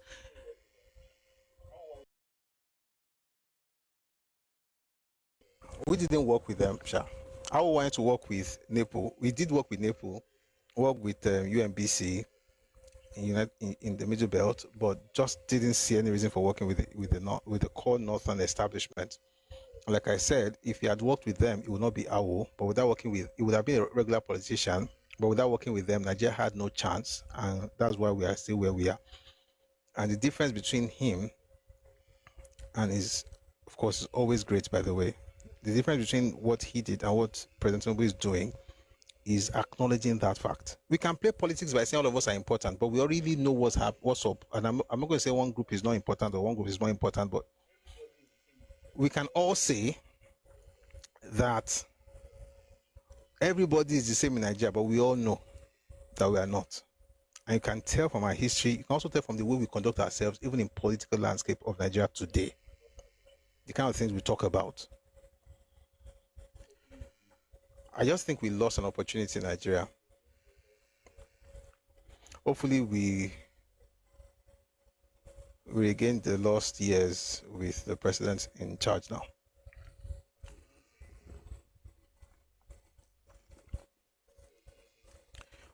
Someone says, okay, someone says, is Obasanjo that worked with them great, or even Akintola? The problem they are having, Tinubu, is that they can't control him. Being a Nigerian president is not equal to greatness. No, you don't get it. Both of you are right. Emma, you are both right. But what you said about Obasanjo working with them, you are talking about individual differences now. If a person did not have it in heart to do certain things, working with the North or not working with the North will not make that thing happen. But what he is saying is that knowing what Papa could have done, if he had worked with the North, it would have been different. That's what he's saying. It's not like if you work with the North, you automatically succeed. Please, I'd like to change the audio source very quickly so that we, this doesn't go off on us.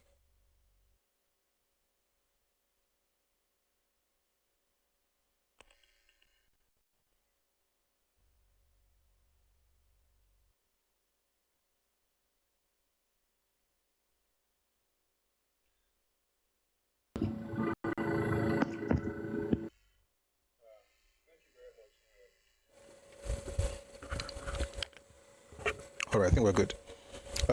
Thank you very much, moderator, for muting that one that's disturbing himself. All right, let's get back to this.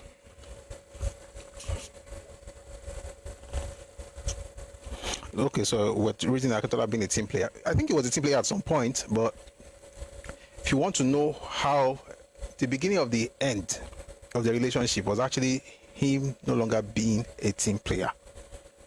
So to say he was a team player and deferred to party leadership, and he said perhaps he overdid this. He didn't overdo it. If he overdid it, when Awolowo said to him that he should not increase cocoa prices, he would have listened. Akintola was a populist, but I don't want to talk about those things yet. Let's talk about the good part. We'll do all the critiquing later. All right. So let's read what Akintola Oshotokun says. It says here, Akintola was a team player. He did what he was told to do by his party, and he deferred to the party leadership. Perhaps he overdid this and allowed what should have been a collective leadership to develop into a one-man show, a situation which doomed to failure his move from Lagos to Ibadan. So when people say things like one-man show, sincerely, with all due respect, doesn't make sense to me. And it's something that we have to remember when we think of Action Group. Action Group was founded by a man with some people. It's his baby. Calling it a one-man show is even disrespectful to his memory. Where were you when he was building it? And yes, we all built it together, but clearly there's a leader. Calling it a one-man show is actually disrespectful. Again, all these subtle jabs, I don't like them, but more, let's go back. Up to the time of resigning from the federal legislature and federal cabinet, Chief Akintola could rightly claim that he had earned his keep. He was the first Nigerian minister ever to negotiate an international agreement with representatives of a foreign government, as he had in his dealings with Spanish officials in Fernando Po in 1953. As Minister of Health, his ministry was involved in the development of the College of Medicine and the University College Hospital in Ibadan, which was opened in 1954. An excellent center of medical training and research in tropical Africa. As Minister of Aviation and Communications, he was largely responsible for establishing Nigerian Airways, and he used his good offices to facilitate the establishment of the Western Nigerian Television Headquarters in Ibadan, the first commercial television in Africa south of the Sahara.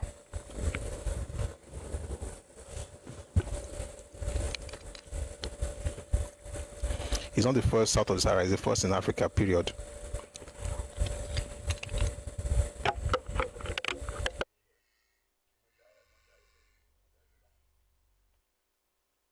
Egoni here.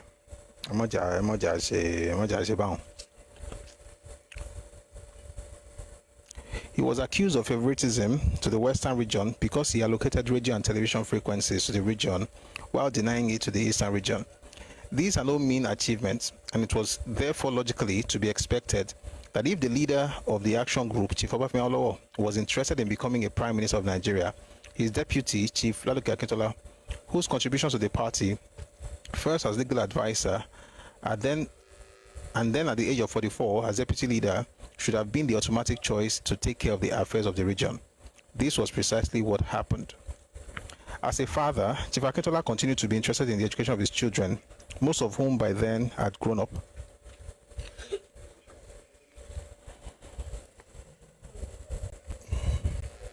His first child, Omodele, had finished schooling at Idiaba Girls' School at Abeokuta and had been sent to a private school in Surrey, where she completed ordinary and advanced levels of the London General Certificate of Education.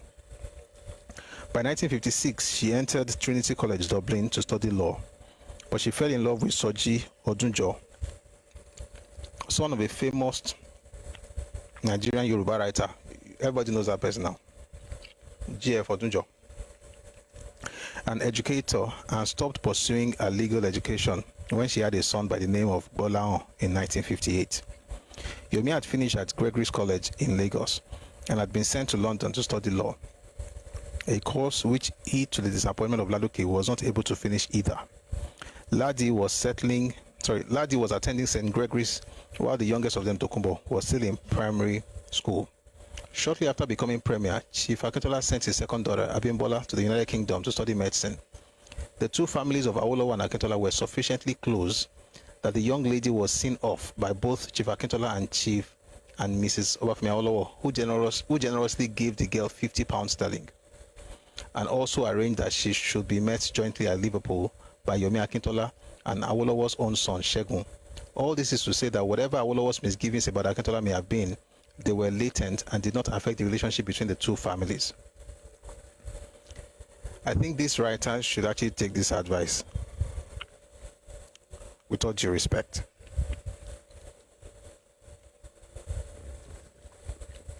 Dr. Badru, yes, Alawiye books.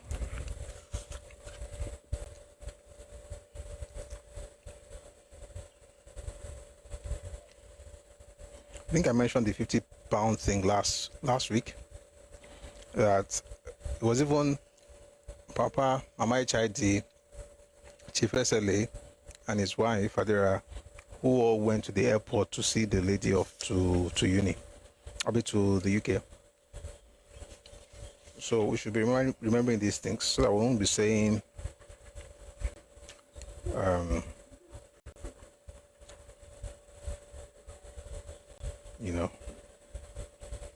he hated him because it was Oyo Yoruba. I don't even like that thing, especially when it's not true. At this point, let us read from another book. It's 6 p.m. This is perfect, actually. Those who want to respond, you come and play Tawumbo.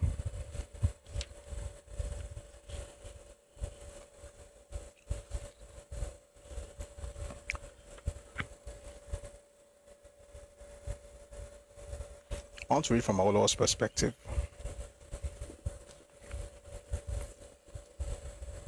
Someone on YouTube says, thank you, Empress. Someone, Mr. Lady says, thanks for this great effort, which hopefully will stimulate fence maintain at both national and subnational levels. Thank you, ma'am. So many things to learn about the man Akintola. Reason we should not throw the baby out with the bathwater. Absolutely. Absolutely. So I think, let me tell you what I think about this book. It's a very fantastic book, by the way. If you can, please get it. You can get it on Redomi Books, by the way, on Telegram. Redomi, Redomi Books. It's a very good book. But I think the author is overindulging. So you know where, say you have a friend, for instance, and people have said all kinds of things about that friend, and you now want to redeem the person's image. If you're not careful, you may now be going to the extreme again. And in going to that extreme, you're trying to do what you're doing is actually laudable, but you just find yourself now hurting the other group unnecessarily. Let me read some things to you from Awo's own perspective. I'm going to read from his own autobiography. So you see how far back they go. This whole Oyo Yoruba thing that I saw in that book is the reason I want to do this, because it's also important for us to have the proper perspective of things. Again, we don't want to jump to what happened after I became premier. They go way back to the 1930s. 1930s. Let me come to you from autobiography of Awolowo. So this was when they were all struggling doing journalism. Though we were all members of the Nigerian Youth Movement, it was a daily service as the official organ of the movement fighting for survival against the onslaught of Dr. Azikiwe that brought Mr. N.S. Ekoli, Chief H.O. Davis, Chief S.L. Akintola, Premier of the Western region of Nigeria, and me constantly together. Mr. Ekoli and H.O. Davis practically slaved for the paper on salaries of £15 and £12, 10 shillings, respectively, and they were paid these paltry sums only when there was enough money in the paper's coffers. Chief S.L. Akintola and I earned nothing for our part-time literary labors on the paper. The motto of the movement was selfless service, and we sincerely rejoiced in rendering such a service. This was late 30s into early 40s. Okay. All the things we're talking about that they fought, they didn't even fight in 59, in 60, in 60.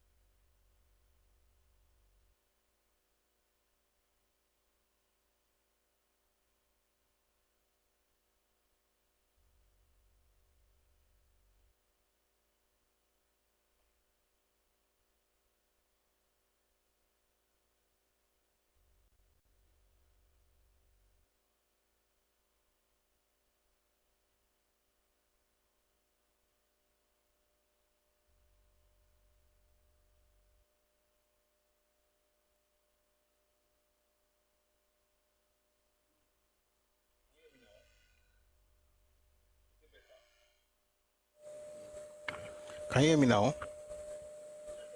Is it better? Shank, bye-bye.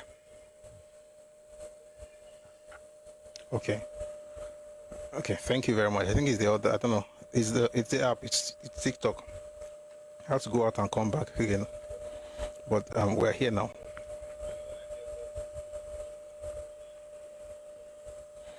All right, so that gives an idea what things were like. I'll read a few more things about the sort of him. Please, if you're on TikTok, please power tap. We are saying inactivity. By the way, 73.9K on a normal day, to be 200. Okay, share alone. Share we ain't warani. Please power tap. Thank you. I'll read a few more things. So I was saying that they go back into the 30s, early 40s, right? Working together, writing for the paper. And then much later, it says here, we were talking about the idea of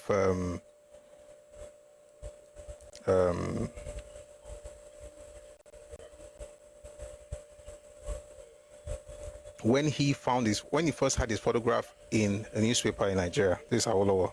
Listen to this. It says here, it was a practice in those days for people who wanted their photographs to appear in the newspapers to pay for the blocks. As a matter of principle, I declined to pay either for my photograph or for its block.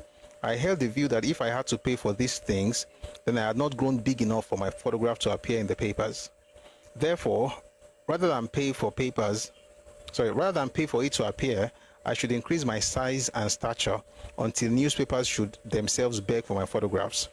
In the absence of an accompanying photograph, and in view of my unobtrusiveness, there were many people who attributed articles written by me under my initials OA to Mr. O.A. Alakija, who was much better known than I.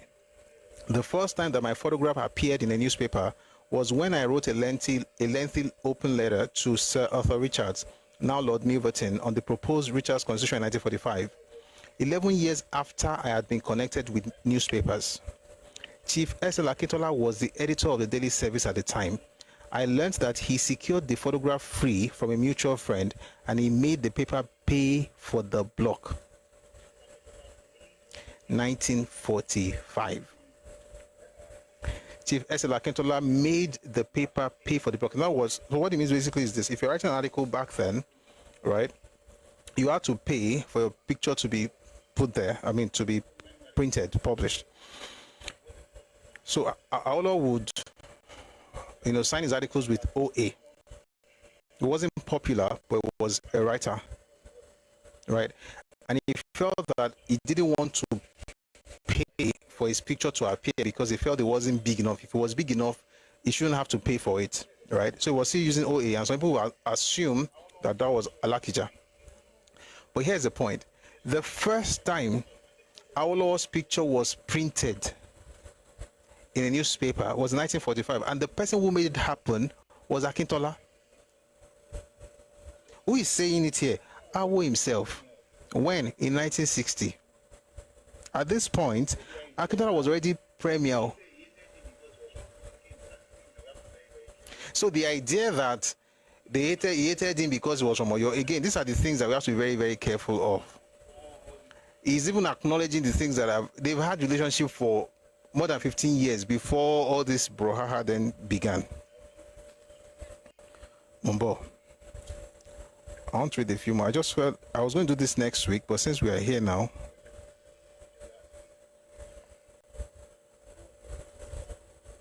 I'll read something that they did together in the NYM. When Colonel Oliver Stanley visited Nigeria in September 1943, the movement was the only organization which submitted to him a memorandum of a comprehensive nature and national importance. This memorial was prepared by a committee of the movement consisting of Mr. Ikoli as chairman, Chief H.O. Davis, Chief S.L. Akintola, and myself as secretary. In it, the movement demanded, among many other things, that definite pronouncements should be made as regards the rights of the colonial peoples to be brought within clauses 3, 4, 5, and 6 of the Atlantic Charter. This is where he talked about the government should guarantee for the African workers a reasonable standard of living. Number 3, that the government ought to find money for free education. Number 4, that the government should create 200 annual scholarships for the brightest students in Nigeria to study abroad. This was in 1943. They were working together. Again, history should not be studied in a vacuum. The 1960 thing did not just happen, say he hated him. They go way back. But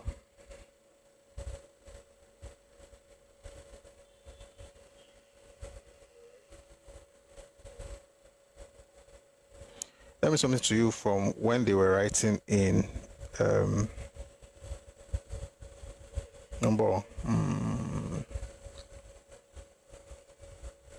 we were talking about how NYM got in trouble.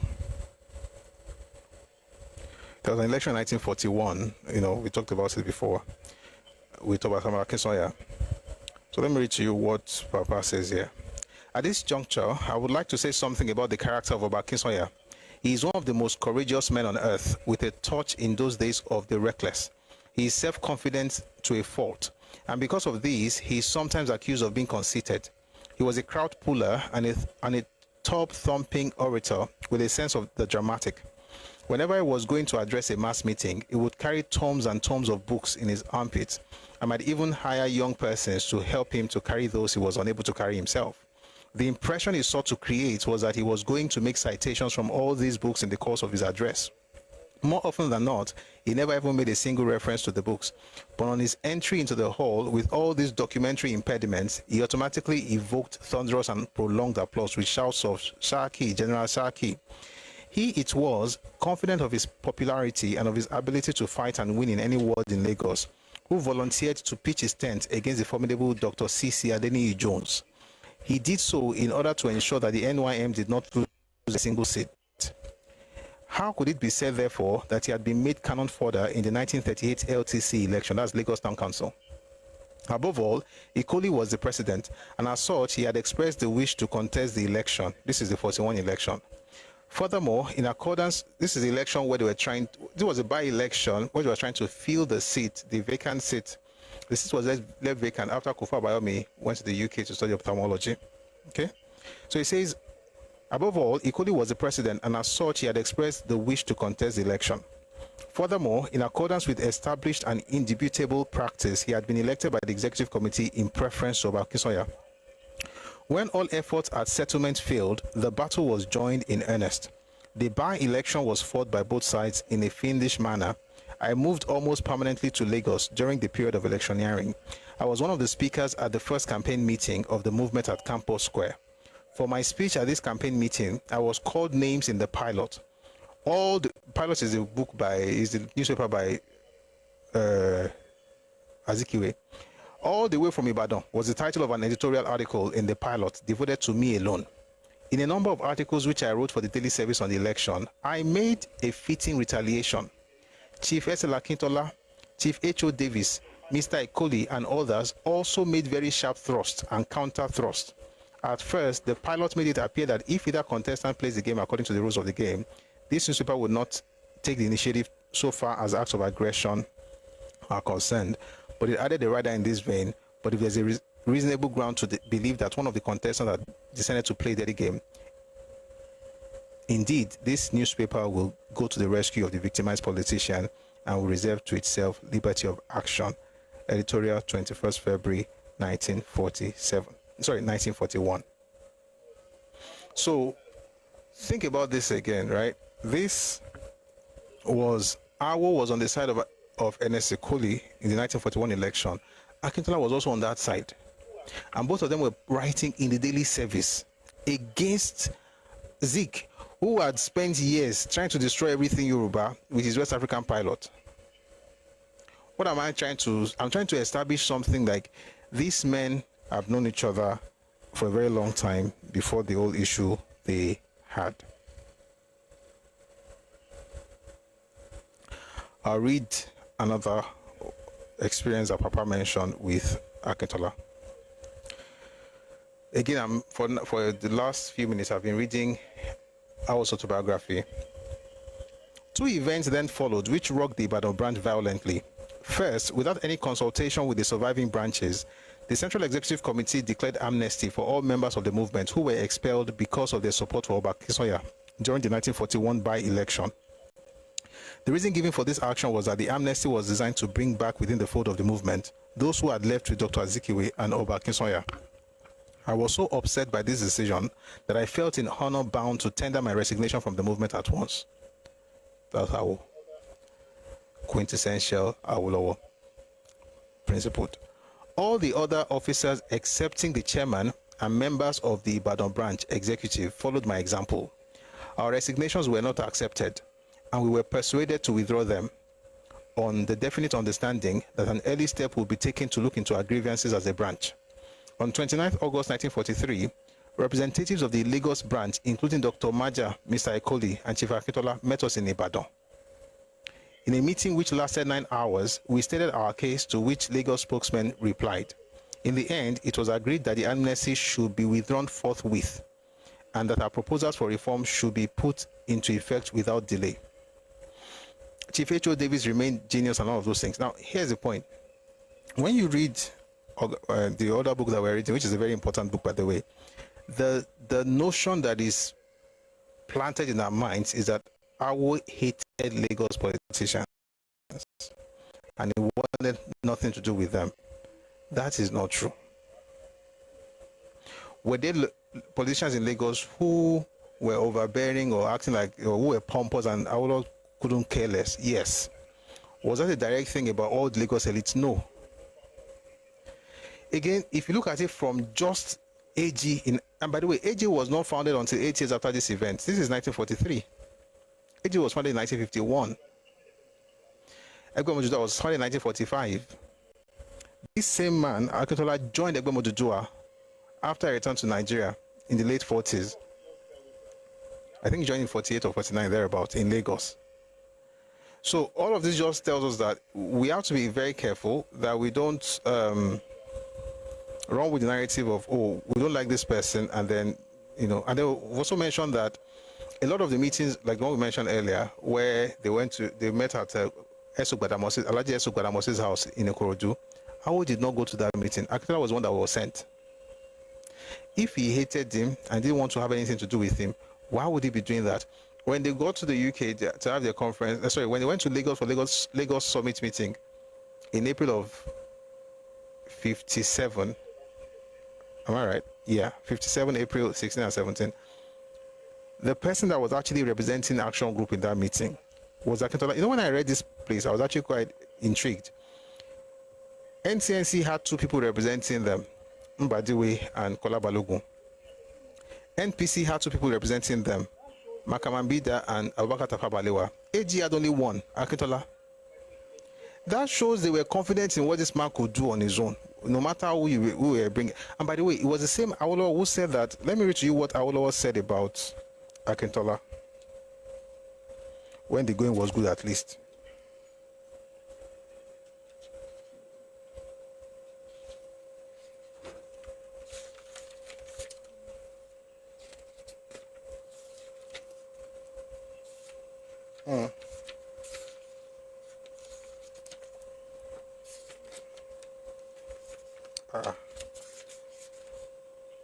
I'll find it. Just give me a second.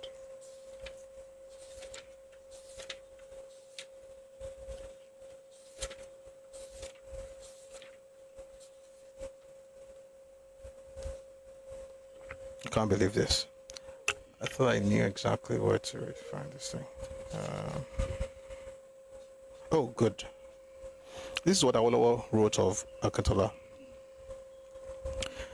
Papa says, at the center was Chief S.L. Akintola, an able lawyer. He is a breezy, affable character who cannot be ruffled easily, if at all. His peculiar gifts consist in his capability to argue and defend two opposing points of view with equal competence and plausibility. This quality, backed by his sense of humor and his capacity for nuances, made him an insoluble puzzle to our opponents. Sir John Macpherson, in one of his farewell speeches, described Chief S.L. Akintola as a master of ambiguities. Is this the person who hated him because he was Oyo Yoruba? Ko jail now.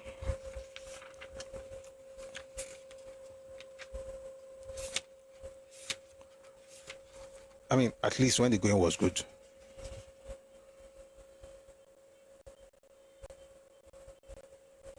I'm trying to find you where he wrote that thing. It was published in April 24, 1954 in his own newspaper, Nigerian Tribune. I wrote that thing in 1954.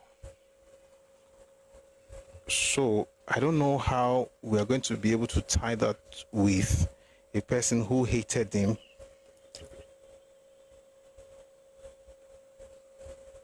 so much. I don't think that's a good way of... I think I've made my point, but just in case I have not convinced you,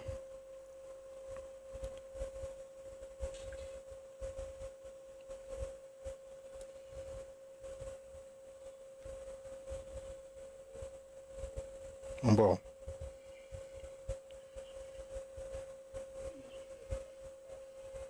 We already mentioned earlier, I'm just looking through my notes. We already mentioned earlier that Bode Thomas was the deputy leader and Akintola was a legal advisor of the party until after, Bode Thomas died.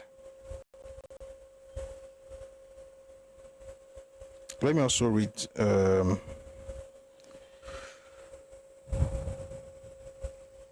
something I think is also going to help. This is from Awo's autobiography. He says, in December 1952, during the second annual conference of the Action Group held in Benin City from 17 to 20 December, a resolution was passed fixing first. This was followed by a motion tabled in the House of Representatives by Chief Anthony Enauro, one of the leaders of the Action Group. By the way, let me quickly pause to say something. There was something he said in that book I didn't respond to. I said I'll read it here. I'm glad I'm here. The way he said Anthony Enauro moved the motion and he was almost as if he was garrulous or something. He didn't do it on his own accord. One only. The idea of moving that motion in 53 actually was something they discussed in 52 December 52nd, from 17th to 20th December, they met in Benin City and they passed a resolution among themselves, Action Group members, saying that they want to have independence by 1st December 1956. And then Anthony Enauro was asked to table that in 53. So the way he also mentioned Anthony Enauro as if he was just doing his own thing, he was sent by the party.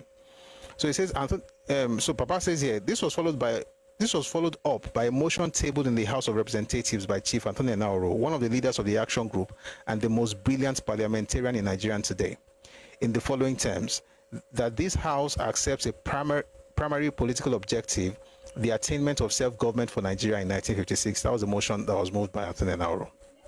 This motion constitutes the most prominent landmark in Nigeria's struggle for freedom. It marked the unmistakable beginning of the end of British rule in Nigeria. It also turned out to be the most controversial, the most intriguing, and the most explosive motion ever tabled in the annals of Nigeria's parliament. The Council of Ministers were sharply divided. On it, the three Action Group ministers, Bode Thomas, Akintola, and Arthur Prest, together with His Highness Aderemi I, the Ooni of Ife, supporting it on the one hand, and the NCNC and NPC ministers, together with the governor, Sir John McPherson, leading a team of official members of the council opposing it on the other. The Council of Ministers by majority decided that the motion should be opposed and that an amendment by the Sadano of Sokoto deleting from the Action Group motion the words in 1956 and substituting therefore the words as soon as practicable should be supported. Our four ministers from the Western region made their stand quite clear. They would, contrary to the decision of the Council of Ministers, be bound to support the substantive motion and oppose the amendment. In such circumstances, they were well aware of the course of the action open to them to resign their membership of the Council, take their seats as ordinary members of the House of Representatives, and then speak in accordance with their conscience and the declared policy of the party. The point I'm trying to make here is that one of the four people in the Council of Ministers at the time, one of them was Akintola, and he did not go against the wishes of the party. Okay, again, also to say that in the beginning too, he also used to follow the party until he stopped. Okay, let's see if there's another one that I think we're good, to be honest. I think we're good. What do you think about what is said about Akintola being he said Papa said all those things. He also published it in his autobiography, what I read earlier. He also published in his, oh sorry, it wasn't 1954, it was 1960, his autobiography. Nigeria Daily Tribune is a different thing. Jesus Christ. Yes, I'm sorry. Letting shoe. I think I'm getting tired. Awolowo said those things in his autobiography. He said about Akintola, about Bode Thomas, and about Arthur Prest in his autobiography in 1960, not 54, 1960. Let me tell you what he said about the three of them. With Chief Bode Thomas at the center was Chief S.L. Akintola, also an able lawyer. He is a breezy, affable character who cannot be ruffled easily, if at all. His peculiar gift consists in his capability to argue and defend two opposing points of view with equal competence and plausibility. This quality, backed by his sense of humor and his capacity for nuances, made him an insoluble puzzle to our opponents. He and Chief Bode Thomas employed their talents well. Sir John Macpherson, in one of his farewell speeches, described Chief S.L. Akintola as a master of ambiguities. And in a bitter complaint, which Sir John once made to me, it was clear that Chief Bode Thomas had become a constant and inescapable wasp beneath his vest. The third in our central team was Chief Arthur Prest, yet another lawyer and formerly an officer in the police force. He's a very clever person, but he was politically unpredictable. If he was held in leash, he could almost move mountains. I depended on Bode, this is where I'm going now. I depended on Bode, that's Bode Thomas, and SLA to keep him on the right track, and they did. Inside 1 year, under the indefatigable leadership of Chief Bode Thomas, the three of them had given such construction to the Macpherson Constitution that Sir John himself had to wrestle with himself to recognize the natal identity of his. When you look through Papa's autobiography, speaking of Akintola, he spoke of him and held him in high esteem, and thought of him a great character. He didn't think he was Oyo Yoruba that he hated. He didn't think there was a division, and it would have been stupid if someone of that stature would look at a person as Oyo Yoruba. You know why? Because that's the exact same thing he was fighting when he started Egbomoto in 1945. That we had a cankerworm of tribalism amongst ourselves, within our group, within our Yoruba people. And one of the things they were trying to do to break that thing and to destroy it was to start Egbomoto. How can the person who started it be the one shouting somebody's Oyo Yoruba? All the last few minutes I've been talking just to counter that statement, because I think also this man is trying to prop up Akintola, because a lot of people have tried to pull him down, and in doing so, he's also, making some mistakes. And let me also say this: the propaganda, and I think I should say this, the propaganda against Akintola, believe it or not, is not primarily of Yoruba origin. And this is not me trying to absolve Yoruba leaders of whatever responsibility. That's not the point. The point is that the nature of the venom that people have for Akintola was not even Yoruba in origin. I don't know if anybody would believe it, but I think I've read this here before.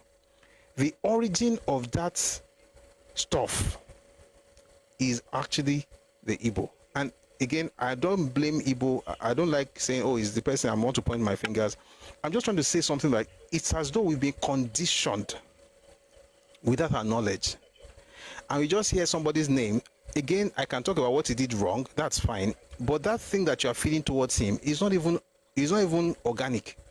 It was created by the Igbo National Caucus in 1964. They wrote a protocol that they put out in 1964, and they wrote it there. They said, push up Awolowo. Let me quickly read it to you, so that I'll use the exact words they use. So it's covered that although Akintola made all the blunders he made, and we're going to get into those things in the next class on Monday. But it's better to understand the fact that this thing that makes us want to say, I'm for this, I'm against that, I'm for that, I'm against this, is not even organic. Listen to this. Play up Awolowo at all times. This will keep up the resistance of Action Group members and stop them from uniting with the NNDP to form a solid Yoruba front. 1 second. Mambo.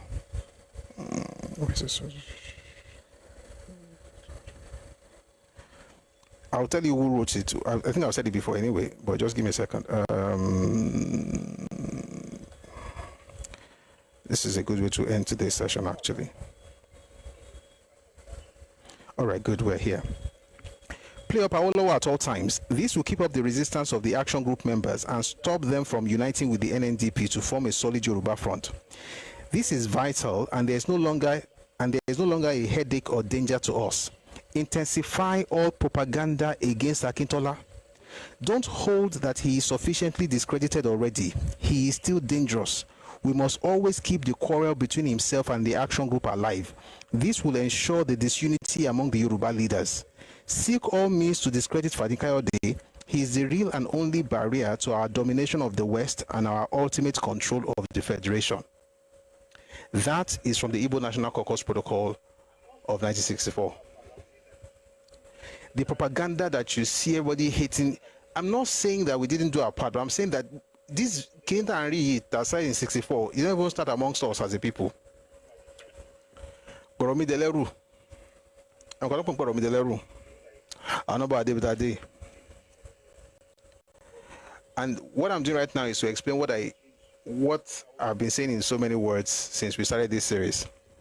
The reason I didn't go straight to what Awo did, what Akintola did, is so that you don't fall into that ditch that was dug by the Igbo National Caucus in 1964. Where as a Yoruba man, you hear these two great names and you just want to pick one and go against the other. You can pick one and respect and appreciate the other. You don't have to pick one and say that person is getting, that person is getting. There are some things that we may not have considered. So the real issue about the propaganda against Akintola, like I said earlier, is not Yoruba in origin. It's actually Igbo. It was from the, and by the way, this man had, I've read it before. He also said what they should do, to Fani Kayode. He said what they should do to Akinfoshile, what they could have done with Akinfoshile, what they should do with the Sardauna. He said everything must be done to appear to appease the Sardauna and Ribadu, but Balewa we can always deal with. This was the plan that the Igbos had in. I like one, I hate the other, which I think the right time playing into that. They are playing into that, and we must be careful so that we can learn from all our elders, but we follow the one we know we are supposed to follow, and the one we are supposed to follow, to be honest, is Awolowo. I mean, it is what it is. Not just because I like him, but because, I mean, think about it for a second. Without Awolowo, there would be no Egbe Mojutua. Without Awolowo, there would be no action group. All of these things. So when this writer wrote that it became a one-man show, in my mind I was like, have you ever built anything? And the more we go into these things, of course, like I said, Papa also had his own mistakes. He's human, after all. But I think we have to be very careful of saying that. That's why people say things like, oh, he went to Lagos, then he came back and said, I should give him his seat. And everybody believes that thing. A lot of people believe that thing, that Awo left the regional premiership, moved to Lagos, and he was opposition leader. And then after a while, he now went back to Ibadan and told Akintola to vacate that seat for him because he's the Oga. People actually believe that thing. It never happened. It never happened. But we'll talk about all of those things next week.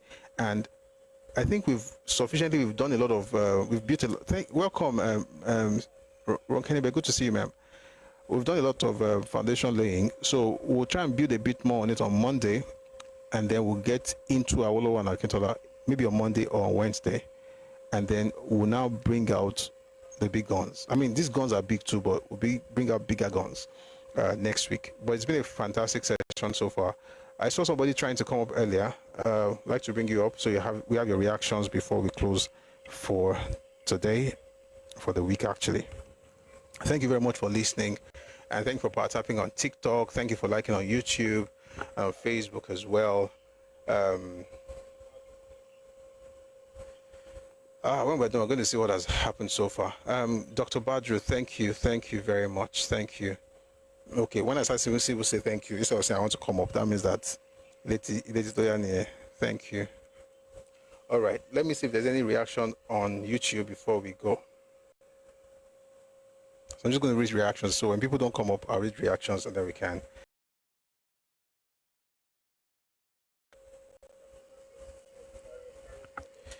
So from YouTube, Miss Katharina says, so hilarious, carrying tons of books to intimidate. Yeah, that was about Samuel Akintola. Olumaji says, please, can you make this in Yoruba so that Yorubas can know? Yorubas speak English too now. If you care, if you really care about the history of Akintola and Awolowo, you speak English. And when it's time, we'll do Yoruba too, but I mean, we'll do it in Yoruba language to have wider appeal, but not yet. The time is close, but it's going to require a lot of funds. Everything can be done at the same time. But at some point, we're going to get into that as well. Lawal Tunde says, I'm in a hurry to know the level of offense either of this jolly good friend could have committed that cannot be forgiven, which has led to so many deaths and the state we are in as a country.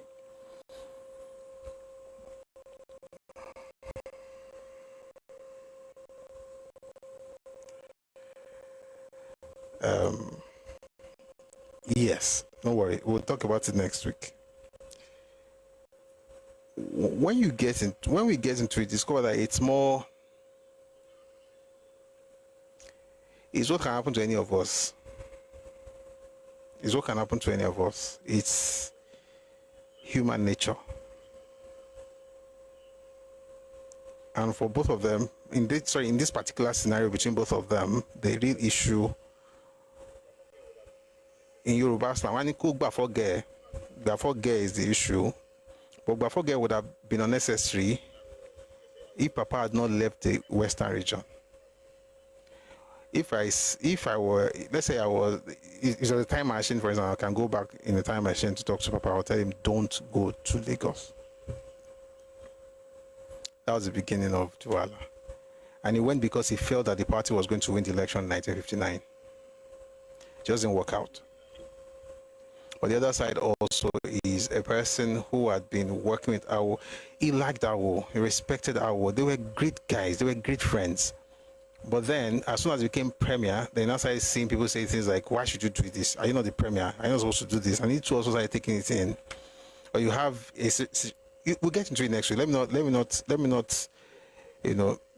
get the cat out of the bag right now. Someone says, I think film will be better to correct the historical errors between the two. Oh yes, there are plans though. This thing is a launching pad for many things. Films, plays, series, those things. Yeah, we'll get there. Okay, finally we have one person who wants to speak. Let's have that person. Hey, Jesus, Abdurrahman Abdullah, Jesus is Lord.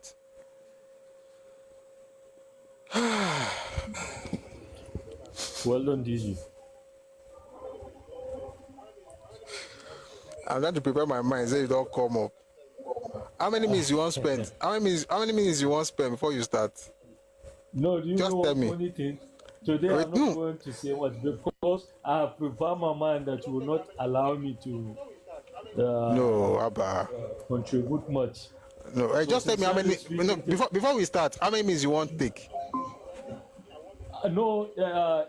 It's you that will determine. No, so for you right now, I won't make you. Okay, it's question. Okay, yeah. It's questions. That is why I can't say I will take. Okay, so since it's question, we go time up now 2 minutes. Well, if you can clarify within the 2 minutes. No. You ask the question in 2 minutes. I'll not clarify. I'll take time to clarify. But you take 2 minutes. Great. Thank you very much. You make one very important statement. Though I heard it, or I watched one professor of Yoruba tribe invited by NTA. They were asking him about the history of Nigeria. One of the questions was that among the 3 leaders of the party, Chief Awolowo, Chief Azikiwe, and Sardauna, who was the wisest among them? He said without any hesitation, it's Sardauna. Then they asked him, why did he say Sardauna? He said because he was wise enough to remain the premier of northern Nigeria. Instead of going to the center to become prime minister, he sent his deputy to go there. So in the light of this...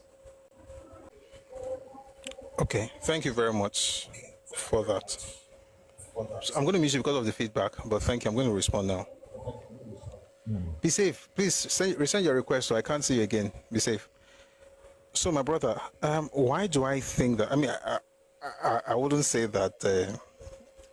I don't know who is wisest amongst the three, but I agree with that person's statement that the decision to remain in Kaduna was a very wise decision. Why do I think so? Incidentally, it's actually because I read Papa's book. Our first book was published in 1947, Path to Nigerian Freedom. There's a particular statement he made in that thing that just stayed with me. He says that, and you know what, let me read it. I want to make sure that I don't, misquote it. I think my understanding of what he meant in his work in 1947 made me realize that the best way to govern Nigeria is everybody should just stay where they are, so that way there is little friction. And I'm going to tell you why I think Papa moved away from this mindset much later. But let's read what he has to say first.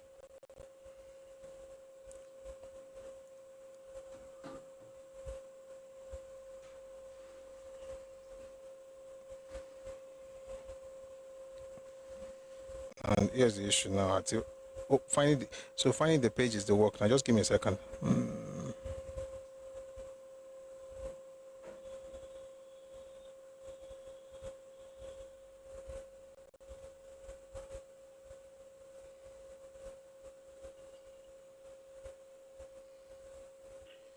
Okay.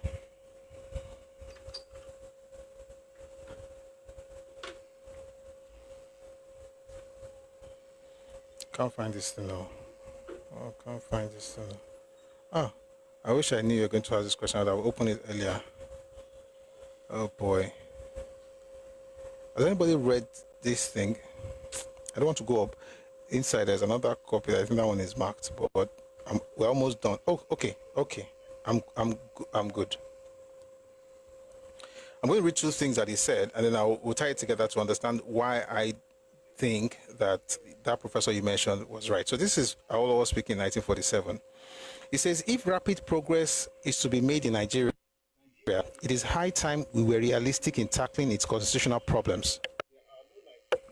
Nigeria is not a nation. It is a mere geographical expression. There are no Nigerians in the same sense as there are English, Welsh, or French. The word Nigerian is merely a distinctive appellation to distinguish those who live within the boundaries of Nigeria from those who do not. There are various national or ethnical groups in the country. 10 such main groups were recorded during the 1931 census as follows: Hausa, Igbo, Yoruba, Fulani, Kanuri, Ibibio, Mushi, Otiv, Edo, Nupe, Ijo. And then he mentioned stuff. So hold that one. Let's read the other thing.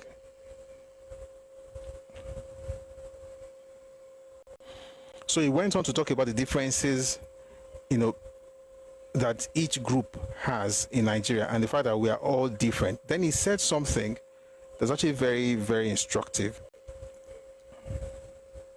He says here, okay, let me read this, just a part of this. It says,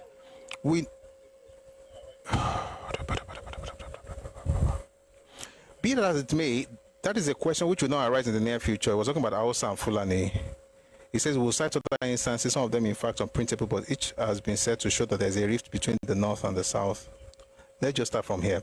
We must not wait until the situation becomes unduly complicated by long initial friction and irritation. Already there are enough signals to put us wise.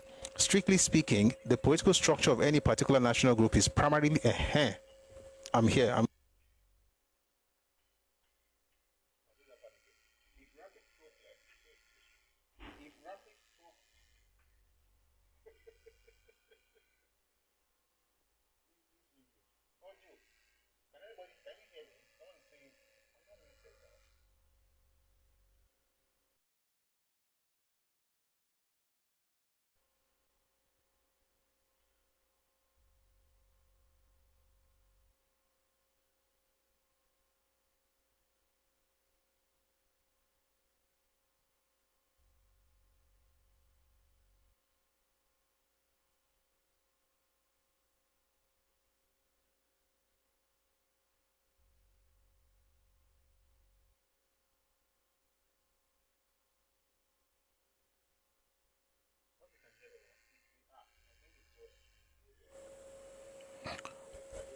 I hope you can hear me now. It's the app. I think it's just misbehaving, but I hope you can hear me now. So let's tie those two things together. Hopefully, can you hear me, please? Okay, thank you. So again, I'm trying to respond to his question. I want to read from Papa's book, and then I'll explain where. By the time I'm done, you get the point. Papa says here in the book Path to Nigerian Freedom, published in 1947, if rapid political progress is to be made in Nigeria, it is high time we were realistic in tackling its constitutional problems. Nigeria is not a nation. It is a mere geographical expression. There are no Nigerians in the same sense as there are English, Welsh, or French. The word Nigerian is merely a distinctive appellation to distinguish those who live within the boundaries of Nigeria from those who do not. There are various national or ethnical groups in the country. 10 such main groups were recorded during the 1931 census as follows: Hausa, Igbo, Yoruba, Fulani, Kanuri, Ibibio, Mushi or Tiv, Edo, Nupe, and Ijo.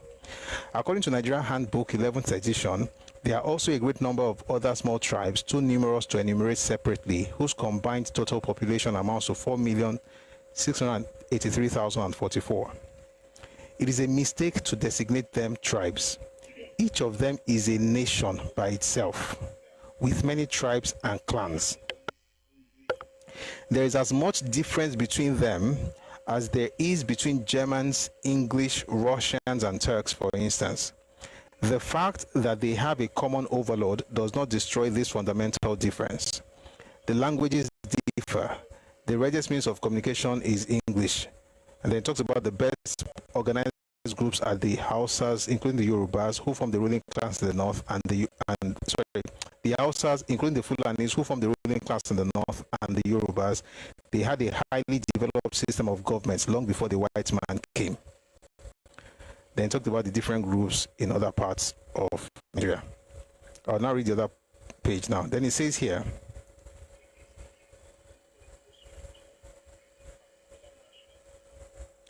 strictly speaking, the political structure of any particular national group is primarily their own domestic concern. The others may criticize it in the same way as French and Russians may criticize the British Constitution, but they have no right to try to interfere effectively in the shaping of such a constitution. But this is exactly what is happening in Nigeria now. The Igbos, for example, unused to having chieftains, cannot understand why the Obas in Yoruba land or the Emirs in the north should be entitled to the positions they occupy. On the other hand, the autocracy of the Emirs cuts the Yorubas, thinking it is their business actively to work to bring about a drastic change in these constitutions. This is certainly not the correct attitude, but as long as every person in Nigeria is made to feel that he is a Nigerian first and a Yoruba or Igbo or Hausa next, each will feel the need to poke his nose into the domestic issues of the others. The only thing on common interest to all Nigerians as such, and in which the yoke must be acceptable as that of any other, is the constitution of the central or federal government of Nigeria. The constitution of each national group is the sole concern of the members of that group. Now let me speak. This is Awo. Now let me answer that question. There's something he said in this place. He said that the Yorubas are the autocracy of the Emirs cuts the Yoruba, thinking it is our business actively to work to bring about a drastic change. That was what Papa was trying to do in 1959. He wrote this in 1947. That whatever different groups want to do, they should do because they are different nations. And he said the Igbos don't understand why there should be kings because they are not used to that in their region. The Yoruba people are not, they don't understand why you should have autocracy because they're not used to that. We have kings, but they're not autocrats. They had no absolute powers. And so he says a Yoruba person is looking at how to change the constitution of the north because of the way the feudal system worked. And then Papa said that as long as people are made to think they are Nigerian first, they will feel the need to poke their nose into the matters of other people's areas. And I think that's what happened in 59. So what happened is this. Papa was beginning to think Nigeria first. In other words, he was now trying to see how to make sure that every region had what the Western region had. He had practiced this in Western region from 52 to 59. We saw what happened between 55 and 59 with the spike in the numbers of enrollments in schools. We see people coming out of primary schools, of secondary schools, of universities. Things are changing. Like, okay, we can replicate this thing at a national level. At that point, Papa will be subservient like that. Why should you have a system where the aristocracy just determines what happens? I mean, the only reason Sardauna went on campaign trade in 1959 was because Awolowo entered into the north. For the first time in his life, he had to go on the streets to campaign. He hated it. But that was because Papa got into that place. So what happened was that he began to think Nigeria first. And when you think Nigeria first, you may want to change what is happening in that person's region, maybe because you think he's, for whatever reason, maybe because you are altruistic or you are selfish, whichever way. But the truth is, it is not your business. Now, that's a very hard pill to swallow for someone like Awo, because he had this heart for, we can do, and you see what happened when he got there in 1967, June 12, when he got to work with Gowon, the way he managed the country, that was the dream. But the thing about that is this: he goes against his own primary stuff, which is what I believe in, by the way, that you can build nations within Nigeria, and that each person within each nation can determine what would happen there. For instance, if the Northerners want to have Sharia, it is not my business. Would I want them to have it? I'll be like, maybe they should make it better, but that depends on them. But you can't bring it to my region. Because the Northerners, and this is what Sardauna did. Sardauna did exactly what Awo was talking about here. He thought about the North first, sometimes even only. He was so into the North that when he came to the opportunity to lead Nigeria, he sent his deputy to go for him to go to Lagos to come and meet us was beneath his dignity. He was the king of the North. I think that mindset is the mindset that can actually build Nigeria. Now, people will think this is disunity, but this is actually how to build Nigeria. That's what Sardauna did. Whether he now did it for his people or not, that is entirely not my business. I don't really care. You know why? I'm not from his place. It's a different nation. Now, the Middle Belt has a different understanding of how this thing should go. We can have that conversation later. But the point is, if what Papa did between 52 and 59, if he continued to do it, I can assure you, Western region by now, I'm not even joking, we are not developed at all, be like South Korea. We had embassies. We saw what Western Australia did. So Western Nigeria did the same thing by having High Commission in England, in Britain, England, the UK. And another one in Saudi Arabia. Not pilgrims board that everybody does in Nigeria today. The first region that did pilgrims board for Muslims going to Hajj were the Yoruba people. It was Western region that started it.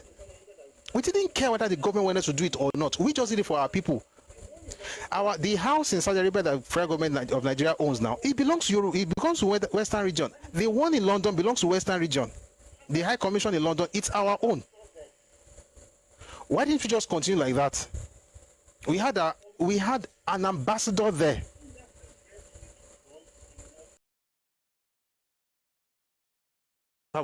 I think that's the best way to run a multi-ethnic state like Nigeria. Don't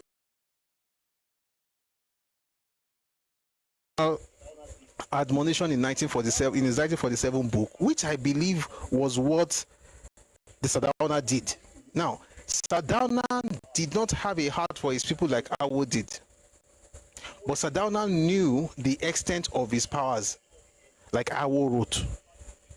And Awo even did it between 52 and 59. I think at some point towards the end, he called it flashes of inspiration, where he said he saw himself becoming the prime minister.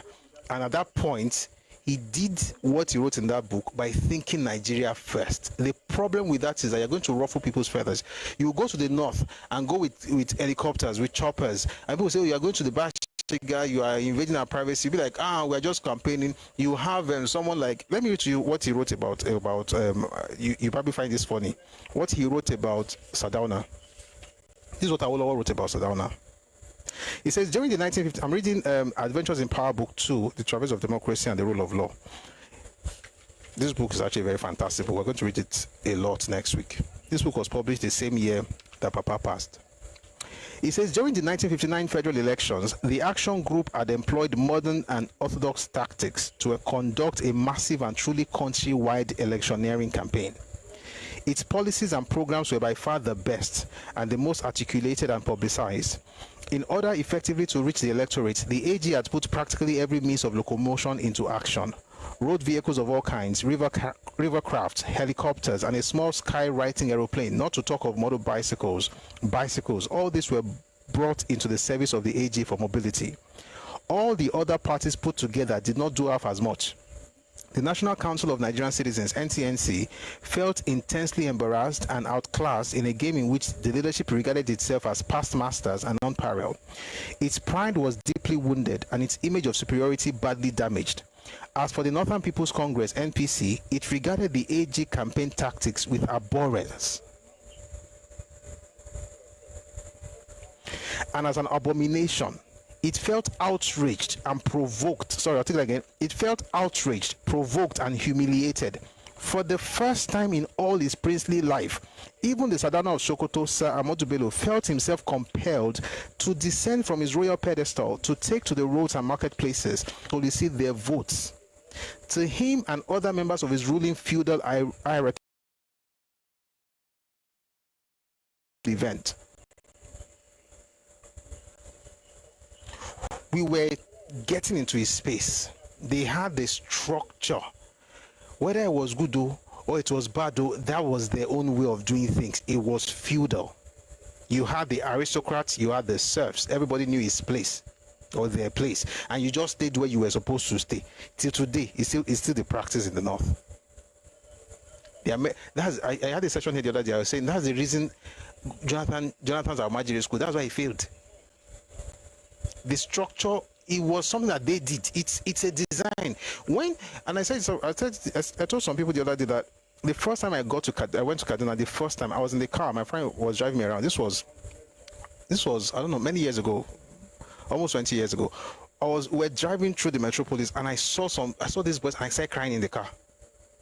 They had bows, some of them had saws, scantily, filthily clothed, children from as young as 4 or 5, everybody with a bowl in his hand. And I just felt so. I still thinking about it right now makes me feel a certain way. So you want to change that thing because you think the system is broken. The system is not broken. It was designed like that. It was designed like that. That you are Yoruba, that you are crying in Kaduna does not mean anything. That you feel that why are the young people? That's your business. It's not. It's a design. If you want to change that kind of thing, you can't go and start school. Do you know how much? Thank you, Empress. Do you know how much good Lord Jonathan spent on that thing? I read it last time. Billions, I think about 15 billion. All the schools, over 100 of them, all of them, nothing is working. I'll find the details because I want to make a point. Sometimes you ask simple questions and the answers just go on and on. So sorry about we're almost done. Yes, be safe, Eshe. Our Majiri schools that Jonathan did. You know, when you go to the north and you see those children, sincerely, if you don't feel someone in your body, you need to check, go and pray. Maybe you have lost your compassion. You have lost compassion. But I want to read something from, I thought I read this thing last time. Oh, I was right. Jonathan spent 15 billion naira. So I want to be sure. 15 billion naira, 157 schools across the north. They are all abandoned today. All. 15 billion. At the time, it was $39 million US. Why? There's something Peter Drucker said. Was it Peter Drucker? No. Was it Peter? I think it was Peter Drucker. He says, culture eats strategy for breakfast. Culture eats strategy for breakfast. Nobody cares what strategy you have. You have to understand the culture of that place. The point is that our getting into that space was changing the cultural dynamics of the North. And let me read to you what Awo then says. It says, in the normal course of things, no one had dared or would even have been tolerated to dare to challenge the leadership and behest of the Sardauna. In his realm, his word was law. It was his place and birthright to govern and command, and it was the bounden duty of the common people within that realm to submit and obey, whatever the object, nature, and character of his rule and command. One of the things that the AG set out to do, listen to this, please. One of the things that the AG set out to do was to destroy the very basis of this feudal concept. Why? Because he was thinking Nigeria first. Do you see President Tinubu talking about anything about the structure of the North? You think he doesn't know what he's doing? One of the things that the only good thing I like about what Awo is writing here is this. He didn't say one of the things that the Yoruba wanted to do. This is the most beautiful thing I can get from this. Unlike the Igbo National Caucus, the Igbo National Caucus was determining what's going to happen in different regions in Nigeria. Those are even very stupid. Because how can an ethnic group be determining what would happen in Yoruba land, in Efik land, in Ibibio land, in Urobo land, in Ishekiri land, in Hausa land? What's your business? What's your problem? In Lagos, everywhere, you have plans as an ethnic group. That one is one crazy. But as a party, it makes sense. But even then, understanding the structure of Nigeria and the way it was put together, should that really have happened? In an ideal world, yes. In Nigeria, no. He says one of the things that the AG set out to do was to destroy the very basis of this feudal concept. Why should I want to destroy the feudal? I mean, if the people want to, it's like me thinking what's happening in Ghana. What's my business? Because we're all in West Africa. Now that may sound like, you don't even like your brothers. Okay. The AG made the points repeatedly that sovereignty over the people was vested in the people themselves, that no one was born to rule, and that only those who were freely elected by the people were entitled to administer their affairs for a prescribed period of time. These, to the NPC, were forbidden political doctrines. One day, the Sardauna, after a series of public meetings and rallies, stopped at a catering rest house to have lunch. He took out his handkerchief, sneezed into it, and found that his nostrils were filled with dust. He looked at the handkerchief with obvious dismay, shook his head, and said in a voice that carried the depth of his feeling of utter revulsion and resolution, quote, "I shall never forgive Chief Awolowo for this," unquote. With the inimitable Sardauna himself mounting the rostrum to appeal to those he regarded as his own serfs for votes, all the members of the hierarchy, including the then incumbent Prime Minister, Sir Abubakar Tafawa Balewa, lost no time in following his example. We of the AG regarded this reaction as a very welcome and salutary augury for democratic practice in Nigeria. That was the point that I think Papa changed. I mean, that is I mean, not before, I mean, before this moment, the point has already changed, but is affirming it that the idea was to change democratic practices in Nigeria. Why? Because he was thinking Nigeria first. And in thinking Nigeria first, you go into other people's nations. In your mind, you're going to another part of Nigeria, you're going to another nation that doesn't care for your own culture or for whatever brilliant ideas you have from Britain. They don't care. So, all of that to say this. Sardauna stayed in the north. Awo stayed in the west. And then at some point, Papa thought he could do something for the nation. And I think those who thought, I mean, Awo would not be Awo if he didn't think that way, to be honest, right? You have to have compassion for others. But I can have compassion for you and not come to your house and be helping you from afar if I can. And if I would have done that sincerely, there's no way on earth Yoruba land to be the way it is. And let me tell you something. This is what I believe to be true. Considering where we were and our trajectory at the time, if Yoruba land had gone very high, I can assure you every other part of Nigeria would have gone high too. We were the leading group till today, we are still the pay setting region in Nigeria. And it's by design. And this is not about my party is better than your party. I'm just talking about, just look around. The most, I mean, I don't have to do all those. You can tell I don't have to even explain like, oh, Kinikon is better than that one. You can tell. When people saw what was happening in Western region, they had to get up. They had to do something. The Eastern region had to travel to Ibadan to get seed, cocoa seed, and go plant it in Ogoja. The Eastern region had to look at what they were doing in the education in Nigeria, in Western Nigeria in 55. They copied it in 57, although they failed, but at least they tried. The Northern region also tried. Why? Because they saw somebody doing it. What we could have done was to just continue on that trajectory and just keep going. And they will see it and then we'll copy it. But then here's the other caveat, or the clause. There was a plan that was known to others of what the Igbos were trying to do at the national level. That one is under conversation. When Awolowo was trying to go to the center, they had that plan for 15 years. And they had 5 more years to accomplish that goal. And what they were going to do wouldn't bode well for Nigeria, because they were trying to have a unitary system which would have effectively destroyed the federal system we had at the time. Therefore, you need to have certain people in there that can destroy it. But I think you don't need to leave the Western region to destroy that. You could have had your trusted lieutenants there, just like the Sardauna did with Abubakar Tafawa Balewa. That for me, I think was, and it's painful. I wish I could even go deeper into some of the things that how we were going. So if you go back to Papa's book, Path to Nigerian Freedom, you'd appreciate these things, and I think that's the only way. Sincerely, it's the only way Nigeria can grow. You cannot be prognosing other people's regions. I don't care whether you are one Nigeria. Don't come to my region. I'm not coming to your region. Anything I think you can do, I will tell you. If you like, do it. If you invite me, So lastly, what Papa could have done differently, but he wouldn't have been able to do it, would be that to work with the Northern establishment. But if you work with the Northern establishment, here's the problem. It will be maintaining the status quo, because the Northern establishment was not going to change the aristocratic lifestyle or the feudalism or the feudal society that they had at the time. And he didn't like the feudal society because the people were just condemned.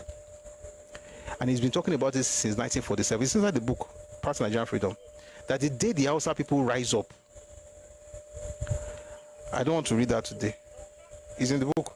That the way these people are being treated, the day they rise up. So Papa had a heart for them, and I also have a heart for them. But it's not in my place to go to their region to change what they're doing. So I think that's something that Sardauna did that was really cool. He just stayed in his region and he was the king of the north. I don't care whether he now did it well or not. That's not my business. His people can answer that question. But he just maintained his place. But then he also prognosed into Yoruba land, Shao. But it is what it is. It's politics. I hope I answered your question. Now let's begin to go home. We didn't put out our account details today, but if you'd like to support, please send your okay, I'm just going to write in the comment section, so we may not be able to have it displayed, but thank you very much for being here. The important thing is for us, again, like if you see the way we discuss, especially our leaders in the Southwest, it's not so much to look at what they did or what they didn't do. It's for us to learn lessons. Even in business, you're going to do business with some people, there's a way you have to move, all those things. I think that we should learn and not necessarily have this thing of we are one Nigeria, I must work this way. Just because we are one Nigeria does not mean that that person has to do things my way. I would never get them out to run their city. It's not my business. If I could run it, I should run it in my place. And I think perhaps that's what happened to Awo. Awo felt like, you know what, we've done everything we wanted to do here. Let's go and do it at the national level. But again, think your ethnic group, your ethnicity comes first in a place like Nigeria, not the nation, not Nigeria. Oh, it's showing. Okay, so please, that's our bank details. If you want to support us, please feel free to use. Thank you, Pavik. You sent money. When the ways of a man please the Lord, he will make even his enemies to be at peace with him. You sent me money, Pavik. Thank you. God bless you. Pavik used to disturb me. disturbed me a lot with his own ethnic agenda. But thank you for being here. I mean, I thank you for your support. God bless you. Anyway, the point is, we have to be comfortable in who we are as. Oh, it's a request. Okay, if you can do it in 2 minutes, I'll appreciate it. So let me bring these two people up. Please don't send any requests again. I didn't even notice that they've been there for a while. So let's have Be Safe, and then we'll have Sheson. So we'll do 2 to 3 minutes, please. I didn't even notice that I brought you up since. So. Hello. All right. Are you hearing me? Happy New Year. Be safe. Hello. Shane me. Thank you, bro. Otojo meta. Era, sir. Well, yes, sir. Whenever we have time, we will join up. Yeah. Well, the subject matter, the relationship between Obafemi Awolowo and Ladoke Akintola is one of the card relationship between very great individuals, two leaders that one needs to study. And all of us grew up with this notion that Akintola was a betrayer, he was this. But when we came adult and we started delving, started reading,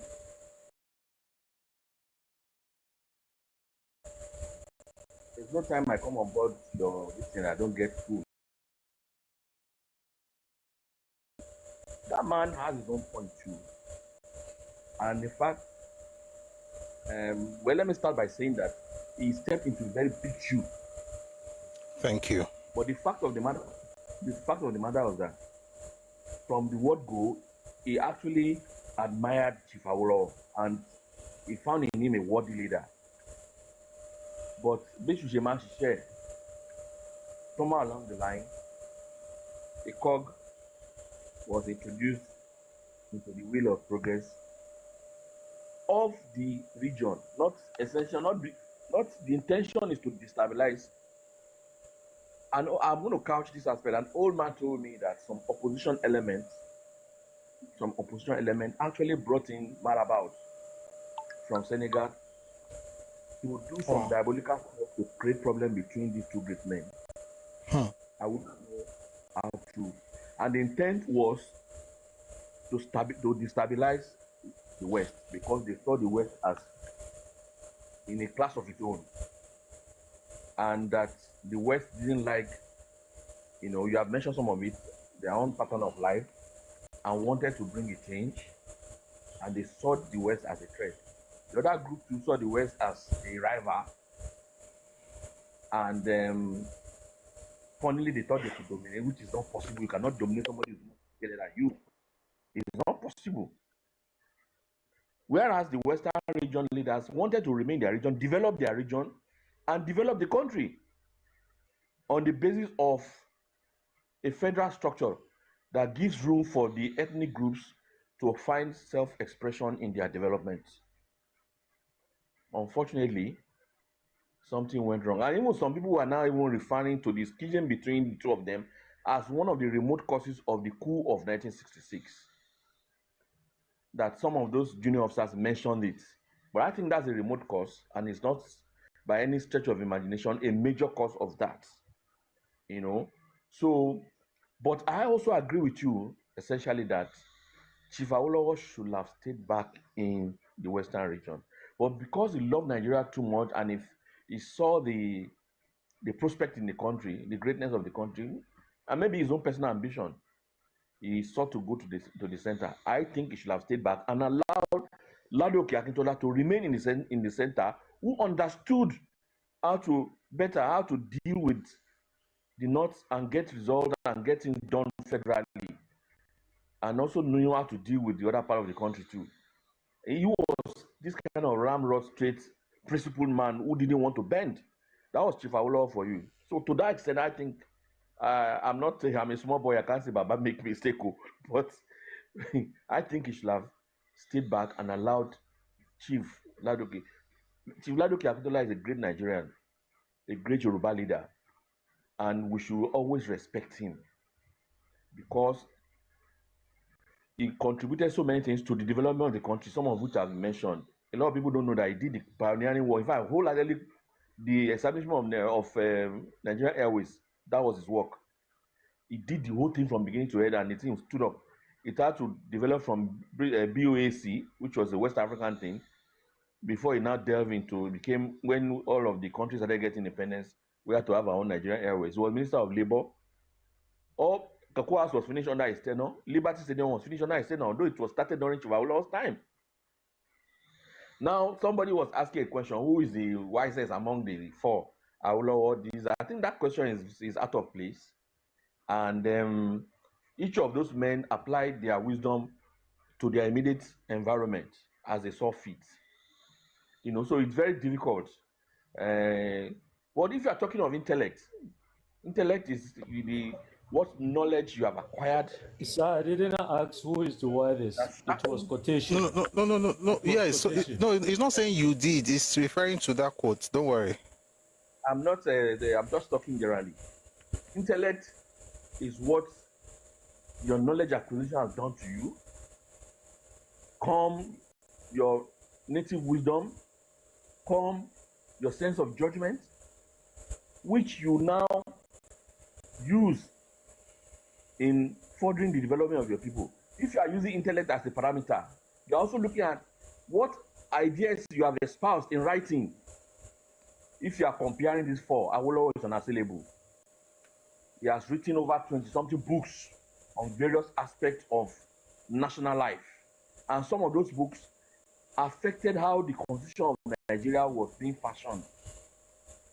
How many books did Azikiwe wrote? Please name them.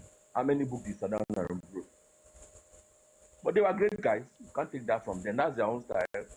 And they impacted positively on their people, and you can't take that from them. So to me, a question of who is more wisdom or who is wiser, to me, does not arise. You know. So Thank you, sir. To round up, I think Paula should have demanded for a plebiscite. Yes. Wow. Paula should have demanded for a plebiscite after our Southern Cameroon, because to support what you have said, if we are going on with the trajectory of development Western region was going that time, we should be rubbing shoulders with the like of China now. Yes, sir. The man had development, he had a development plan that they were following meticulously. So, to me, because Nigeria has currently, we keep deceiving ourselves. As Ikwe said, let us forget our differences. Saddam was saying, let us understand our differences. And a unity constitution that we have now will not serve us any good. We have to go back to that region and say, everybody run your region. And we are neighbors, we are Nigeria. Go and run your region. This constitution will not allow Nigeria to move forward the way we are supposed to move forward. That is the truth of the matter. Thank you. Thank you very much, sir. Be safe. That was a fantastic submission. It captures a lot of things that I also agree with. We're going to go deeper into Awolowo and Akintola on Monday. Well, we'll get into it as I'm already trying to introduce it to us gradually. There's a lot to learn from those two. And one of these days, we'll also, maybe in this initial, we'll talk about Papa's work in the North, trying to get Nigeria to become something. Just leave Nigeria alone. That's my advice to everybody. Leave Nigeria alone. Nigeria, the center should actually be, sorry, please, hold on. The center should be as weak as possible. The constituent unit should be stronger than the center. And I'm hoping that we get to that point when we get it. Nuruddin, is everything okay?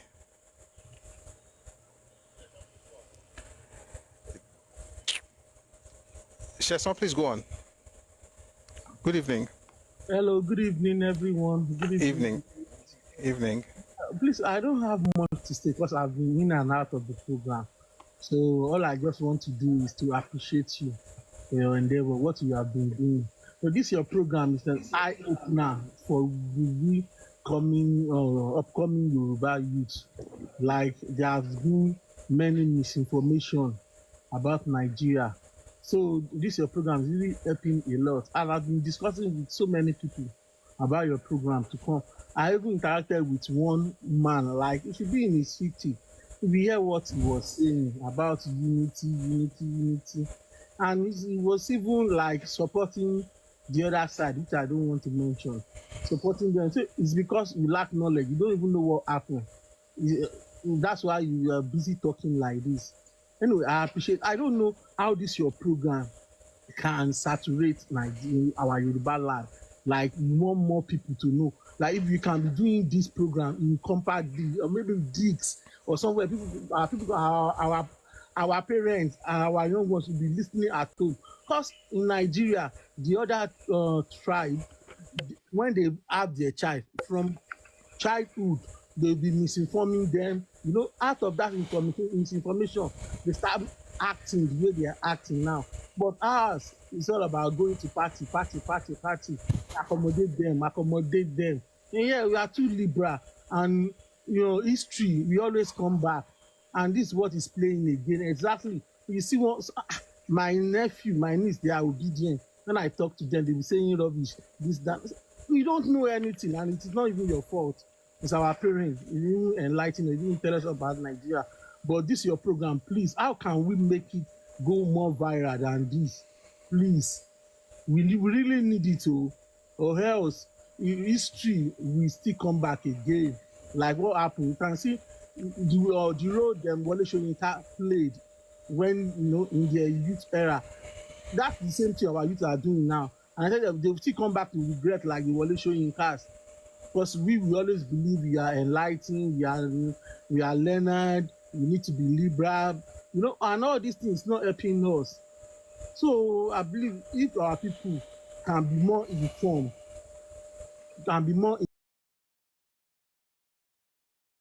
but at this stage, they are not informed, they don't know anything. Please, how can we? I'm ready to support you. I love your program. And I'm happy to join you live today. Because I'm always missing your live program. All I just watch is YouTube replay. Please, how can we spread this gospel in all over Southwest, please? Thank you very much. I really do appreciate your candor and also the kind words. Thank you very much. To answer your question, how do you support what we're doing? Sorry, let me just acknowledge Olukayode Onokomaya. Thank you very much for your support. Thank you for your generosity. God bless you. Thank you. I really appreciate it. So the first thing, of course, is please share, you know, the videos and share the links. You can download, whether it's on Facebook, on YouTube, on Twitter, on TikTok, on Telegram, anywhere, on Instagram. Just feel free to share the whichever video, maybe, you know, that somehow resonates with whatever you're thinking or you just like. Please just share so other people would also get to know what we're doing. Also, like a doctor said yesterday, it costs a lot to do this on a daily basis. I intentionally chose to do this. I mean, I gave myself a time frame. And the plan was to actually spend considerable time because I think it's needed and I think it's something I want us to do than Zimbabwe. So we do this every weekday, Mondays to Fridays, 1 p.m. if you're time West African time. So support anyhow you can. There are some projects we're working on. For instance, we're trying to build a studio, set up a studio. You know, different things that will come up. And how do we get it across more people? Once we share on WhatsApp, we share on different platforms. And then when the time comes, as God helps, we also want to use different other media to get the word out. So it could be plays, it could be animations, it could be films, drama, all kinds of things, because I'm a creative, so it's my field. So when the time comes, you know, depending on how much support we get, we're going to be able to get into all those things. But whatever you have, even if it's whatever it is, just start supporting what we're doing, and from there, you know, it's going to get bigger. I hope I answered your question, but thank you very much for those kind words. Luca Adeokomaya says, please notify me of all your live streams and updates. So again, we stream right now. We're streaming on TikTok, on YouTube, on Facebook, on Instagram, and on Twitter. And we do this every day. If you want to see past live sessions, please check the live section of the YouTube channel, Busui Oris. And please also follow. Another way you can also support is to subscribe to the YouTube channel. Subscribe and also, as help ask other people to subscribe. And you like the videos, to be fair. You like the content. There's one that we just put out today, which I think every single Yoruba person should watch. Let me look for the title. I mean, you should watch Did Awolowo Betray the Igbos is on the channel. You should watch Achebe Meritocracy or Nepotism is on the channel. You should watch how Ojukwu rejected Aburi, so that people don't blackmail you with lies and propaganda. You should watch those things. I want to see the title. The one we just uploaded today is titled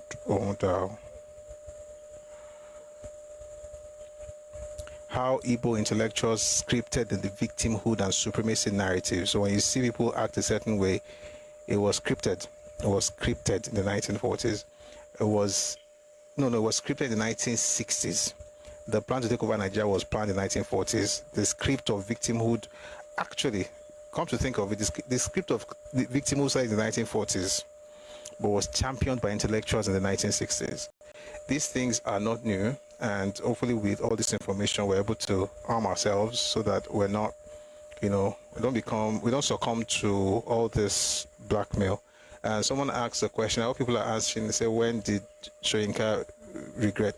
Soyinka did what Soyinka thought was best in the 60s, and when you look around right now, the people who hate him the most and spit on him and denigrate him and try to rubbish him are the same people for whom he spent 20 months in prison. It's a shame. It's a shame that people will look at someone like that and all they can do is just say our own is better than their own, even though your own, there's nothing to show for it, but it's amazing. But it's what Nigeria is. Again, focus on your region. Bless others, have goodwill towards others. You can even advise people, but unless you are invited, leave people alone. Leave people's regions alone. You can go to prison for 20 months for another region. They will still come back. Themselves, their children and their children's children will still curse you out. It wouldn't matter. I mean, ingratitude is okay to some people. So it's important for us to very careful. You have questions? I know. I'm going home. It's 7:29. Please ask me the question next week, my brother Abdurrahman. But thank you for coming up earlier. You asked one question. I don't answer that one now. But it was a very, very important question. I appreciate you asking the question. So we come to the Victor Banjo loss. Yeah, we had several sessions of Victor Banjo. One of these days we'll talk about it again. But a lot of these things you find on the. If you don't find it in the podcast section where you have the videos, you'll find it in the live section. A lot of books we've read on these matters. But thank you very much for a fantastic session today. Again, it's 1 p.m. every day. Now, if you're on YouTube or other platforms apart from TikTok, it usually takes us a while to come live on the other platforms because of copyright issues. We usually play music for a bit before we then add other people in. So, but we start here on TikTok one, then we bring people in after about 30 to 40 minutes. So we'll see again on Monday at 1 p.m. Somebody says, your screenplay on Banjo. I'm working on it too. I'm working on it. And I'm also looking at, like, there are a number of things I want to do. So which one comes first and things like that. That's why I've not talked about it since then. But we'll see.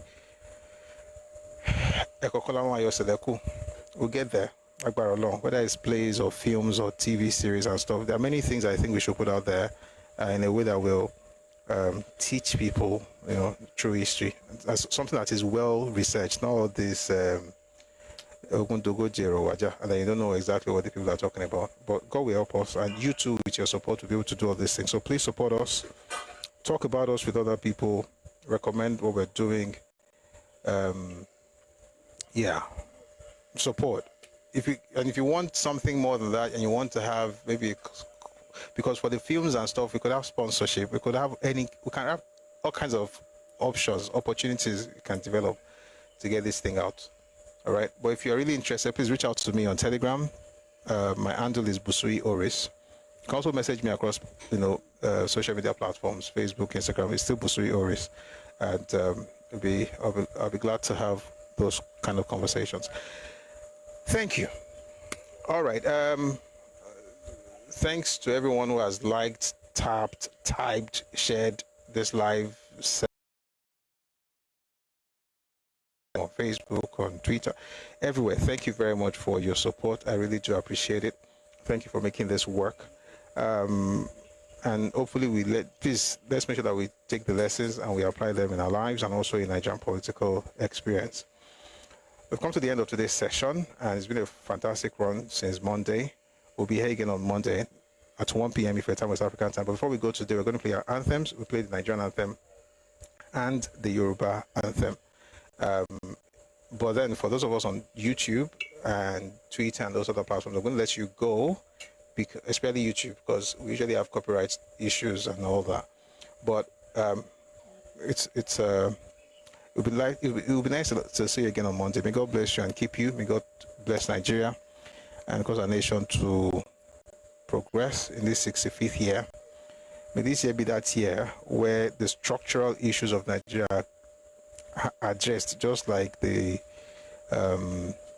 subsidy removal thing was done. Like, we actually address the real foundations of Nigeria, the structure, and the Nigeria will make progress. Yoruba land will make every part of Nigeria will do well. Yoruba land will make progress.